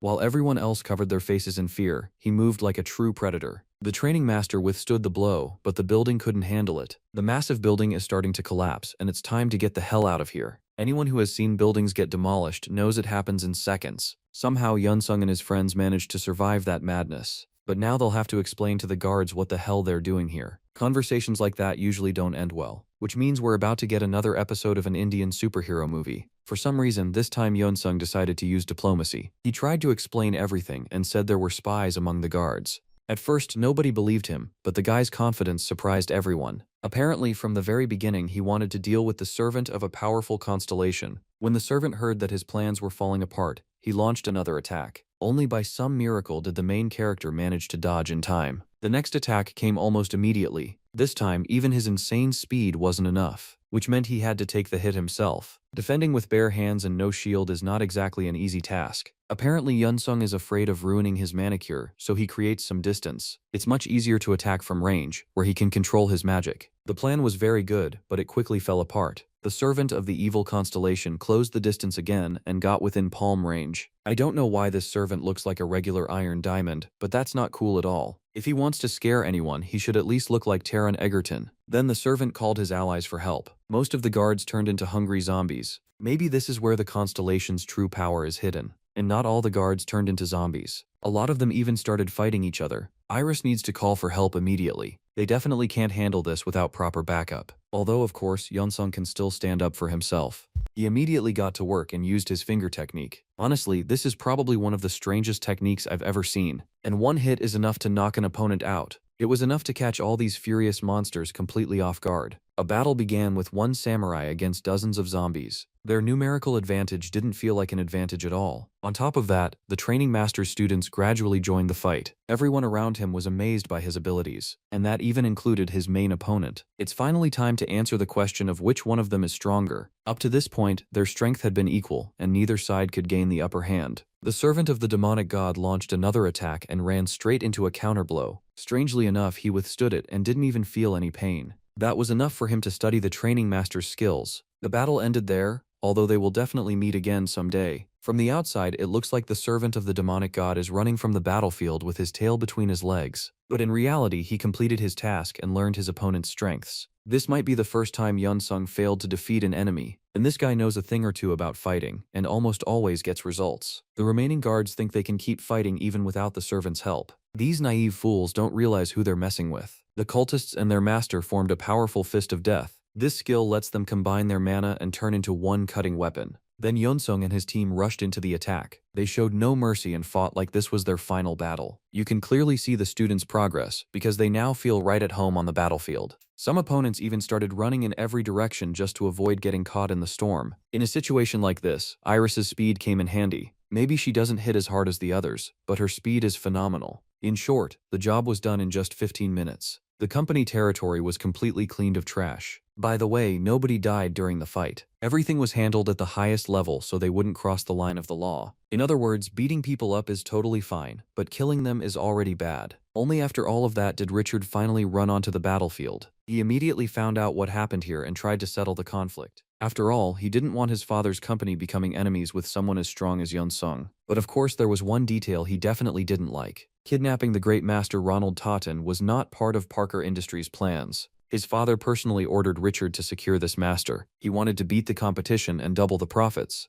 His father had always been too ruthless, and this time he didn't break tradition. For his son, this was the last chance to prove he wasn't a useless puppy. It's unclear why he ever agreed to those terms in the first place. If they treat him this badly, maybe it's time to switch sides. He needs to either become independent or lose himself forever. Nobody gave him that kind of advice, but now he has time to think. As soon as Yunsung got into the car and left, Richard was left alone with his thoughts. His body started trembling, and his head felt like it was splitting open. He has a rough night ahead of him and an even tougher choice. Now we return to the Dragon Artifact department. Mr. Bao is clearly on edge and has already had more than one cup of coffee. Then he saw a familiar car, and chills ran down his spine. As soon as the doors opened, Bao saw a familiar face. The legendary Master Ronald is already here and ready to start working with Dragon Artifact. For both sides, this is a perfect chance to become great and make a lot of money. As for Yunsung, he happily fulfilled his purpose and helped the company. He was invited inside to see what was actually going on here. He had never been to a place like this before, so refusing would have been stupid.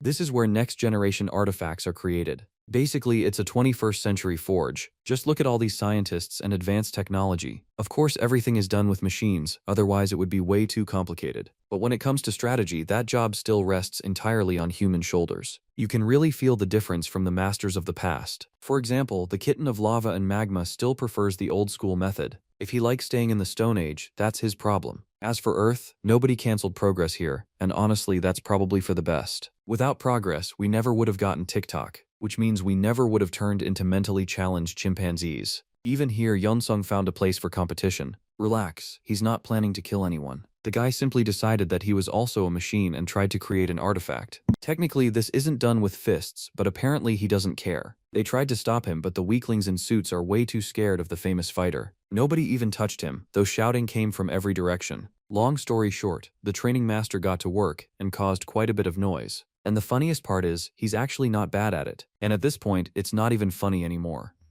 The guy simply has an absurd number of talents. He can cook divine food and create amazing artifacts, but somehow he spends his life beating people up. In short, the work is finished, and now he has created a new weapon for himself. In front of us is the icy azure sword. The weapon has incredible durability while also being phenomenally light. Mr. Bao had never seen artifacts of such quality in his life. It's not exactly pleasant for him to realize that he invested billions of dollars into new technology. And in the end, some random kid created a weapon 100 times better than every artifact in the company. Mr. Wan was immediately informed about this. He wasn't surprised that his friend was capable of pulling off tricks like that. I'm sure he already calculated the potential profit in his head, and even imagined Yunsung creating artifacts day and night. On top of that, it turns out Yunsung was invited to a meeting with Alex Parker. Maybe he wants payback for what happened with Ronald. This old man is extremely dangerous, and you can expect anything from him. Juan doesn't want his friend going to the meeting without backup, but forcing Yunsung to bring security with him will be even harder. The next day, he even put on a new tuxedo. It feels really strange seeing this guy without sportswear. There, he met his stunningly beautiful manager. It almost looked like they were going on a date. I can already imagine them getting drunk on champagne and forgetting about all their business. Then going to a restaurant and having a proper dinner. And what happens after that, you can figure out for yourself. And even started flirting with the main character. Like she wasn't against that scenario at all. 20 minutes later, they were already at the evening event organized by Alex Parker. The place was full of rich people in beautiful suits, smelling like expensive perfume. Yunsung felt slightly uncomfortable. It felt like this place was missing some dumbbells and a barbell. A calm butler asked the guests to follow him. All the guards were tense, as if they were preparing for war. Apparently, these guys know that a full-on meat grinder could start at any moment. Yunsung has been expected in the main office for a long time. Now it's not even clear what will happen in there. A warm welcome, or a medieval-style sword fight. All this time, Alex Parker was holding a meeting with a partner. At first glance, he looks like a grown man who takes good care of himself. His gaze is like that of a predator who is already sure of victory. A massive amount of magical power comes from him. Most likely, he is wearing a huge number of artifacts that make him stronger than ordinary people. On top of that, Alex's arrogance is immediately obvious. He clearly enjoys it when people humble themselves before him and treat him like someone special. Just now, Jerry Cooper walked past, and the system marked him as a traitor. He made a contract with a constellation and is playing for the other side. That is very interesting, and we'll come back to it later. Normally, Yunsung can't see skills like that through the system. Everything changed after he received the Goddess of Sloth skills. Apparently, she isn't as useless as she looks at first glance. Now they can finally sit down and talk with Alex Parker. He already knows that Yunsung has become Korea's biggest star. Alex invited the training master here to express his gratitude. After all, he not only protected Parker's research lab, but also saved many hunters from traitors. Still, this is an unexpected twist, and the surprises didn't end there. Alex decided to give him a gift, and his assistant immediately brought in a massive sword. The heavenly sword of incredible power and durability practically begs to land in the hands of an experienced master. This artifact was previously used by a hunter from China. Of course, Ain Lawrence immediately thought they should refuse the gift, otherwise they could end up in the hands of an experienced puppeteer. Yunsung thought for a second, and it seemed like he was ready to refuse. Then he smiled and gladly accepted the expensive gift. After that, Alex immediately asked for a favor in return for the gifted sword. To the manager, everything had been obvious from the very beginning. Juan should have taught his friend all the details of business and negotiation. Now it's too late, so they'll have to improvise. In front of them is a pure monster core from a dangerous dungeon. Many companies tried to get their hands on it and offered insane amounts of money. The reason is that its mana purity is unbelievable. To achieve characteristics like that, you have to seriously work for it. Many companies went bankrupt trying to create something similar. All of this is a hint that you need to use your resources properly and never lose your head. Yunsung should be where he gets the most benefit, which means they're offering him a place at Parker Industry. Alex Parker wants to use Yunsung to train martial arts masters. He knows that in the long run, this will let him build up his own army. This man is extremely well informed, and he should not be underestimated. By the way, his entire schedule is planned down to the second. The conversation time is over, and now it's time to say goodbye. Yunsung promised to think about the offer and let them know once he makes a decision. Ain even got a little upset, thinking he wanted to jump ship from her father's side. Of course, that isn't the case. The training master also knows how to play clever games. He isn't planning to betray anyone and is simply using Alex Parker to gain benefits. And now it's time to return to the abyss. The traitor requested a constellation battle against the invincible avatar of training. He finally made his move, which means another mortal combat is waiting for us. A moment later, Yunsung appeared in the familiar space. Sure, he could have changed clothes, but there was simply no time left. His opponent is clearly serious, and it's all because of an old grudge against the training master. He even offered Yunsung a chance to create traitors, though it's not clear what that even means. This is a type of constellation battle where victory is decided by very interesting conditions. You have to convince a servant to betray their constellation by any means necessary. The traitor also made the constellation battle private so nobody could watch him. He even laughs at Yunsung, saying he's afraid to accept the game's conditions. The thing is, the training master has never done anything like this before, so now he's a little nervous. But only the Goblin King and his friend Juan have signed direct contracts with him.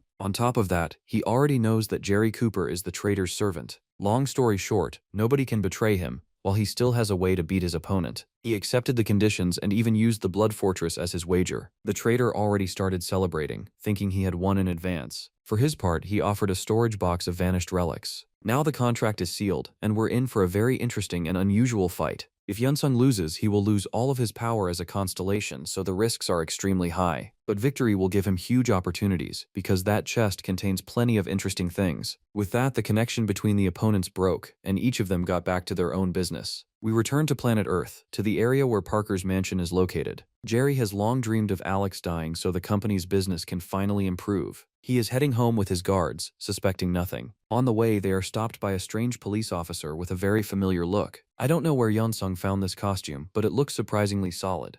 The car had to be stopped for speeding. Of course, there was absolutely no speeding anywhere close to happening. The guards reminded the officer who this car belonged to. They made it clear that the officer had made a huge mistake and would now have problems. From that moment on, the conversation didn't matter anymore. The long finger technique quickly knocked out one of the arrogant idiots. Yeonsung didn't attack the second one, and simply got into the car like it belonged to him. Jerry recognized the attacker and offered him a huge amount of money just to end things peacefully. The fat guy is making way too much noise, so it's time to shut his talkative mouth. As for the guard, he needs to do exactly what he's told, or a giant hole will appear in his head. Now that the car has stopped, they can talk calmly. Jerry Cooper will have to accept the rules of the game and betray his constellation. Otherwise, brutal punishment and a painful death are waiting for him. From now on, he'll play both sides and follow the will of the avatar of training. Thanks to that, Yeonsung's existential force immediately shot upward. Assassins might come after Jerry because he switched sides so suddenly, so they'll have to take care of his protection. He has changed constellations too many times and served too many different powers. After the conversation, Yeonsung received an unexpected call. He was offered the chance to take absolutely everything Dragon Wan owns. The traitor had shown himself, and Yeonsung quickly realized what was happening. This guy's main strength is that nobody knows he is actually a constellation. Everyone thinks he is just a servant of the avatar of training, and that helps him win battles without much effort.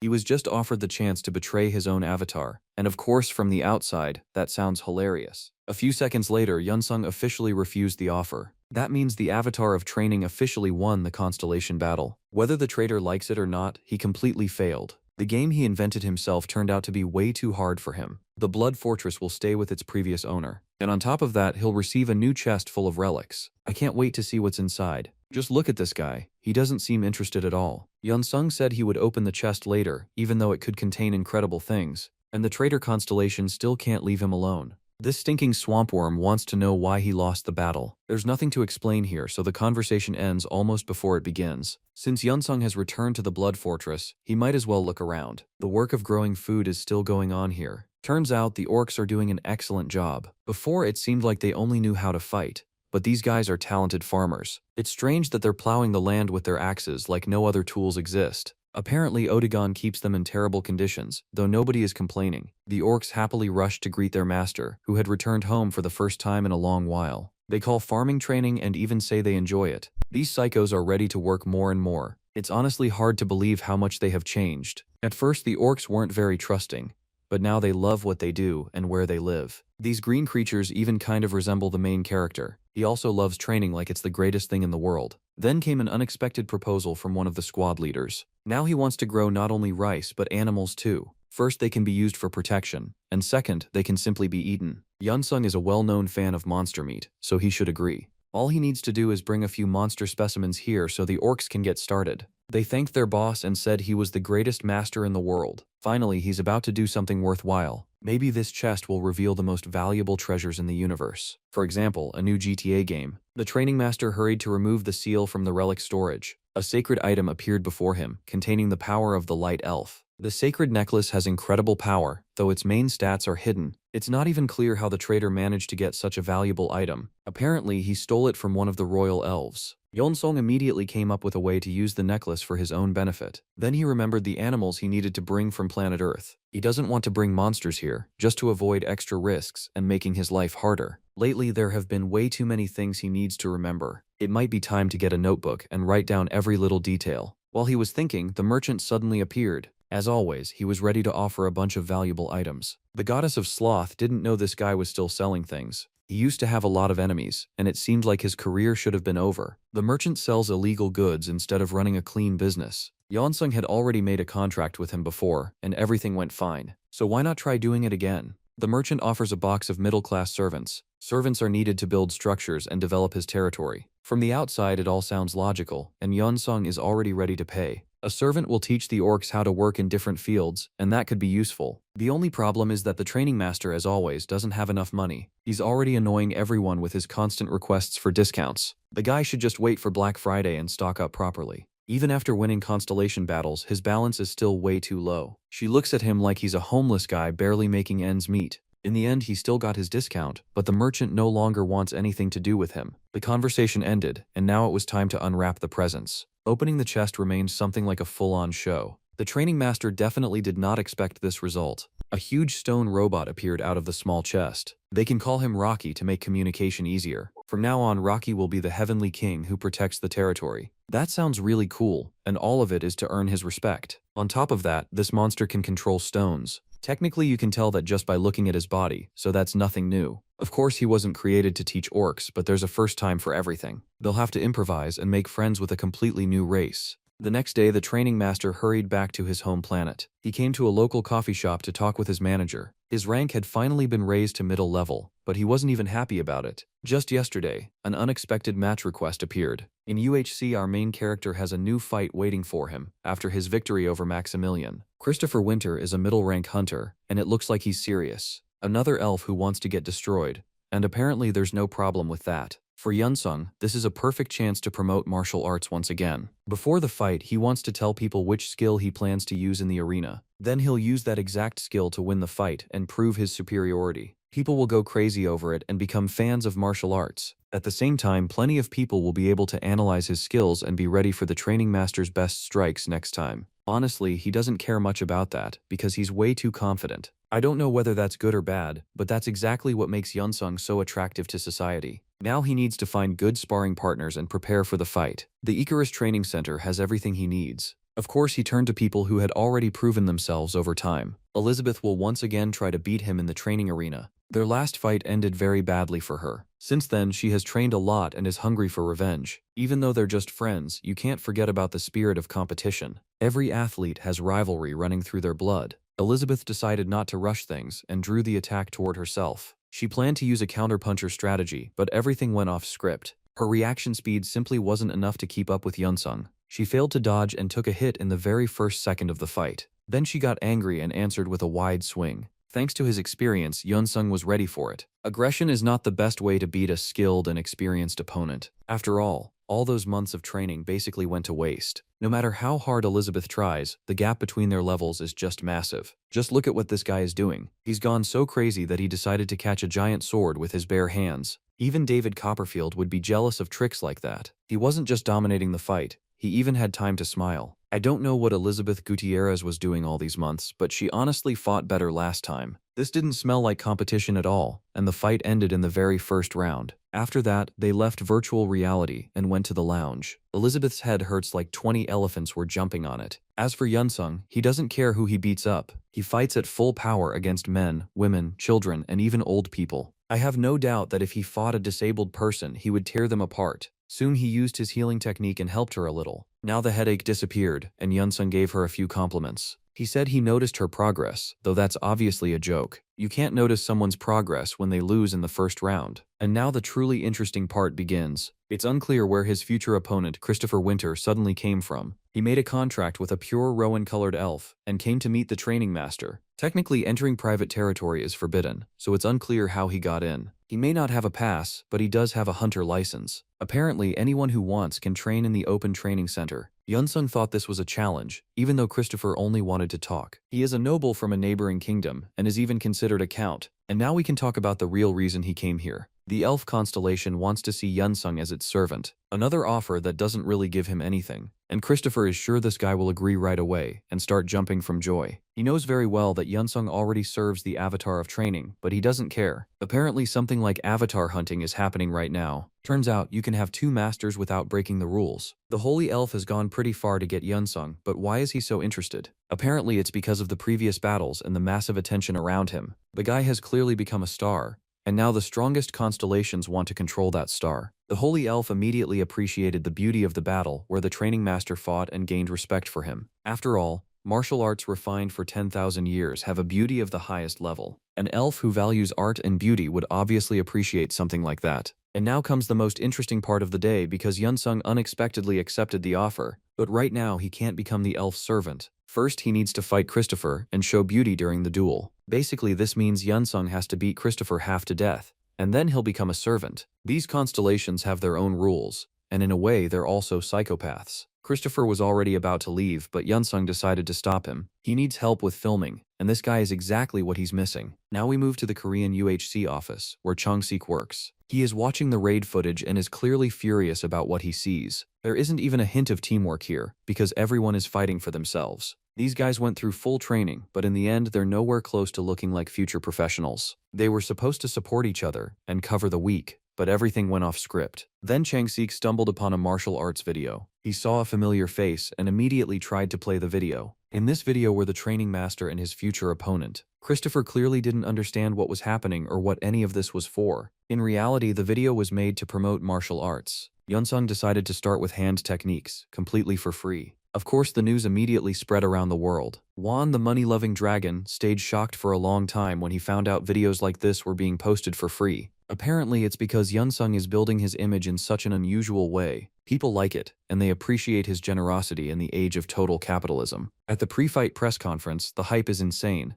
partly because of that video. Questions are flying in from every direction. Everyone wants to know if Yunsung is really that confident in his victory, but Christopher doesn't know how to react or what to tell the journalists from his native Britain. He had a huge list of opponents, but for some reason he chose the training master. Everyone has already figured out that this smells like revenge for another elf named Maximilian. Yunsung decided not to wait for an answer and acted first. He said Christopher wants to learn from him, and that's why he asked for the match. Of course that caused chaos, although nobody even thought it might be a joke. And Christopher can't even respond, because his constellation wants the training master way too badly. He got extremely angry and silently promised himself revenge. Now he has that chance because the UHC arena is already waiting for both fighters. A huge number of fans have gathered here, and they all want one thing: blood and spectacle. The main character is slowly getting used to the level of fame he has achieved. And even though the fight was only announced in the last few days, people still bought every ticket. Thanks to these waves of devotion, his energy level is rising, and the guy clearly has a major advantage over other constellations. He can receive devotion from ordinary mortals and keep getting stronger. Now he said goodbye to his manager and stepped into the virtual reality sphere. His opponent is already waiting for him there, hungry for payback. The audience held its breath, and the entire arena went silent for a second. People were whispering to each other and trying to place bets on the winner.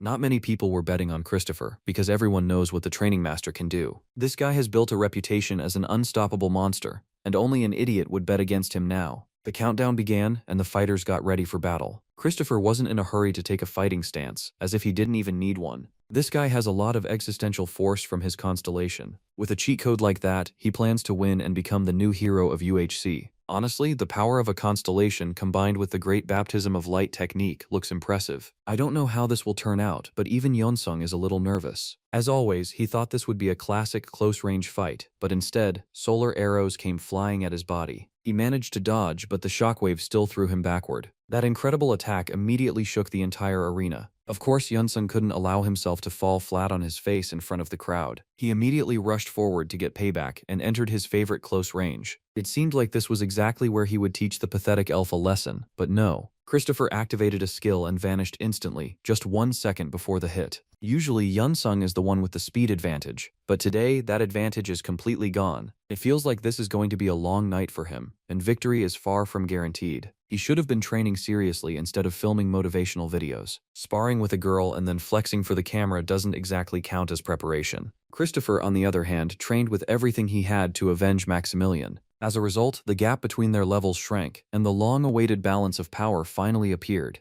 Now Yeonsung will have to put in real effort to fix this. He started using his brain and realized he needed to act in an unusual way. He struck the ground and a huge number of stones flew in every direction. Reacting to those movements was too difficult, and the shockwave caught Christopher. That made him even angrier, and he showed that he also has a very powerful finger. After the light attack, an extremely long sword appeared in his hand out of nowhere. Finally, they decided to clash with each other in the center of the arena. Two massive forces collided and created something like a meteor crash. Even in the abyss, Young-sung didn't have opponents this worthy. The guy clearly prepared well and received the maximum power of his constellation. At least 5 minutes have already passed, and the result is still completely unclear. The people who bet all their money on the training master are starting to get nervous. It was like he felt that, because he immediately decided to fix the situation. A perfectly timed uppercut made Christopher suffer. Confidence gave Yeonsung strength, and he doubled his efforts. After that, the elf's phenomenal defense was completely broken. His face looked like it had been attacked by bees. And while watching the fight, the Elf of Light admitted that it was truly beautiful. For some reason, Christopher also smiled, as if he actually enjoyed getting beaten. The experienced predator smelled blood and increased the pressure.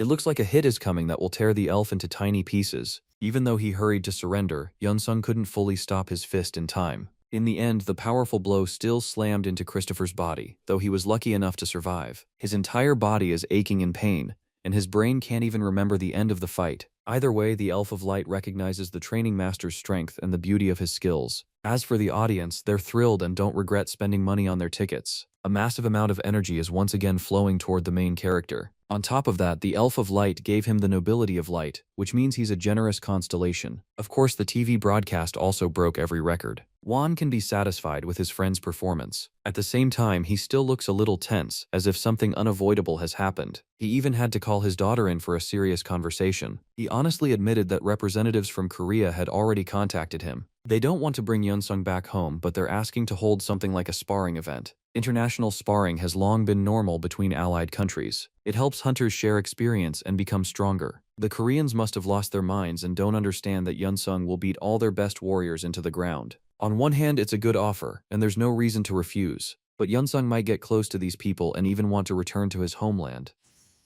Juan doesn't want to let him go, and that's probably the whole problem. Still, Yeonsung will take part in the sparring event. They simply asked him not to get close to anyone, as stupid as that sounds. He hasn't been to Korea in a long time, and it would be nice if someone came with him. Strangely enough, his friends started refusing the offer one after another. Everyone had their own reasons, as if they were all super busy people. And the funniest part is that Yeonsung never even asked Anthony. It's like he already knew that getting involved with this guy would be a bad idea. Actually, Anthony would gladly go with his friend even to the other side of the world. Of course, he can cause a lot of problems, but at least things are never boring with him. Then another thrill-seeker appeared. Persephone also wants to go to Korea and isn't afraid to hide it. In short, they'll all go together, which means the ally problem is solved. Nobody wasted time on unnecessary packing, and the very next morning they flew toward Korea. For hunters, this is a good chance to learn from someone else's experience. But before the sparring begins in Seoul, they need to stop somewhere. It seems Yeonsung means the Seoul National Cemetery. And as always, it's quiet and peaceful, because dead people don't tell stories. Anthony didn't immediately understand why they came here at all. The guy clearly has problems in his head if he can't figure out something this obvious. Yeonsung wants to meet someone and lay down flowers. In front of us is a huge monument to the hunters who died during the monster invasion. Most likely, even if he hadn't gone into the abyss, he still wouldn't have saved anyone. But at the same time, the guy feels partly guilty for all those deaths. By the way, another similar person has already visited this place. Someone who feels the same kind of emotions. I'm talking about the high-level hunter nicknamed the Ice Emperor of Iron Blood.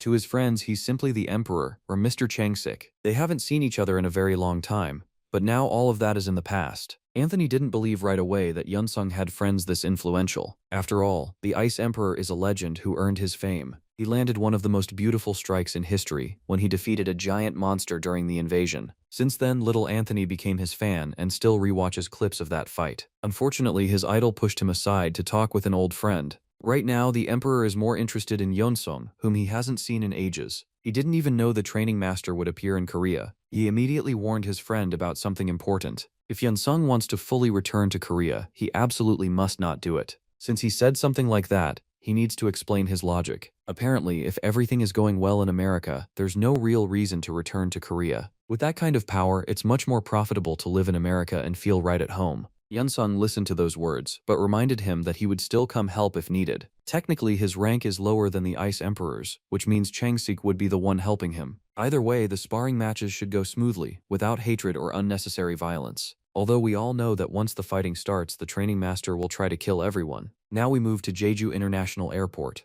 A lot of hunters have gathered here in all kinds of extravagant outfits.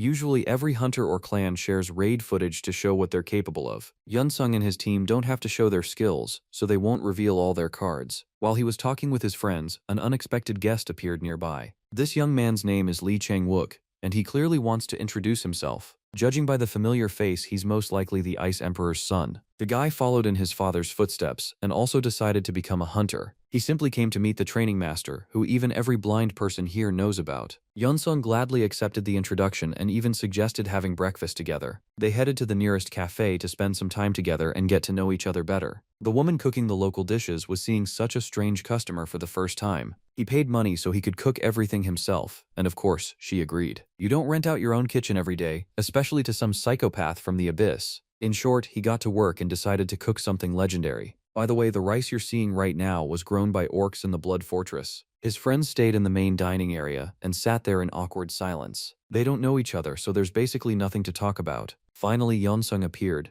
and the entire table was filled with hot, delicious dishes. Now it's time to see what this talented warrior is capable of. The result was pretty much the same as with everyone else who tried the training master's divine food for the first time. For this, they're ready to endure beatings and pretty much anything else. If he used to cook amazing meat, now he has learned how to make divine rice. The auntie couldn't understand why they were making so much noise, since the food didn't look very attractive at all. Still, she decided to try it so she could understand what the big deal was. 1 second later, her pupils widened and her heart started pounding like crazy. After a while, breakfast came to an end, and the allies went outside. Chang-wook kept thanking his new friend for such a pleasant time. He not only made new friends, but also increased his strength thanks to the divine food. And that's because the rice turned out to be far more valuable than it looks at first glance. After all, the orcs really did their job well, and now they can start mass-producing rice. These guys started out as bloodthirsty killers, and somehow ended up becoming excellent farmers. On top of that, this automatically makes Yunsung himself much stronger. Constellations have no limits, so he can basically keep progressing forever. The young man had business to handle in his clan, so he had to leave his new friends. He is very polite and calm, which clearly makes him resemble his father. Yunsung's friends reminded him that they should get going too, because time doesn't stand still. At that exact second, the gift of clairvoyance reminded him of itself again. He saw rainy weather and a huge sea monster near the ship harbor. The underwater dragon Argo is a monster that will cause massive damage to the coast of East Asia. All of this will happen after a sea dungeon break, and the consequences will be catastrophic. Of course, there are almost no hunters who can deal with it. Yunsung was lucky to learn about this in advance and even see that bloodthirsty scene of violence. Even the creators of Barbie would be jealous of that level of brutality. I don't envy the main character, who constantly has to see flashbacks like this. Let's leave him aside for now, and return to Dragon Wan's main office. He has just received a message that the underwater dragon will appear on Jeju Island.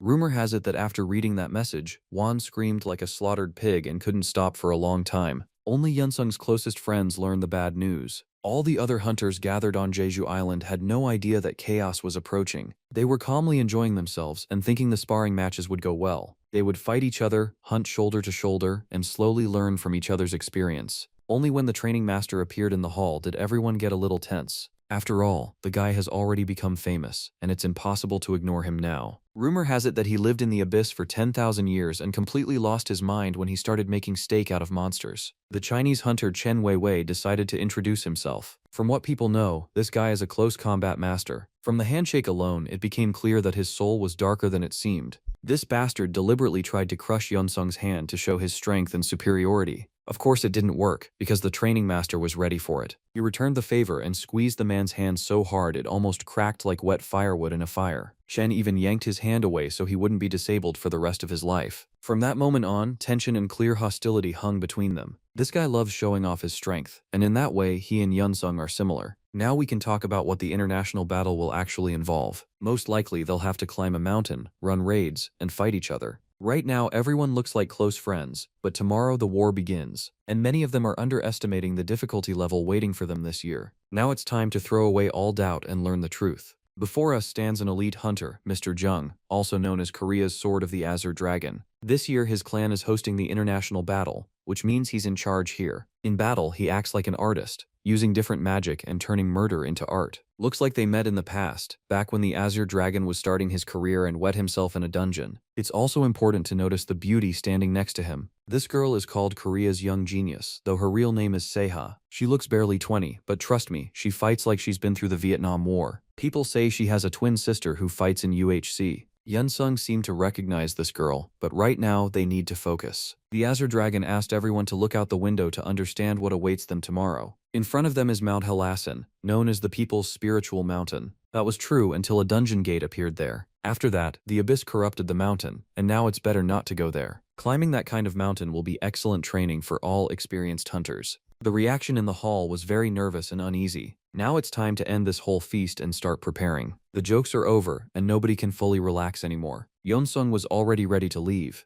but that same girl appeared beside him. Siha looked at him closely, as if they had met before. She even decided to remind him of herself, though Yeonsung didn't understand anything. After a moment he started getting nervous and even turned red. Apparently he knew her mother before going into the abyss. Technically this girl's mother was his fiancée, until they fought and broke up. It all happened because he drank a chicken breast cocktail, and she called him a psycho. Turns out, the second set of flowers on the grave of the fallen heroes belongs to Siha. Her mother died during the Great Invasion, but her memory will live forever. A lot of time has passed since then, so the pain of loss is no longer as sharp. After introducing herself, Seha turned around and left without goodbyes or unnecessary words. Nobody really heard the conversation, and Anthony even thought she was the training master's daughter. He always misunderstands everything, so honestly they should have left him in America. Right now, Yunsung's heart is being attacked by sadness and uncontrollable memories from the past. Maybe for the first time since returning from the abyss, he truly needs some rest. Hopefully he got enough sleep, because the next morning it was time to climb Mount Halasan. The purple mist covering everything around them terrified even experienced hunters. When you've lived 10,000 years in the abyss, all of this feels like child's play.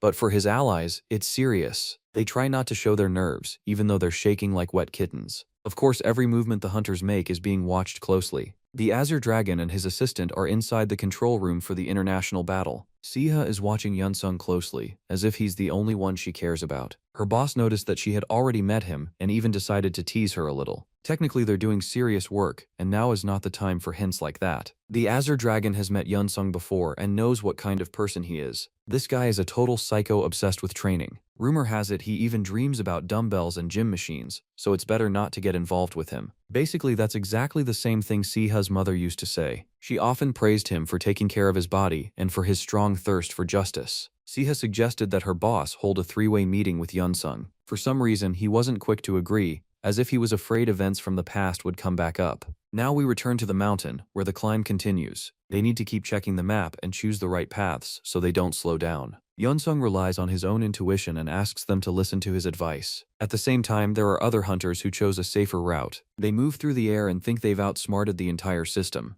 But the magical resistance here is so powerful that this method simply doesn't work. In the end, all those guys fell down and now have to move the old-fashioned way. Yunsung decided not to waste time and pulled out his sword to cut down the nearby trees. He needs all of this to create an aerial path for himself. I don't know how he even thought of that, but it looks impressive. He simply tossed logs into the air and pushed off them to fly without feeling the magic resistance. Technically, this skill is called air steps and is considered basic in Eastern martial arts. With his endless internal energy, Yunsung can literally fly through the sky better than any ancient master. You could call it walking through the air just to save a bunch of losers. Even now, when he needs to hurry, he still finds time for heroic acts. He could have saved nobody and calmly let those guys die. For example, Dragon Wan wouldn't even lift a finger unless he was paid for it. Now these guys should avoid flying in such unstable places. And Yunsung asked them not to tell anyone that he saved several people. It's like he's trying to stay humble, even though he has terrible luck with that. Some people are starting to get annoyed by his behavior. For example, the Chinese hunter Chen, who loves having all the attention on himself. I wouldn't be surprised if he soon does something nasty to the training master. This guy has always been too cunning,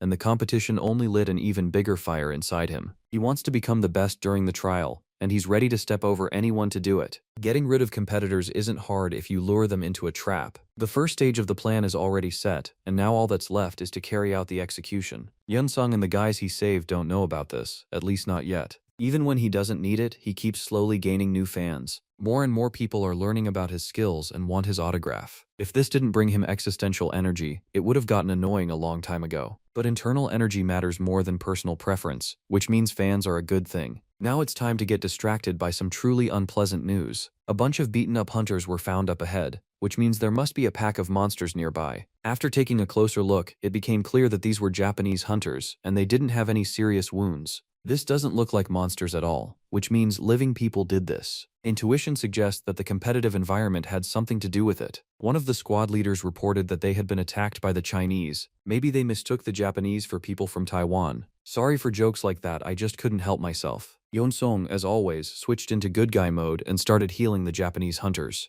As we know, his healing methods are very strange, and they aren't always pleasant. To set an arm back in place, he has to break it again, and that is unbelievably painful. The Japanese guy screamed so loudly that even if there were monsters nearby, they would have scattered in every direction. The funniest part is that Yeonsung doesn't understand Japanese and has no plans to stop. He said he would now set the leg and continued causing pain. Yeah, you really can't envy this guy, and now even intensive care won't save him. The other injured hunters immediately said they were completely fine and didn't need help, but Yeonsung doesn't understand Japanese, so they had to experience unbelievable pain. Now we return to the Chinese hunters, who took the competition way too literally. All they care about is the podium and first place in the trial. Chen already sees himself with gold medals and doesn't realize the threat is closer than it seems. Up ahead appeared the very person they should actually be afraid of. Yeonsung once again used an unusual technique to overtake everyone else. With air steps, he doesn't even need to try hard. If not for the extra dead weight in the form of Anthony and Persephone, he would have reached the finish long ago. The guy is clearly serious, and it's all to teach that Chinese bastard a lesson. A long time ago, he began his training with a mana tornado deep in the abyss. Now ordinary spatial magic can't stop him, unlike everyone else. If he survived a tornado in the abyss, you could probably throw him into a blender and turn it to max. After some time, he and his friends reached the Bangnok Dam crater. I can't even imagine how sick Anthony and Persephone must feel. While they're turning green from what's happening inside them,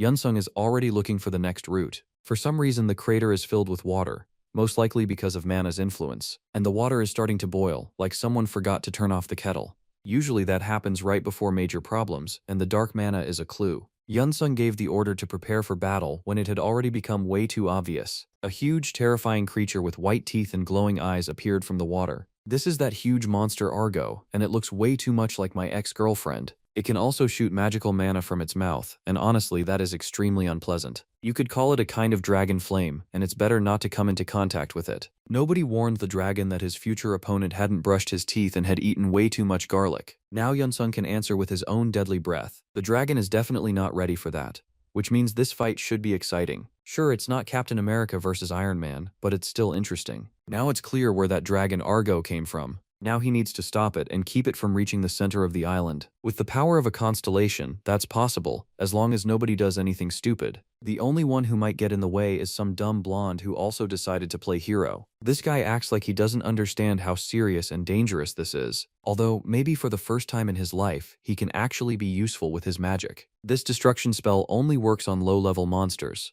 But if Anthony wants to help that badly, then let him do whatever he wants. Yeonsung is going to fight the dragon either way and show it his stone fists. The punch really was powerful. Even Mike Tyson would be jealous of that kind of force. Anthony carefully watched the fight and tried to understand something. Using detection magic, he was measuring the training master's skills. Everyone knows Yeonsung was recently promoted to middle rank. Then how the hell can he use high-rank magic? This guy has too many secrets that are impossible to figure out. And those mysteries only bother ordinary people, not Yeonsung himself. The main character is focused on the dragon, and that's all he cares about. He drives his stone fists into the monster's weak spots to make it suffer. The dragon is already ready to cry and call its older brothers for help. This is called the internal destruction technique, which ignores muscles and even armor. Basically, it's an advanced martial art that helped Yeonsung survive in the depths of the abyss. The strikes ignore defense and send kinetic energy straight into the internal organs. The dragon didn't appreciate that turn of events at all and decided to mess with nature. It ruined the weather, which means the beach evening is cancelled. It's trying to destroy the area and return to the sea to recover its strength. This long slug is getting way too cocky, and it needs to be stopped immediately. Yeonsung used existential force to change the world around him. To do that, he created an honorable stage for a one-on-one duel. This will hold the dragon in place, and it won't be able to leave until the fight is over. Of course, there's no referee here, so forget about the rules.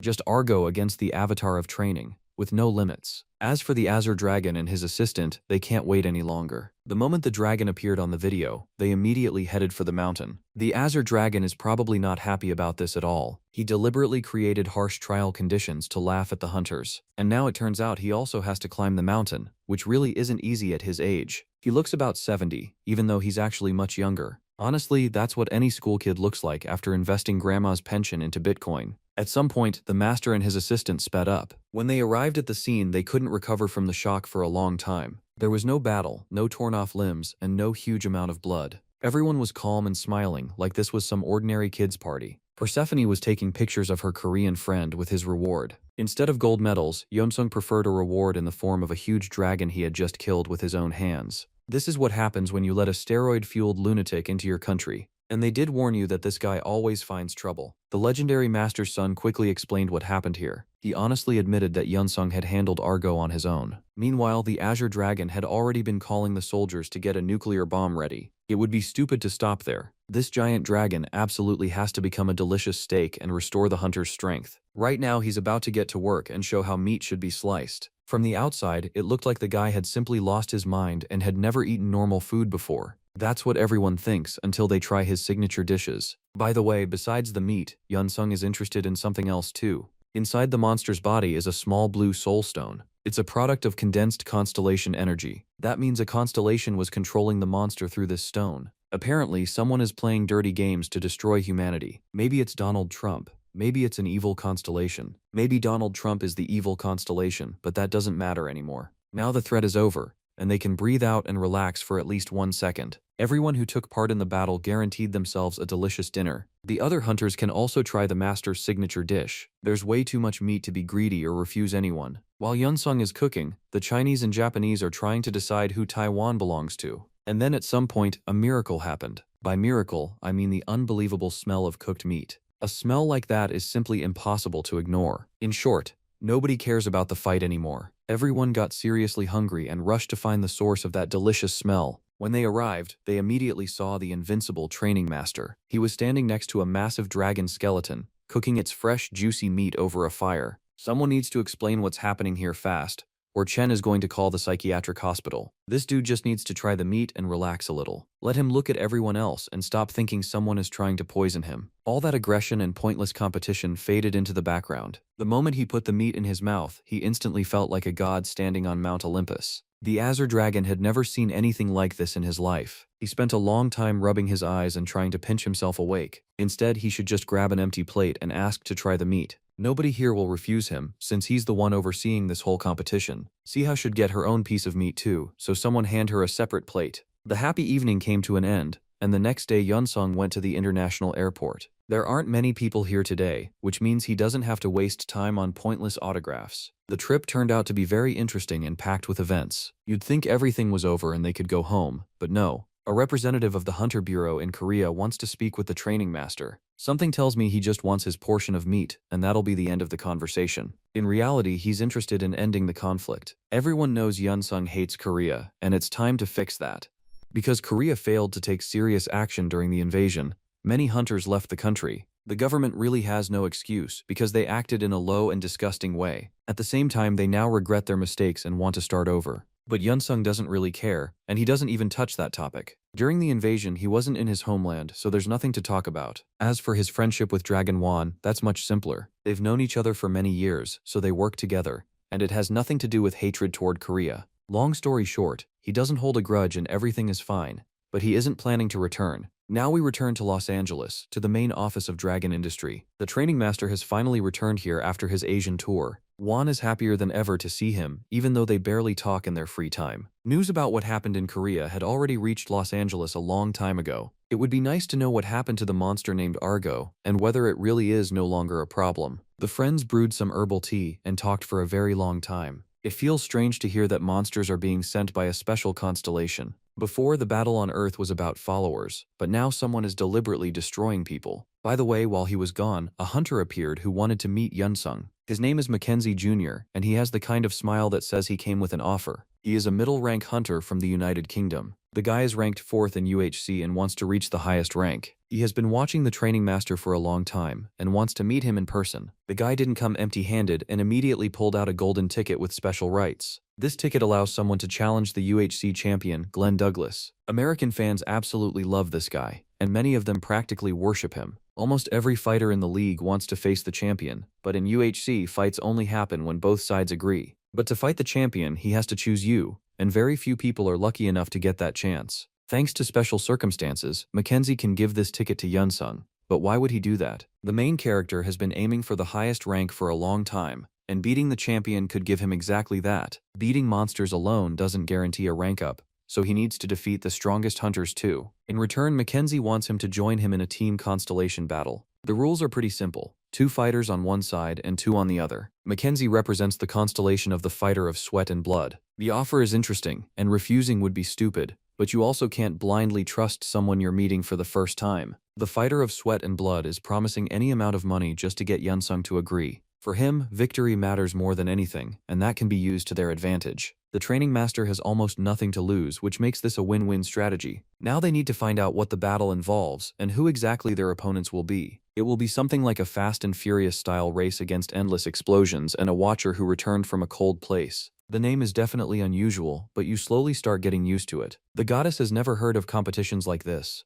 Maybe this is just an offer made by a constellation for basic entertainment. Constellation races have already become normal and are an interesting way to have fun. Direct attacks are forbidden, but of course this won't be just a simple race. These creatures are way too cunning to solve everything by racing honestly. Once the exact date appears, Mackenzie will contact him right away, and then they'll team up to make some noise in space. The race was scheduled for next Thursday, so they had time to get into fighting shape. Right now, in an abyss dimension, the 2 guys are already waiting for their opponents. Against them will be some pointy-eared elf and a demo version of the Terminator. To win, the elf saddled an ice dragon that clearly knows how to reach insane speeds. As for the robot, he didn't show up on a skateboard or a regular bike either. He is riding a mechanical dragon, which means speed won't be a problem. Even though Yunsung has never dealt with mechanical civilizations far more advanced than Earth, this technology still impressed him. I'd like to see what Mackenzie and the training master are going to ride. Please don't tell me they put on roller skates and think they can win without spilling a single drop of blood. Apparently, the author decided to joke around and put Mackenzie on a giant wild pig. Now the competitors are laughing at them and don't feel even the slightest excitement.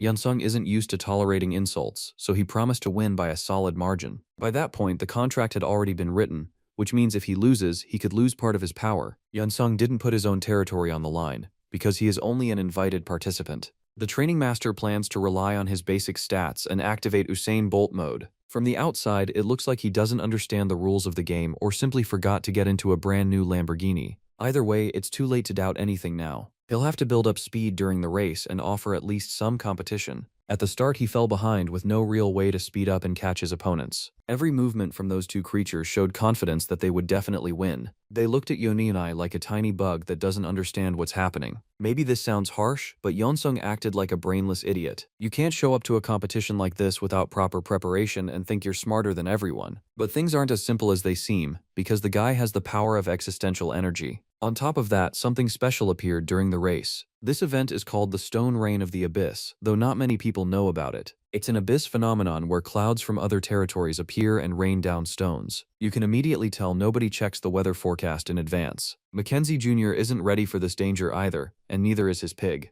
Just look at their competitors, who clearly knew what was coming. Missiles from the mechanized dragon immediately cleared the path. While he was distracted by the falling stones, he failed to notice another threat. Yunsung is already very close, and it looks like he's ready to capture this ship. Rumor has it our main character was a Pirates of the Caribbean fan. Apparently Captain Jack Sparrow taught him how to board a ship. A fight began between the robot and the martial arts master. The constellation of explosions had been watching the battle this whole time and even gave the order to get rid of the annoying guy. For that they need the power of a dragon, and he is ready for it. A crazy ride began, the kind that makes your head spin and your face turn green. Yunsung survived during an abyss storm, so a little turbulence doesn't scare him. Still, he can't get distracted, because the competitors are already far ahead. Together with Mackenzie, they have to reach the finish first, or none of this will matter. By that time, the mechanical robot's security system detected a threat. Poisonous abyss fog appeared ahead, and that is a real danger. As soon as living creatures enter that fog, it feels like the universe itself is eating them away. You can easily get poisoned here, which means it's better not to stay in the fog. You can barely see anything inside this fog,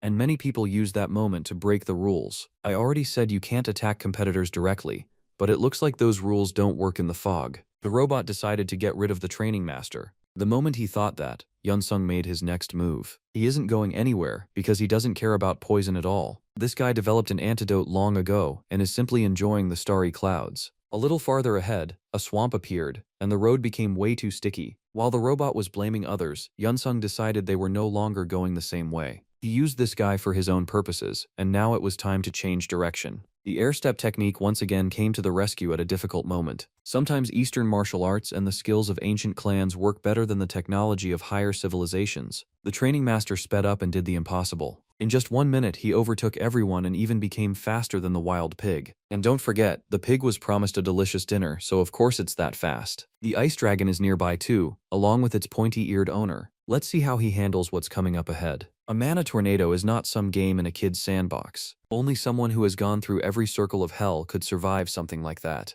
It's not hard to guess who that person is. While everyone else was running in different directions and screaming in fear, Yunsung walked straight forward. It was like he had seen an old friend and rushed over to hug him after a long separation. This is very similar to what he already faced in the abyss. All he has to do is trust his instincts, relax, and keep moving forward. Mackenzie had already mentally said goodbye to his friend, thinking he had lost his mind and decided to commit suicide. Surviving a mana tornado is incredibly hard, but only for an ordinary person. As for a guy like Yunsung, for him this is a special kind of entertainment. He calmly managed to get out of there without even getting hurt. And the most interesting part is that it actually helped him increase his mana reserves. While other people die inside a tornado, Yunsung drains all the power from that element. After that, he activated Sonic mode, sped up, and even outran light. His competitors looked at him like some mystical creature from ancient mythology. Even Mackenzie couldn't keep up with his partner. The finish line, which had been somewhere far away, was now within arm's reach. All he had to do was relax and trust his instincts. That caused no problems, and the training master won this flashy race. Now even the constellation of explosions recognizes his abilities and admires what he did. First place always feels nice, even if this isn't the Olympic Games. The warrior constellation thanked Yunsung for the victory, because for him this fight was a matter of pride. As a gift, he received a huge number of soul stones. 50,000 stones is the biggest reward Yunsung has ever received. But it turns out he wanted even more, because his ambition never stops. This guy needs to learn how to be grateful, or he'll never be happy. To calm him down, the fighter told him who summoned the dragon on Jeju Island.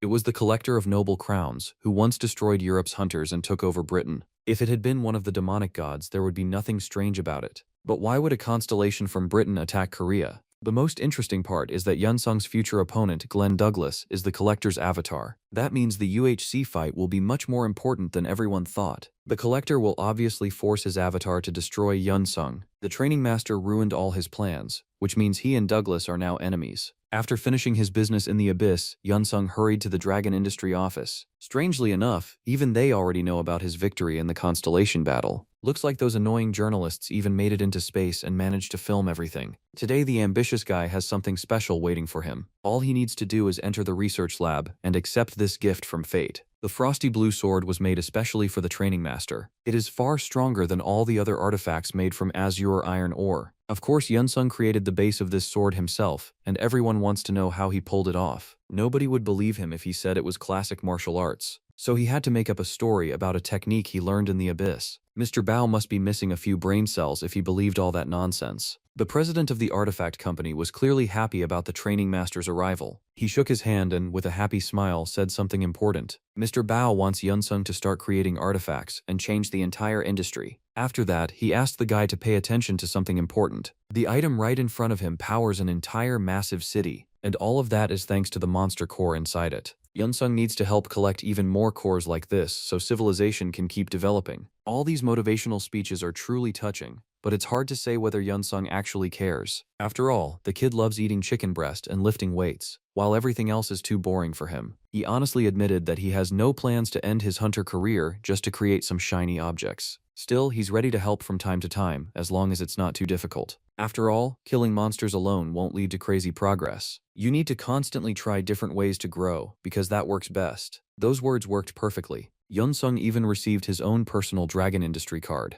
Now he is the assistant to the CEO, and that will solve many problems in his life. The kid finally realized they want to put him in charge of the company, and this whole thing wasn't Mr. Bao's idea, but Dragon Wan's. If he doesn't have time for full-time work right now, they won't ask much from him. He only needs to create artifacts like this occasionally, so the company can take over the market. People want to copy Yunsung's technology, although that's probably impossible. Even the goddess of sloth got involved, saying this situation reminded her of something. The whole story is connected to her servant, who looked like the devil's son. Her servant was an outstanding dark mage, but servants tend to resemble their masters, and at some point the dark mage became lazy too. His employees simply did their jobs and took care of the food, while the boss did nothing. In the end, the wizard went insane and created even more problems for the goddess. She had to give up on his help and send him off to distant galaxies. Honestly, I have no idea what this whole story was about or why the goddess even told it. It feels like she was just bored and decided to share some random nonsense. Let's move on to preparing for the fight against the UHC champion.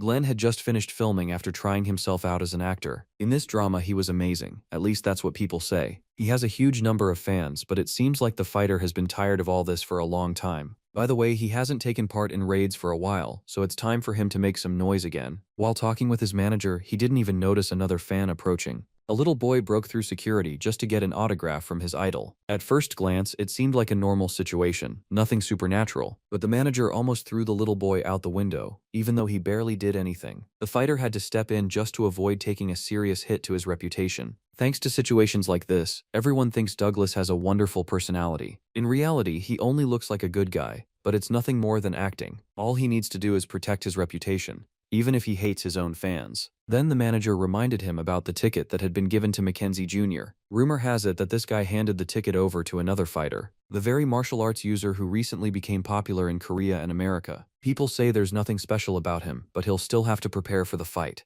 Douglas always gives 100%, and this time he'll crush another challenger. Lately, he hasn't fought at all, and people have started doubting his form. That means Yunsung must be completely destroyed, so the fans and the Collector's constellation stay satisfied. After all, the Collector is the one giving Glenn Douglas his power, and he must not be disappointed. The preparation passed in the blink of an eye, and the long-awaited fight day finally arrived. People were rushing to the arena from every direction, leaving work behind and giving up their free time. Unbelievable hype took over every thrill-seeker around. A huge number of Douglas fans called Yunsung a bug that needed to be crushed. All his friends hated hearing that, but they still believed in the training master. When Yunsung walked toward the arena, he looked a little down and slightly distant. It felt like he was thinking about something else and mentally somewhere far away. At the same time, he clearly understood that he had to win this fight at any cost. The Collector has to pay for what he did on Jeju Island, and understand that the training master doesn't forgive mistakes. They wished each other luck, and the referee prepared to start the fight. The countdown activated, and right now, two warriors are about to begin a bloodthirsty war.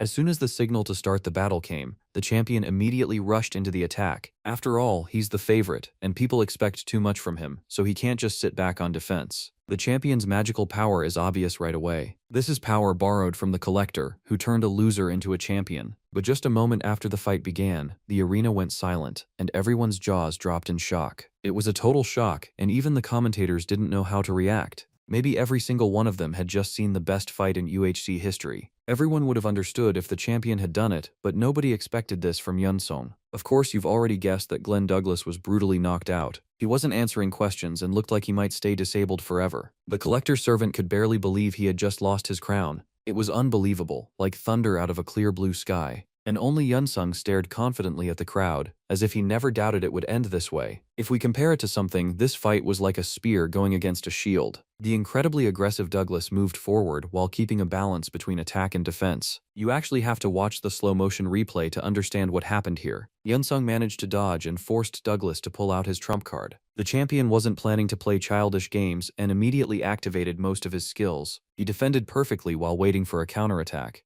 but his own strikes were way too inaccurate. Yunsung was so light and fast that it looked like this was filmed for a superhero movie. The moment Douglas got tired and slowed down a little, the predator from the abyss went hunting. Mike Tyson always said the knockout punch is the one your opponent doesn't see. Thanks to his speed, Yunsung landed exactly that kind of attack and knocked the champion off his throne. Glenn Douglas was immediately carried away on a stretcher because he couldn't get up. Meanwhile, the fans were trying to figure out what had happened and whether this was actually real. They couldn't believe that some Korean guy had managed to beat their favorite champion. After all, Douglas was a dominant fighter who had never lost before. In short, nobody wanted to admit that Yunsung was a real monster. Everyone just looked for excuses and said he got lucky. Either way, the guy became champion, even though he didn't care about it much. The same can't be said for his friends, who immediately rushed to congratulate him. For the Hua sect, this is a special event, because their master became the champion of the Hunter League. As for the Icarus clan representatives, they already knew this guy's strength, so they weren't even that surprised. Next to the training master, the former champion looks kind of pathetic and insignificant. Now there's no doubt that many constellations will no longer be able to ignore Yunsung.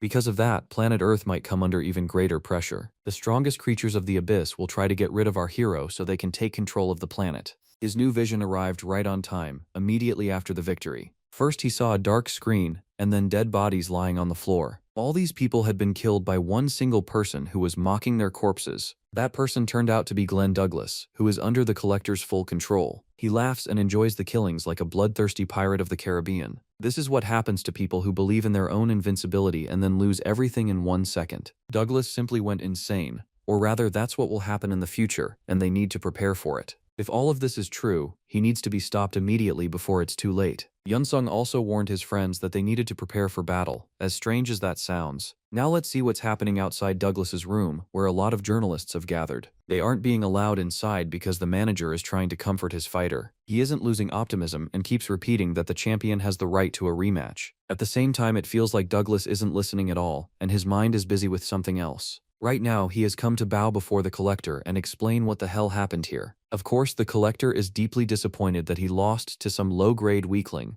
All Douglas asks for is one more chance to fix everything and win the rematch. Unfortunately, nobody is going to give him that chance because he seriously screwed up. Since he has no value left, he should at least entertain the collector one time. At first, the famous hunter didn't understand what this meant, and then it was already too late. He trusted the wrong constellation, and now he has completely lost control of his mind thanks to hypnosis. Of course, nobody in the waiting room understood what had happened, not until Glenn called his manager a piece of crap who was terrible at his job. He believes he lost because of his manager and all his assistants. They only drained money from him and gave almost nothing in return. These worthless slugs need to shut up and pay for their incompetence. By the time they realized what was happening, it was already too late to run. At the same time, the collector was enjoying himself, because this was way more interesting than any Netflix show. As for the spectators in the arena, they barely had time to leave, since the fight had only just ended. And that's the main problem for our hero. He needs not only to stop Glenn Douglas, but also to save everyone gathered here. His friends decided to trust him completely,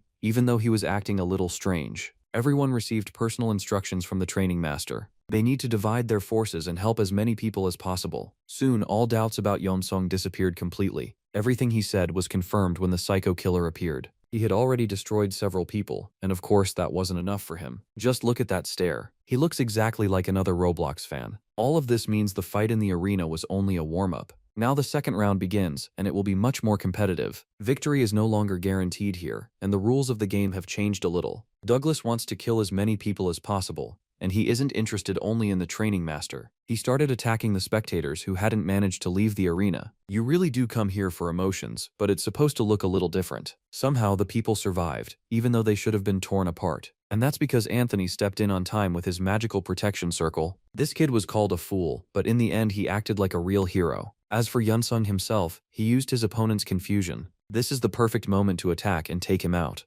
Just please don't tell me the second round is going to end the same way as the first. Give us at least a little suspense, or I'm ending this story right now. Now the collector has chosen a completely different tactic. He's ready to fall again and again, because there's no point in caring about this body. As for Yunsung, he injured his hand during the last strike. But thanks to existential force, he recovered quickly. If he raises his level and starts fighting at full power, he might hit the other people too. But by this point, the evacuation is almost finished, which means they can finally make some noise. It's a good thing his friends were nearby and able to help in such a difficult moment. They had to threaten people so they would leave the arena faster, because that's the only way to make these slugs move. As soon as Yeonsung learned that the evacuation was complete, the plans changed. Now they can finally throw a real rock and roll show and prove who the daddy is here. For that, he decided to use his divine sword. You wouldn't see a weapon like this even in ancient Chinese museums. The sword gives off incredibly pure and massive energy, as if it once belonged to Zeus himself. But the collector didn't appreciate any of it, like he had seen much cooler artifacts before.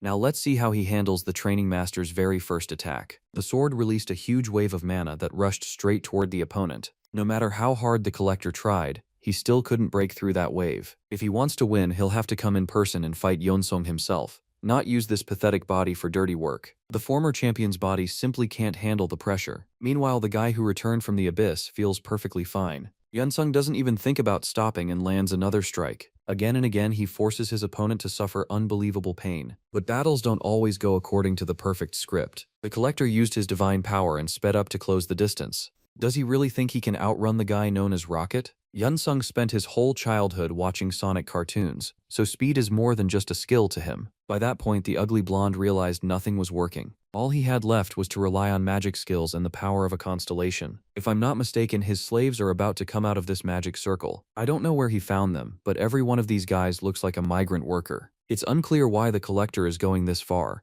Did he really get so offended by Douglas losing that he decided to step in personally? Well, if he wants to lose a few servants, that's not a problem. Yunsung is ready to start cleaning up, like someone is paying him to tidy the arena. You don't see the UHC champion taking out the trash every day. And the most interesting part is that Yunsung doesn't understand who he's really fighting. He just killed a member of Britain's royal family. Each of these servants holds an important place in society, and that's exactly why the collector uses them. After all, this bastard controls a country, which means he can use any people he wants for his own goals. Since he couldn't beat Yunsung in a fair fight, he decided to set him up. He thinks the training master won't want to kill people, which just means he doesn't know him at all. A man who survived the abyss understands perfectly well that people die sooner or later. And there's nothing wrong with dying ahead of schedule, because we all end up the same way anyway. Yunsung activated blender mode and started cutting everyone into tiny pieces. An ancient samurai appeared from behind, managing to sneak up unnoticed. One more second, and he would have landed the strike. But somehow the training master reacted in time and blocked the attack. Then he struck back and shattered the ancient sword of the Japanese samurai. That was the final victory over all these weak little girls. Another one of the collector's plans has failed, and this guy is looking more and more like a loser. Ever since Jeju Island, he's been constantly losing to the training master. Now he has nothing to lose and nowhere left to run. In that case, he can use something special for a special occasion. Yunsung held back for a moment, trying to understand what was happening here. The corpses of the people he had just destroyed began releasing their spiritual energy. All that energy gathered in one place, and then everything finally made sense. The collector started slowly turning into a giant to gain the advantage he had been waiting for. Just look at this massive titan. Next to him, even Godzilla and King Kong look like children. Looks like the prank got out of control a long time ago. Now I'm not even sure our main character can defeat this monster. He isn't just huge and strong, he also has 4 arms, and that could create problems. Now we're looking at a mix of Glenn Douglas and his bloodthirsty boss. This is what happens when the collector gathers all his power into one body. Yunsung will definitely need his speed now to dodge those attacks. Usually he only has to deal with one strike at most, but now everything is different. The hunters were called to help before the situation got out of control. Technically, the situation got out of control a long time ago. But for some reason everyone keeps ignoring that. Of course nobody wants to help, because this is way too dangerous. Even Yunsung decided to move back to long range and catch his breath for a moment. He made sure his friends were okay, because that matters to him most. This guy always cares about the people close to him, while they're somehow sitting back on defense and not rushing to help him. Now this is the moment where they need to unite and show who's who. The collector is already close, which means it's time to make grown-up decisions. Representatives of Eastern martial arts aren't used to hiding from fights. Together with their allies from the Icarus clan, they're ready to help right here and now. This is probably the most epic moment since the Avengers finale. Yunsung has gathered his own team of heroes, though Spider-Man is clearly missing here. Maybe they don't have any supernatural abilities. Sometimes a good heart and polished skills matter way more than a long web. The martial arts representatives formed the Azure Prison Sword Formation. It sounds a little confusing, but this skill might actually work. The collector has unbelievable strength and power. At the same time, he has problems with speed and flexibility. If they attack quickly from different sides, the opponent simply won't have time to react. The main thing is not to turn into a fly smeared across the wall, and everything about his raw power turned out to be overrated. No matter how strong the collector is, his strike couldn't break the martial arts master. After all, ancient techniques are more than just pretty stories and legends. With martial arts, you can combine power and turn into divine beings. Yunsung pushed off the ground and chose the targets for his next attack. He was fast as a bullet and sharp as a dragon's fangs. That helped him cut off the giant's leg, since this guy was getting way too full of himself. Iris is ready to make the final leap together with her partners. They trained this skill for a long time, and now it's finally time to shine in public. Piercing pain made the collector scream like a pretty little girl. If he had the chance, he would never have come to this planet. Now there's no escaping the shame, because he got beaten by a group of cultists. He doesn't even understand how martial arts caused him this many problems. By this point, the Icarus hunters were finally ready to get to work. They had been waiting for their moment to show the absolute power of magical elements. The wounded beast ran into another obstacle. He tried to get up, but the constant attacks pressed down on him harder than bad grades on a straight-A student. The battle is entering the final stretch, and they can't lose their composure. Even while Yunsung was landing his strikes, he kept trying to reach the real Douglas. After all, this body belongs to a guy who was once just an ordinary fighter in the Hunter League. If he wakes up, he'll be able to break free from the obsessive hypnosis. That would immediately solve all the problems and help avoid unnecessary casualties. The collector mocks the guy and keeps saying his hypnosis is stronger than the female version of Hulk. This sexist has completely lost his mind and deserves brutal punishment. It's time to do something to him that even the strongest personality couldn't handle. Just shove a few needles under his nails and he'll instantly admit your victory. Yunsung chose a different tactic and kept trying to reach Douglas. He kept using different tricks, like an experienced manipulator, and by the way, over time it slowly started working. The fighter really began hearing everything being said to him. His control over the body weakened a little, along with the hypnosis. Douglas shouldn't serve this bastard who's trying to rob him of his glory. The hunter earned his fame himself and should save face in front of the public. The right words, spoken at the right time, helped break the chain of hypnosis. Finally, he broke free from the obsessive control and realized he had been the victim this whole time. After that, a deafening scream rang out, along with an attempt to stop everything. Glenn said he had regained control of his body and no longer needed to be killed. Personally, I wouldn't believe him and would still tear off a few more arms. But Yunsung is much kinder. This guy killed a huge number of people and now wants to escape justice by saying he was hypnotized. Nice excuse, but how is he going to prove it?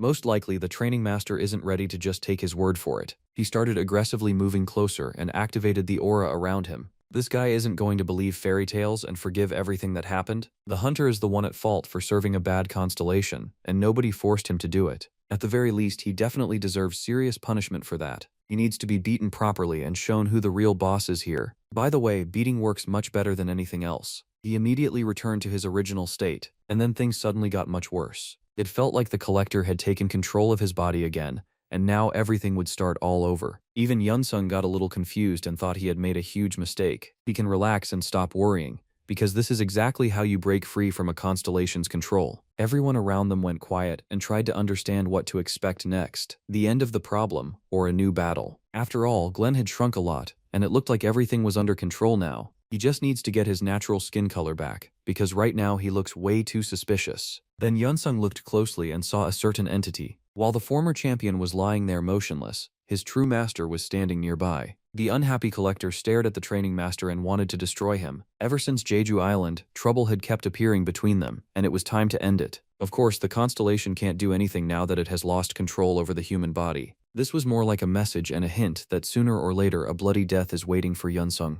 Words like that stopped being rare for him a long time ago. Honestly, even if his future girlfriend says something like that, it probably won't bother him for even a second. But after returning to Dragon Industry, Yunsung was welcomed like a national hero. Wan threw him a celebration like his little nephew had just turned 5. After all, the training master didn't just protect people, he also became the UHC champion at the same time. Now he automatically received a rank-up certificate. What he had been waiting and hoping for so long had finally happened. To get there, he had to use different tactics, not just kill monsters. That's how progress works, and even here he had to use his brain. It's hard to believe that a guy who recently returned from the abyss is progressing this fast. A happy Wan is even ready to reveal his 2 main dreams because of all these joyful events. First, he wants to reclaim all the territories on Earth captured by constellations. It sounds beautiful and very intriguing, though it's basically impossible. Constellations that powerful won't give up their lands unless they lose in a constellation battle. That's exactly what Wan wanted to discuss after his friend reached A rank. Now everyone will ask him to take part in constellation battles, and Yunsung needs to refuse.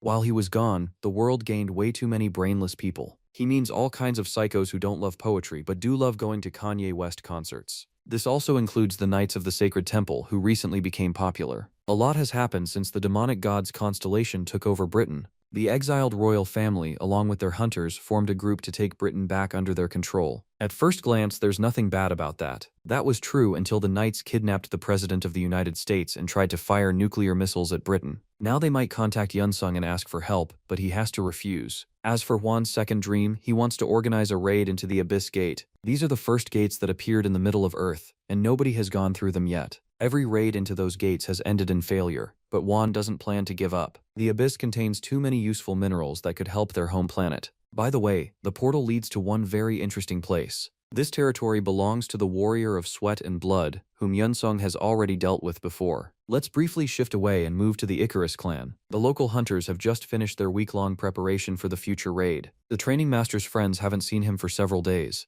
Today they heard on the news that he had been promoted to high rank. Finally, he returned to at least train a little. This guy decided to go for a run, even though he earned himself a long rest. Lately, he felt like he had been relaxing too much. Now that he gave up the car and started running, Yunsung feels much better. His friends decided to congratulate him on his new rank. Even though he doesn't see anything special about it, judging by his smile, he's still happy. Everyone around him is genuinely happy for him, and that's because he truly is a good person. On top of that, the hunters like having a leader nearby who they can always rely on. Yunsung even decided to speak about the responsibility he had been given. He promised to do everything he could to make the Icarus clan the best place on Earth. In exchange, of course, he hopes they will all become his followers. By the way, from this moment on, he will personally manage the clan and its hunters. Dragon Wan handed all authority over to him during their last conversation. That means Yunsung will now be the one running all the training. Terrible times are coming, and now I really don't envy anyone in this clan. As Yunsung was leaving the Icarus dormitory, he learned that a guest had arrived. This man had wanted to meet him for a very long time,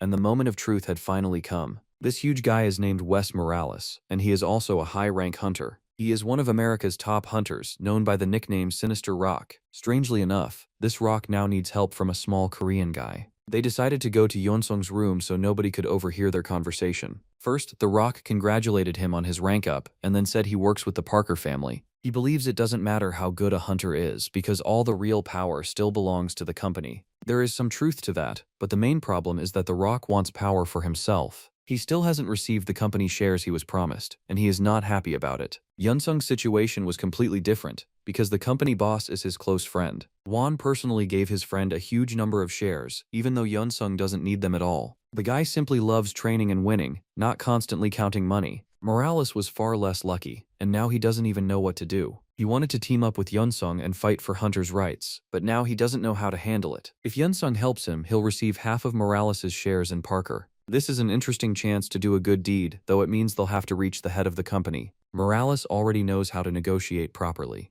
He managed to steal confidential data and is now ready to switch into blackmail mode. This contains information about special dungeons known as white dungeons. Of course, all dungeons are divided into categories, and they're called white and red. Red dungeons have lots of restrictions, while white dungeons are basically paradise. In white dungeons, there are no restrictions at all, and you can hunt as much as you want. You could call it a real gold mine for finding huge numbers of monster cores. Morales knows where these dungeons are located. He also knows that Parker Energy illegally took control of these portals to fund their factories. If they take the dungeon away, they can pressure the company and gain a strong position in negotiations. The company representatives will want to bury the issue and contact them themselves. The only problem is that the white dungeon is guarded by a high-rank hunter. Morales alone clearly isn't enough here, so he needs backup. On his own, he definitely can't beat a girl named Seha. The moment Yunsung heard that name, he immediately refused to cooperate, saying he couldn't interfere with that girl. A long time ago, he knew her mother, so for him, this is a matter of honor. Morales wants those shares way too badly, and he even has a plan. He suggests teaming up with Seha in the hope that she'll agree to restore justice. If she joins their team, their chances of success will go up.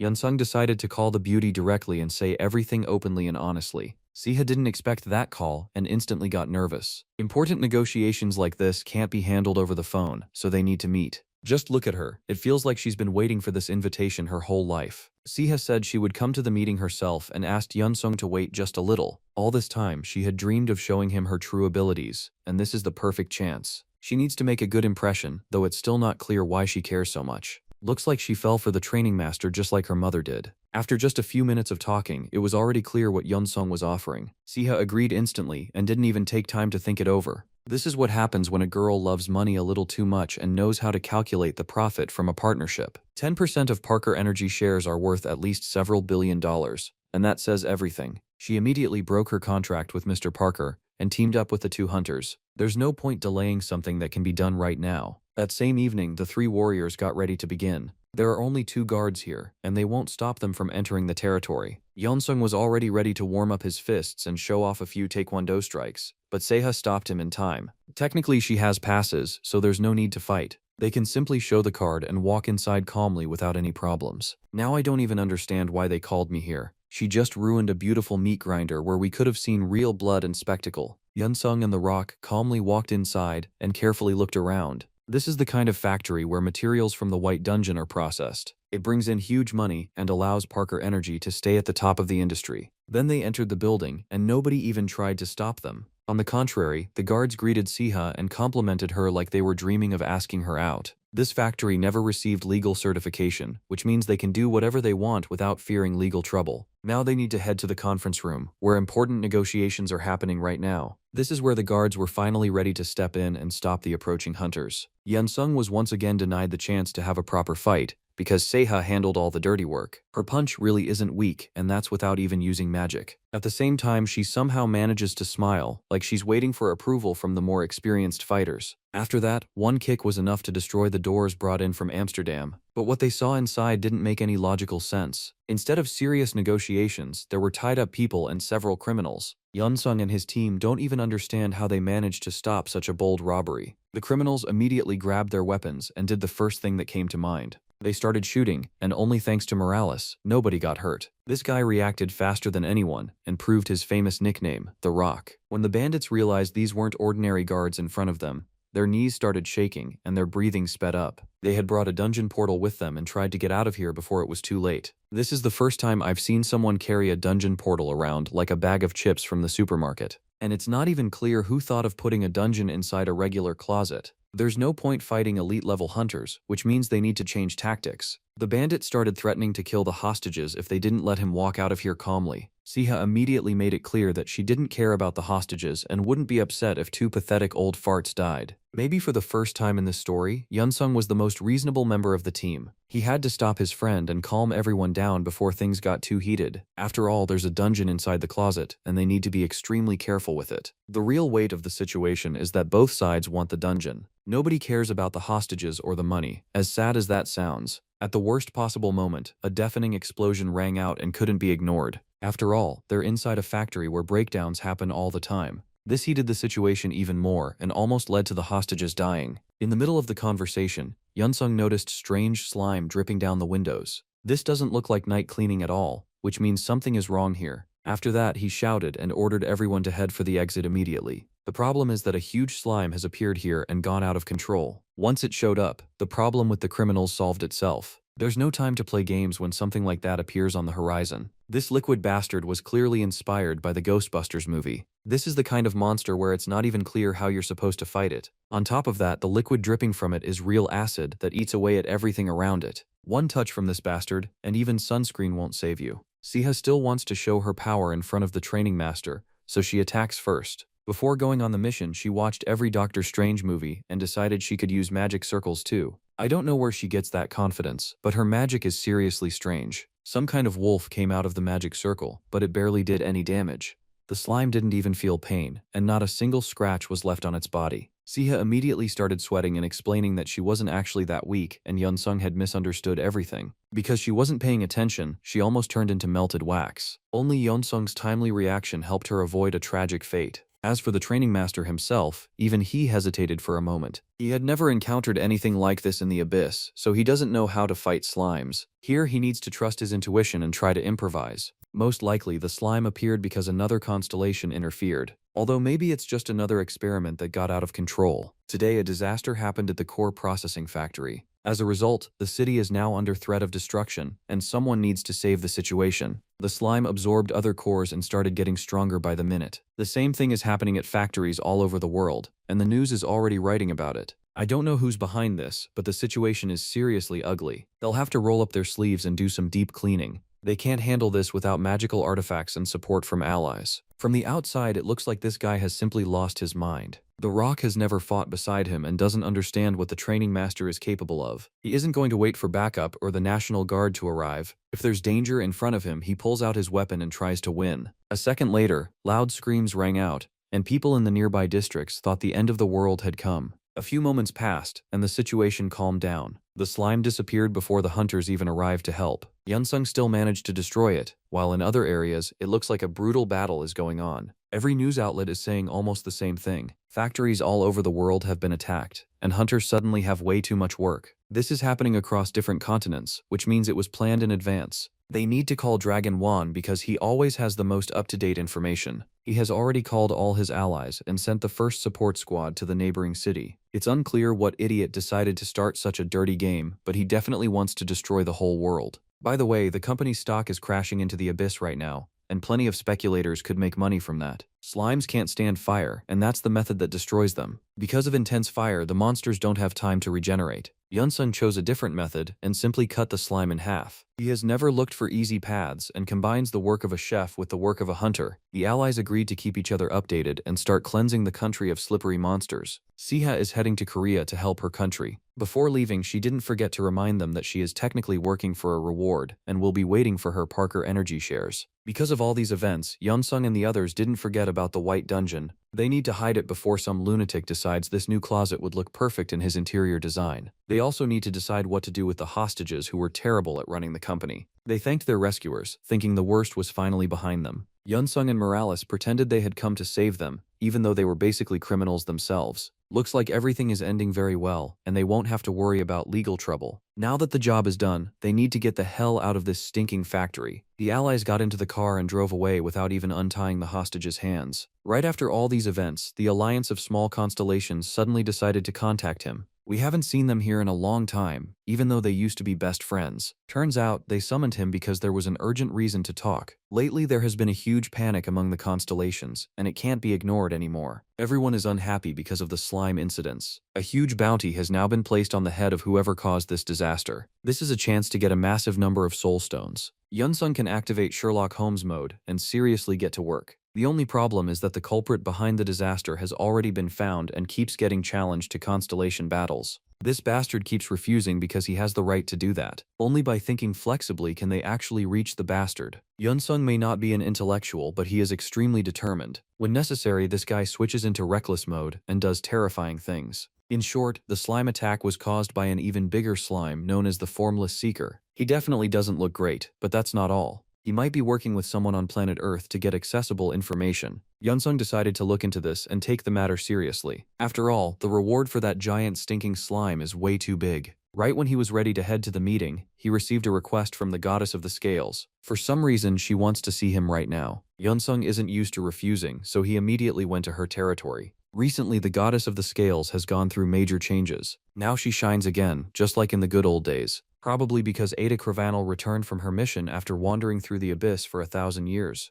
Now the Goddess of the Scales can send her avatar into constellation battles and stop losing. This will let her regain her lost glory and make some decent money again. By that time, Yunsung was already nearby and waiting for negotiations. He was standing in a garden where everything reminded him of a park from his childhood, and now the long-awaited meeting that nobody believed in anymore is about to happen. Ada Cravanel is finally standing beside the training master. He hasn't seen such powerful servants with this kind of aura and strength in a long time. After that, a flash of mana made it clear that a constellation was approaching. It's always nice to watch the Goddess of the Scales be reborn. She is no longer pathetic, but as strong and bright as she was in the old days. Yunsung is always happy to see changes like this. After all, the Goddess of the Scales was the first constellation that believed in him. Now they need to talk about the slime that many people are underestimating. Even though the reward is huge, this giant monster is not as simple as it looks. The Goddess of the Scales wants to team up and fight this monster together. Looks like she just wants a piece of the reward, and this has nothing to do with friendly help.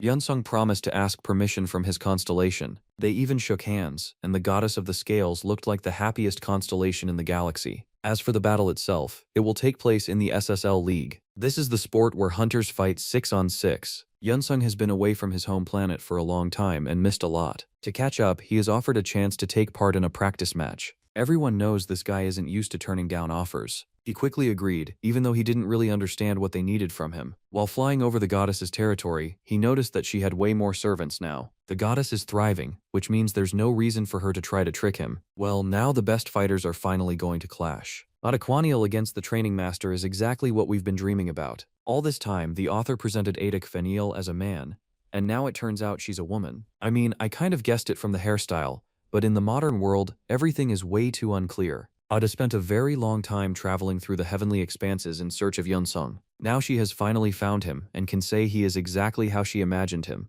It was a long journey that has finally come to an end, and now it's time to check how strong he really is and whether all those legends are true. Right now, we're about to see a servant battle in the Goddess of the Scales training arena. The participants' power is specially limited here, so nobody kills anyone. Not every skill is allowed, and of course there are limits on their stats. The field is divided by 3 lines into the top, middle, and bottom lanes. The restrictions will slowly loosen after killing monsters and leveling up. After that, they need to attack the enemy base and destroy the opposing sanctuary. Whoever does that first wins and guarantees themselves a good mood. In other words, they need to destroy everything they see. That is exactly the kind of strategy Yunsung loves most. There's no point putting off the fun and rage for later. The match will begin in just a few seconds, as soon as everyone is ready. Yunsung decided to test his speed after the stat restrictions. He couldn't accelerate to his usual light speed level like before. Still, he's fast anyway, and ignoring his strength would be stupid. And here come the first monsters standing in his way. They look like ordinary zombies that rose from the dead during Halloween.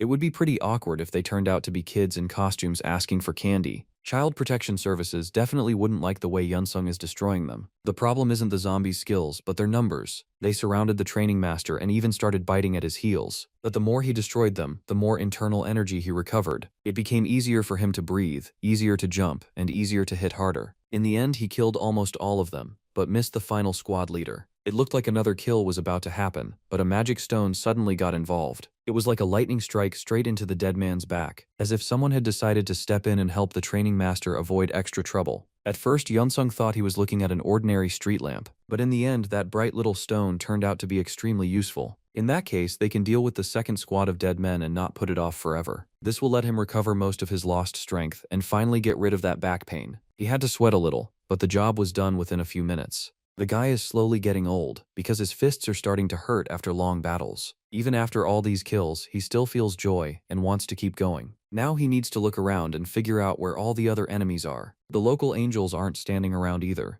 and they're also fighting the dead. They use basic mana flashes to defeat their stinking opponents. One of those angels is enjoying the process and doesn't even sense the danger approaching. He has no idea that Yunsung has already smashed all the dead and now wants something else. Killing disgusting monsters stopped being interesting a long time ago. It's much better to find one of the angels and completely destroy him, especially if you're an atheist. On top of that, it's a perfect chance to steal someone else's experience points and get stronger. The fist lands perfectly on target and breaks the facial bone, along with the nose cartilage. Most likely, even the best plastic surgeon in the abyss couldn't fix an injury like that. Of course, nobody truly dies after losing, because that would be way too brutal. It's more like respawning in a video game. Although the pain during battle feels as realistic as possible, now the angels won't underestimate the guy they thought was a beginner. Just because he doesn't have wings doesn't mean he automatically becomes a weakling. Sometimes all you need are your legs to push off hard and deliver a crushing strike. The floating sphere next to the main character is communication magic. They keep asking whether everything is fine and whether he feels okay. Technically, he didn't have to kill the angel, especially before clearing out all the dead. But if he enjoys killing competitors that much, he has full permission.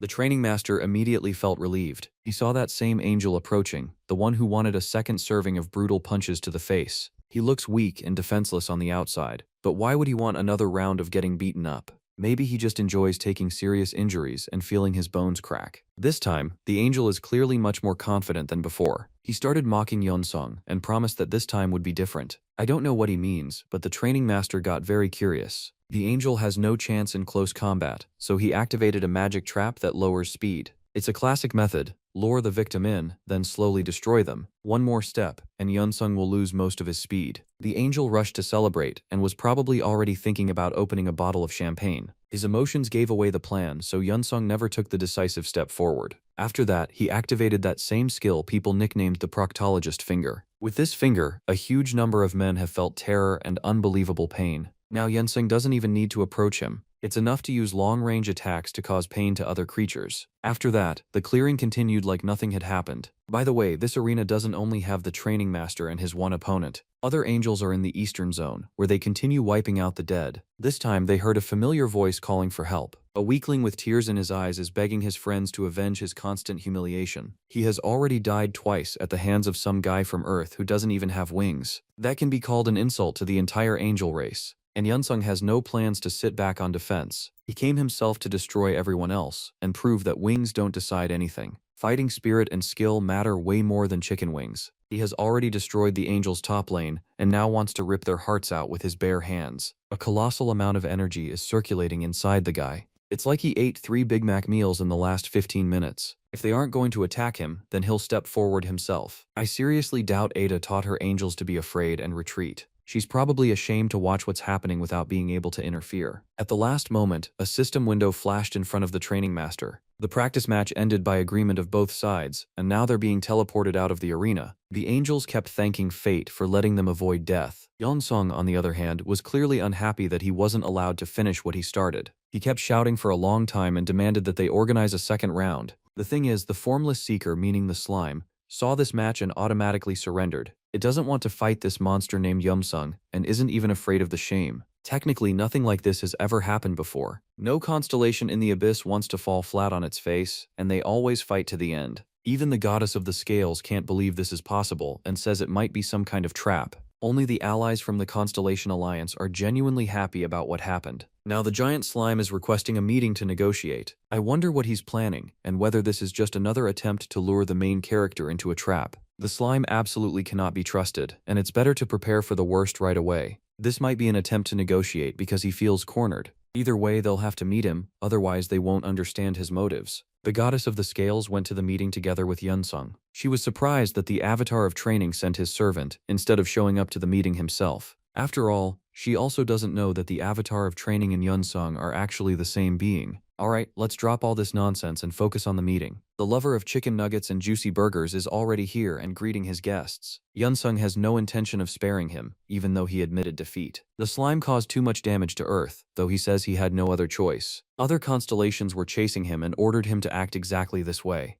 To avoid punishment, he has to reveal who his accomplice was. The slime admitted that he acted under orders from the collector in Britain. Now he hates that constellation himself and wants revenge for being set up. Basically, he's just a scared monster who was used as a pawn by someone else. He begs for mercy and promises to become useful in any confusing situation. They could easily destroy him, but he really might be useful. Yeonsung agreed to leave him alive and even help him, though his friends were against it. They kept saying he couldn't openly go to war with the collector, or the consequences could be catastrophic. He had to explain that the training master has a plan. For that, he'll ask a familiar kitten for help. Thanks to recent events, his rank is slowly rising. Soon he'll be able to aim for battles against high-rank constellations. The goddess of sloth warns him not to rush his climb to Olympus, or he might provoke other constellations into an early war. After all these battles, he just wants to return to his territory and see how things are going. The Blood Fortress has changed a lot, thanks to the growth of its farming side. The orcs who spent their whole lives fighting turned out to be simple creatures. They're not only growing food now, but also raising animals brought from Earth. The same stone monster named Rocky is watching over all of this. The territory has changed a lot, but he had nothing to do with it. The orcs are the ones who deserve thanks for everything that happened here. They used to be a farming tribe, and simply remembered their roots. The happy servants immediately greeted their master and reported on their work. It's strange that they didn't kill the chickens and bulls to cook some tasty steak. All these animals ate the best feed and became as powerful as possible. I wouldn't even be surprised if a war starts and they use the bulls as an assault guard. Technically, they're being raised to be eaten later, and Yeonsung has no problem with that. The excited orcs immediately got ready to pull out their knives and remember their youth. They don't even realize that killing these huge bulls won't be that easy anymore. After some time, it became clear that lunch was a success. All the orcs immediately gained a little weight and became much friendlier. By the way, the training master himself handled the cooking. He was happy to help his servants rest a little and feel happy. Also, they have become much stronger now because of the increase in existential force. I just hope there won't be a rebellion, because I really don't want Yeonsung to destroy all of them. Whenever he appears on this territory, the Dark Merchant always comes to visit. This sly guy already knows Yeonsung won the constellation battle and congratulates him on his success. To celebrate the victory, he can buy something that grants knowledge and experience.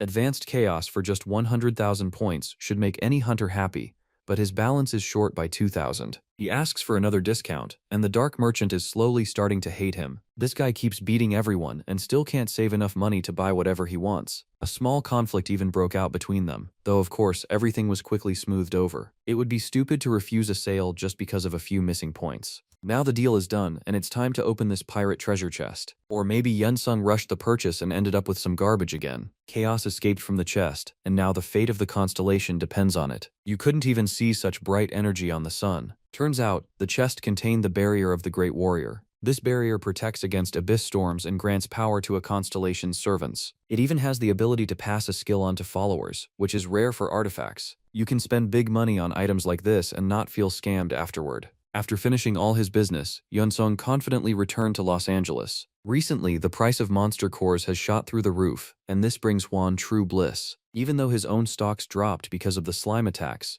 he still knows how to profit from it. The dragon can calm down a little. Yunsung explained that the collector would soon receive the punishment he deserves for his sins. He already had a conversation with the Constellation Alliance, and they agreed on everything. All they need is for the kitten to spread the right rumors throughout the abyss. After all, the attack on the core factories hurt not only the good constellations but also the demonic gods. If they spread rumors that the collector is behind it, his position will shake badly. This seems like a perfect plan with no downsides at all. The kitty was appointed as the gossip expert and forced to spread rumors. Right now, the collector is receiving tons of angry messages from every corner of the abyss. His Instagram and Facebook are flooded with insults, and this is only the beginning. The next day, an experienced hunter named Joseph Grant announced that he would take part in the Abyss Gate raid. The moment Juan heard about it, he almost broke his own desk. He can't ignore news like this, because the Abyss Gate raid is something he has dreamed about for a long time. Right now, the press conference hall is loud and restless. Joseph keeps repeating that humanity has been under the constellation's control for too long. Monsters keep attacking us, and the reason for that lies in the Abyss Gate. People have avoided direct confrontation for a long time, but now it's time to restore justice. At this press conference, Joseph officially announces that he is heading into that very portal. Of course, he can't do it alone, and demands support from the strongest hunters. He already has a formed team that is ready to take the risk. But if anyone wants to join, he's always happy to meet new people. Now is the time to unite and return control of our own planet to humanity. This motivated absolutely everyone on Earth and created insane hype. The kid clearly knows how to motivate people as well as Instagram success coaches. Only experienced old guys like Juan know there's a problem with all of this. The cost of traveling into the abyss is simply astronomical. They'll need to hire civilians to install facilities and people to guard them. Joseph Grant won't care about the civilians and will use them as bait to reach his own goals. The moment Yunsung heard this, he immediately came up with a genius idea. He understands that Joseph is a very nasty person, but his success would still help all of humanity. If he tries to do something bad, the training master will stop him. Honestly, it's strange that some hunter would dare to do something this reckless. Most likely he knows something, or maybe someone is backing him. Confidence like that has to come from somewhere. Maybe that reason is somehow connected to Parker. With his statements, Joseph Grant blew up the press not only in America, but around the entire world. Now he is receiving well-earned compliments from the people he works with. He isn't planning to take foreign hunters and wants to form a squad of Americans. These fighters are supposed to distract the enemies and buy time. The iron-blooded general, whom Joseph serves, will take advantage of that. I knew someone was standing behind him and helping build all these sneaky plans. Mr. Alex Parker won't miss the chance to invest in this and make a fortune. After all, the abyss is packed with valuable resources. In this matter, Alex is counting on another son of his named Jacob. This kid has received such a serious assignment for the first time and promised not to disappoint him. The battle in the abyss will go down in history, which means there is no room for mistakes. Alex has special plans for the alien land. At the same time, he's very careful with his words so nobody finds out anything extra. Soon a huge crowd gathered near the gate to the abyss. This place has all the necessary infrastructure to create something historic. Yunsung brought the students from the Hua sect with him. He warned them in advance that they might say goodbye to their lives in this place, and he can't guarantee anything. These psychos don't care what happens to them. They just want to fight beside the training master and follow him even to the end of the world. That is exactly what he wanted to hear, because they'll have to go much farther than the end of the world. Turns out, to enter the abyss, you still have to show your hunter card. The guard acts like he doesn't know Yunsung lived in the abyss for more than 30 years. He spent way more time there than he ever spent on planet Earth, so it would make much more sense to ask for ID when letting him onto Earth, not when opening a portal to the abyss. Once he stepped inside, he looked around and opened his mouth in surprise. The first territory of the abyss had already changed noticeably thanks to human effort. After all, they did a massive amount of work here, and all thanks to huge money. Yunsung asked his allies not to be nervous and to trust him 100%. When someone like him is nearby, there isn't even a drop of doubt left. Dragon Juan also invested a lot of money here and built something meaningful. There is already a special building here for members of the Icarus squad. Right now, hellish training is about to begin there so they can get into shape. Clearly nobody expected that, so everyone looks confused. For now, let's move to the command base of the American expedition.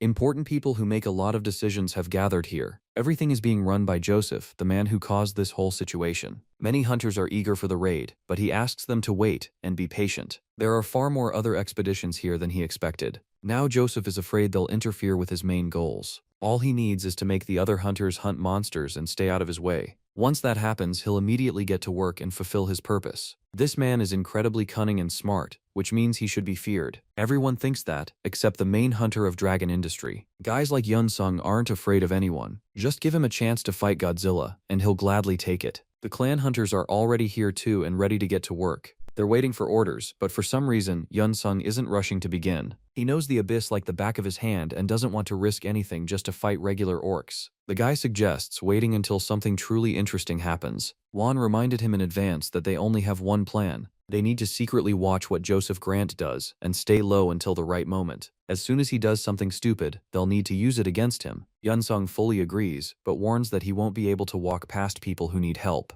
If Joseph tries to use other hunters, he'll have to step in ahead of time. Until that happens, he stays as alert as a wild cat. They didn't have to wait long. The alarm signal scared everyone inside the command headquarters. The monsters have joined forces and are planning to throw a party. It feels like they spent a long and boring time gathering a full army. Now they can't just watch anymore, and it's time to step in. In times like this, people should help each other and stop thinking about personal gain. Even if it ruins the plan to catch Joseph, they still have to act. After all, many hunters overestimated their abilities. They felt motivated after Joseph's speech and wanted to join something bigger so they could go down in history. But when it comes to real battles, a lot of them quickly wet their pants. Only the presence of experienced fighters stabilizes the situation. Among them, there are more seasoned warriors. The man with the scar over his eye had already given several orders. That lasted until Yun-sung stepped onto the scene with his assistants. Now he's the one in command here, and everyone else follows his orders. If anyone dares break the agreement, he'll quickly show them who the daddy is. Nobody here has ever met such a crazy guy before.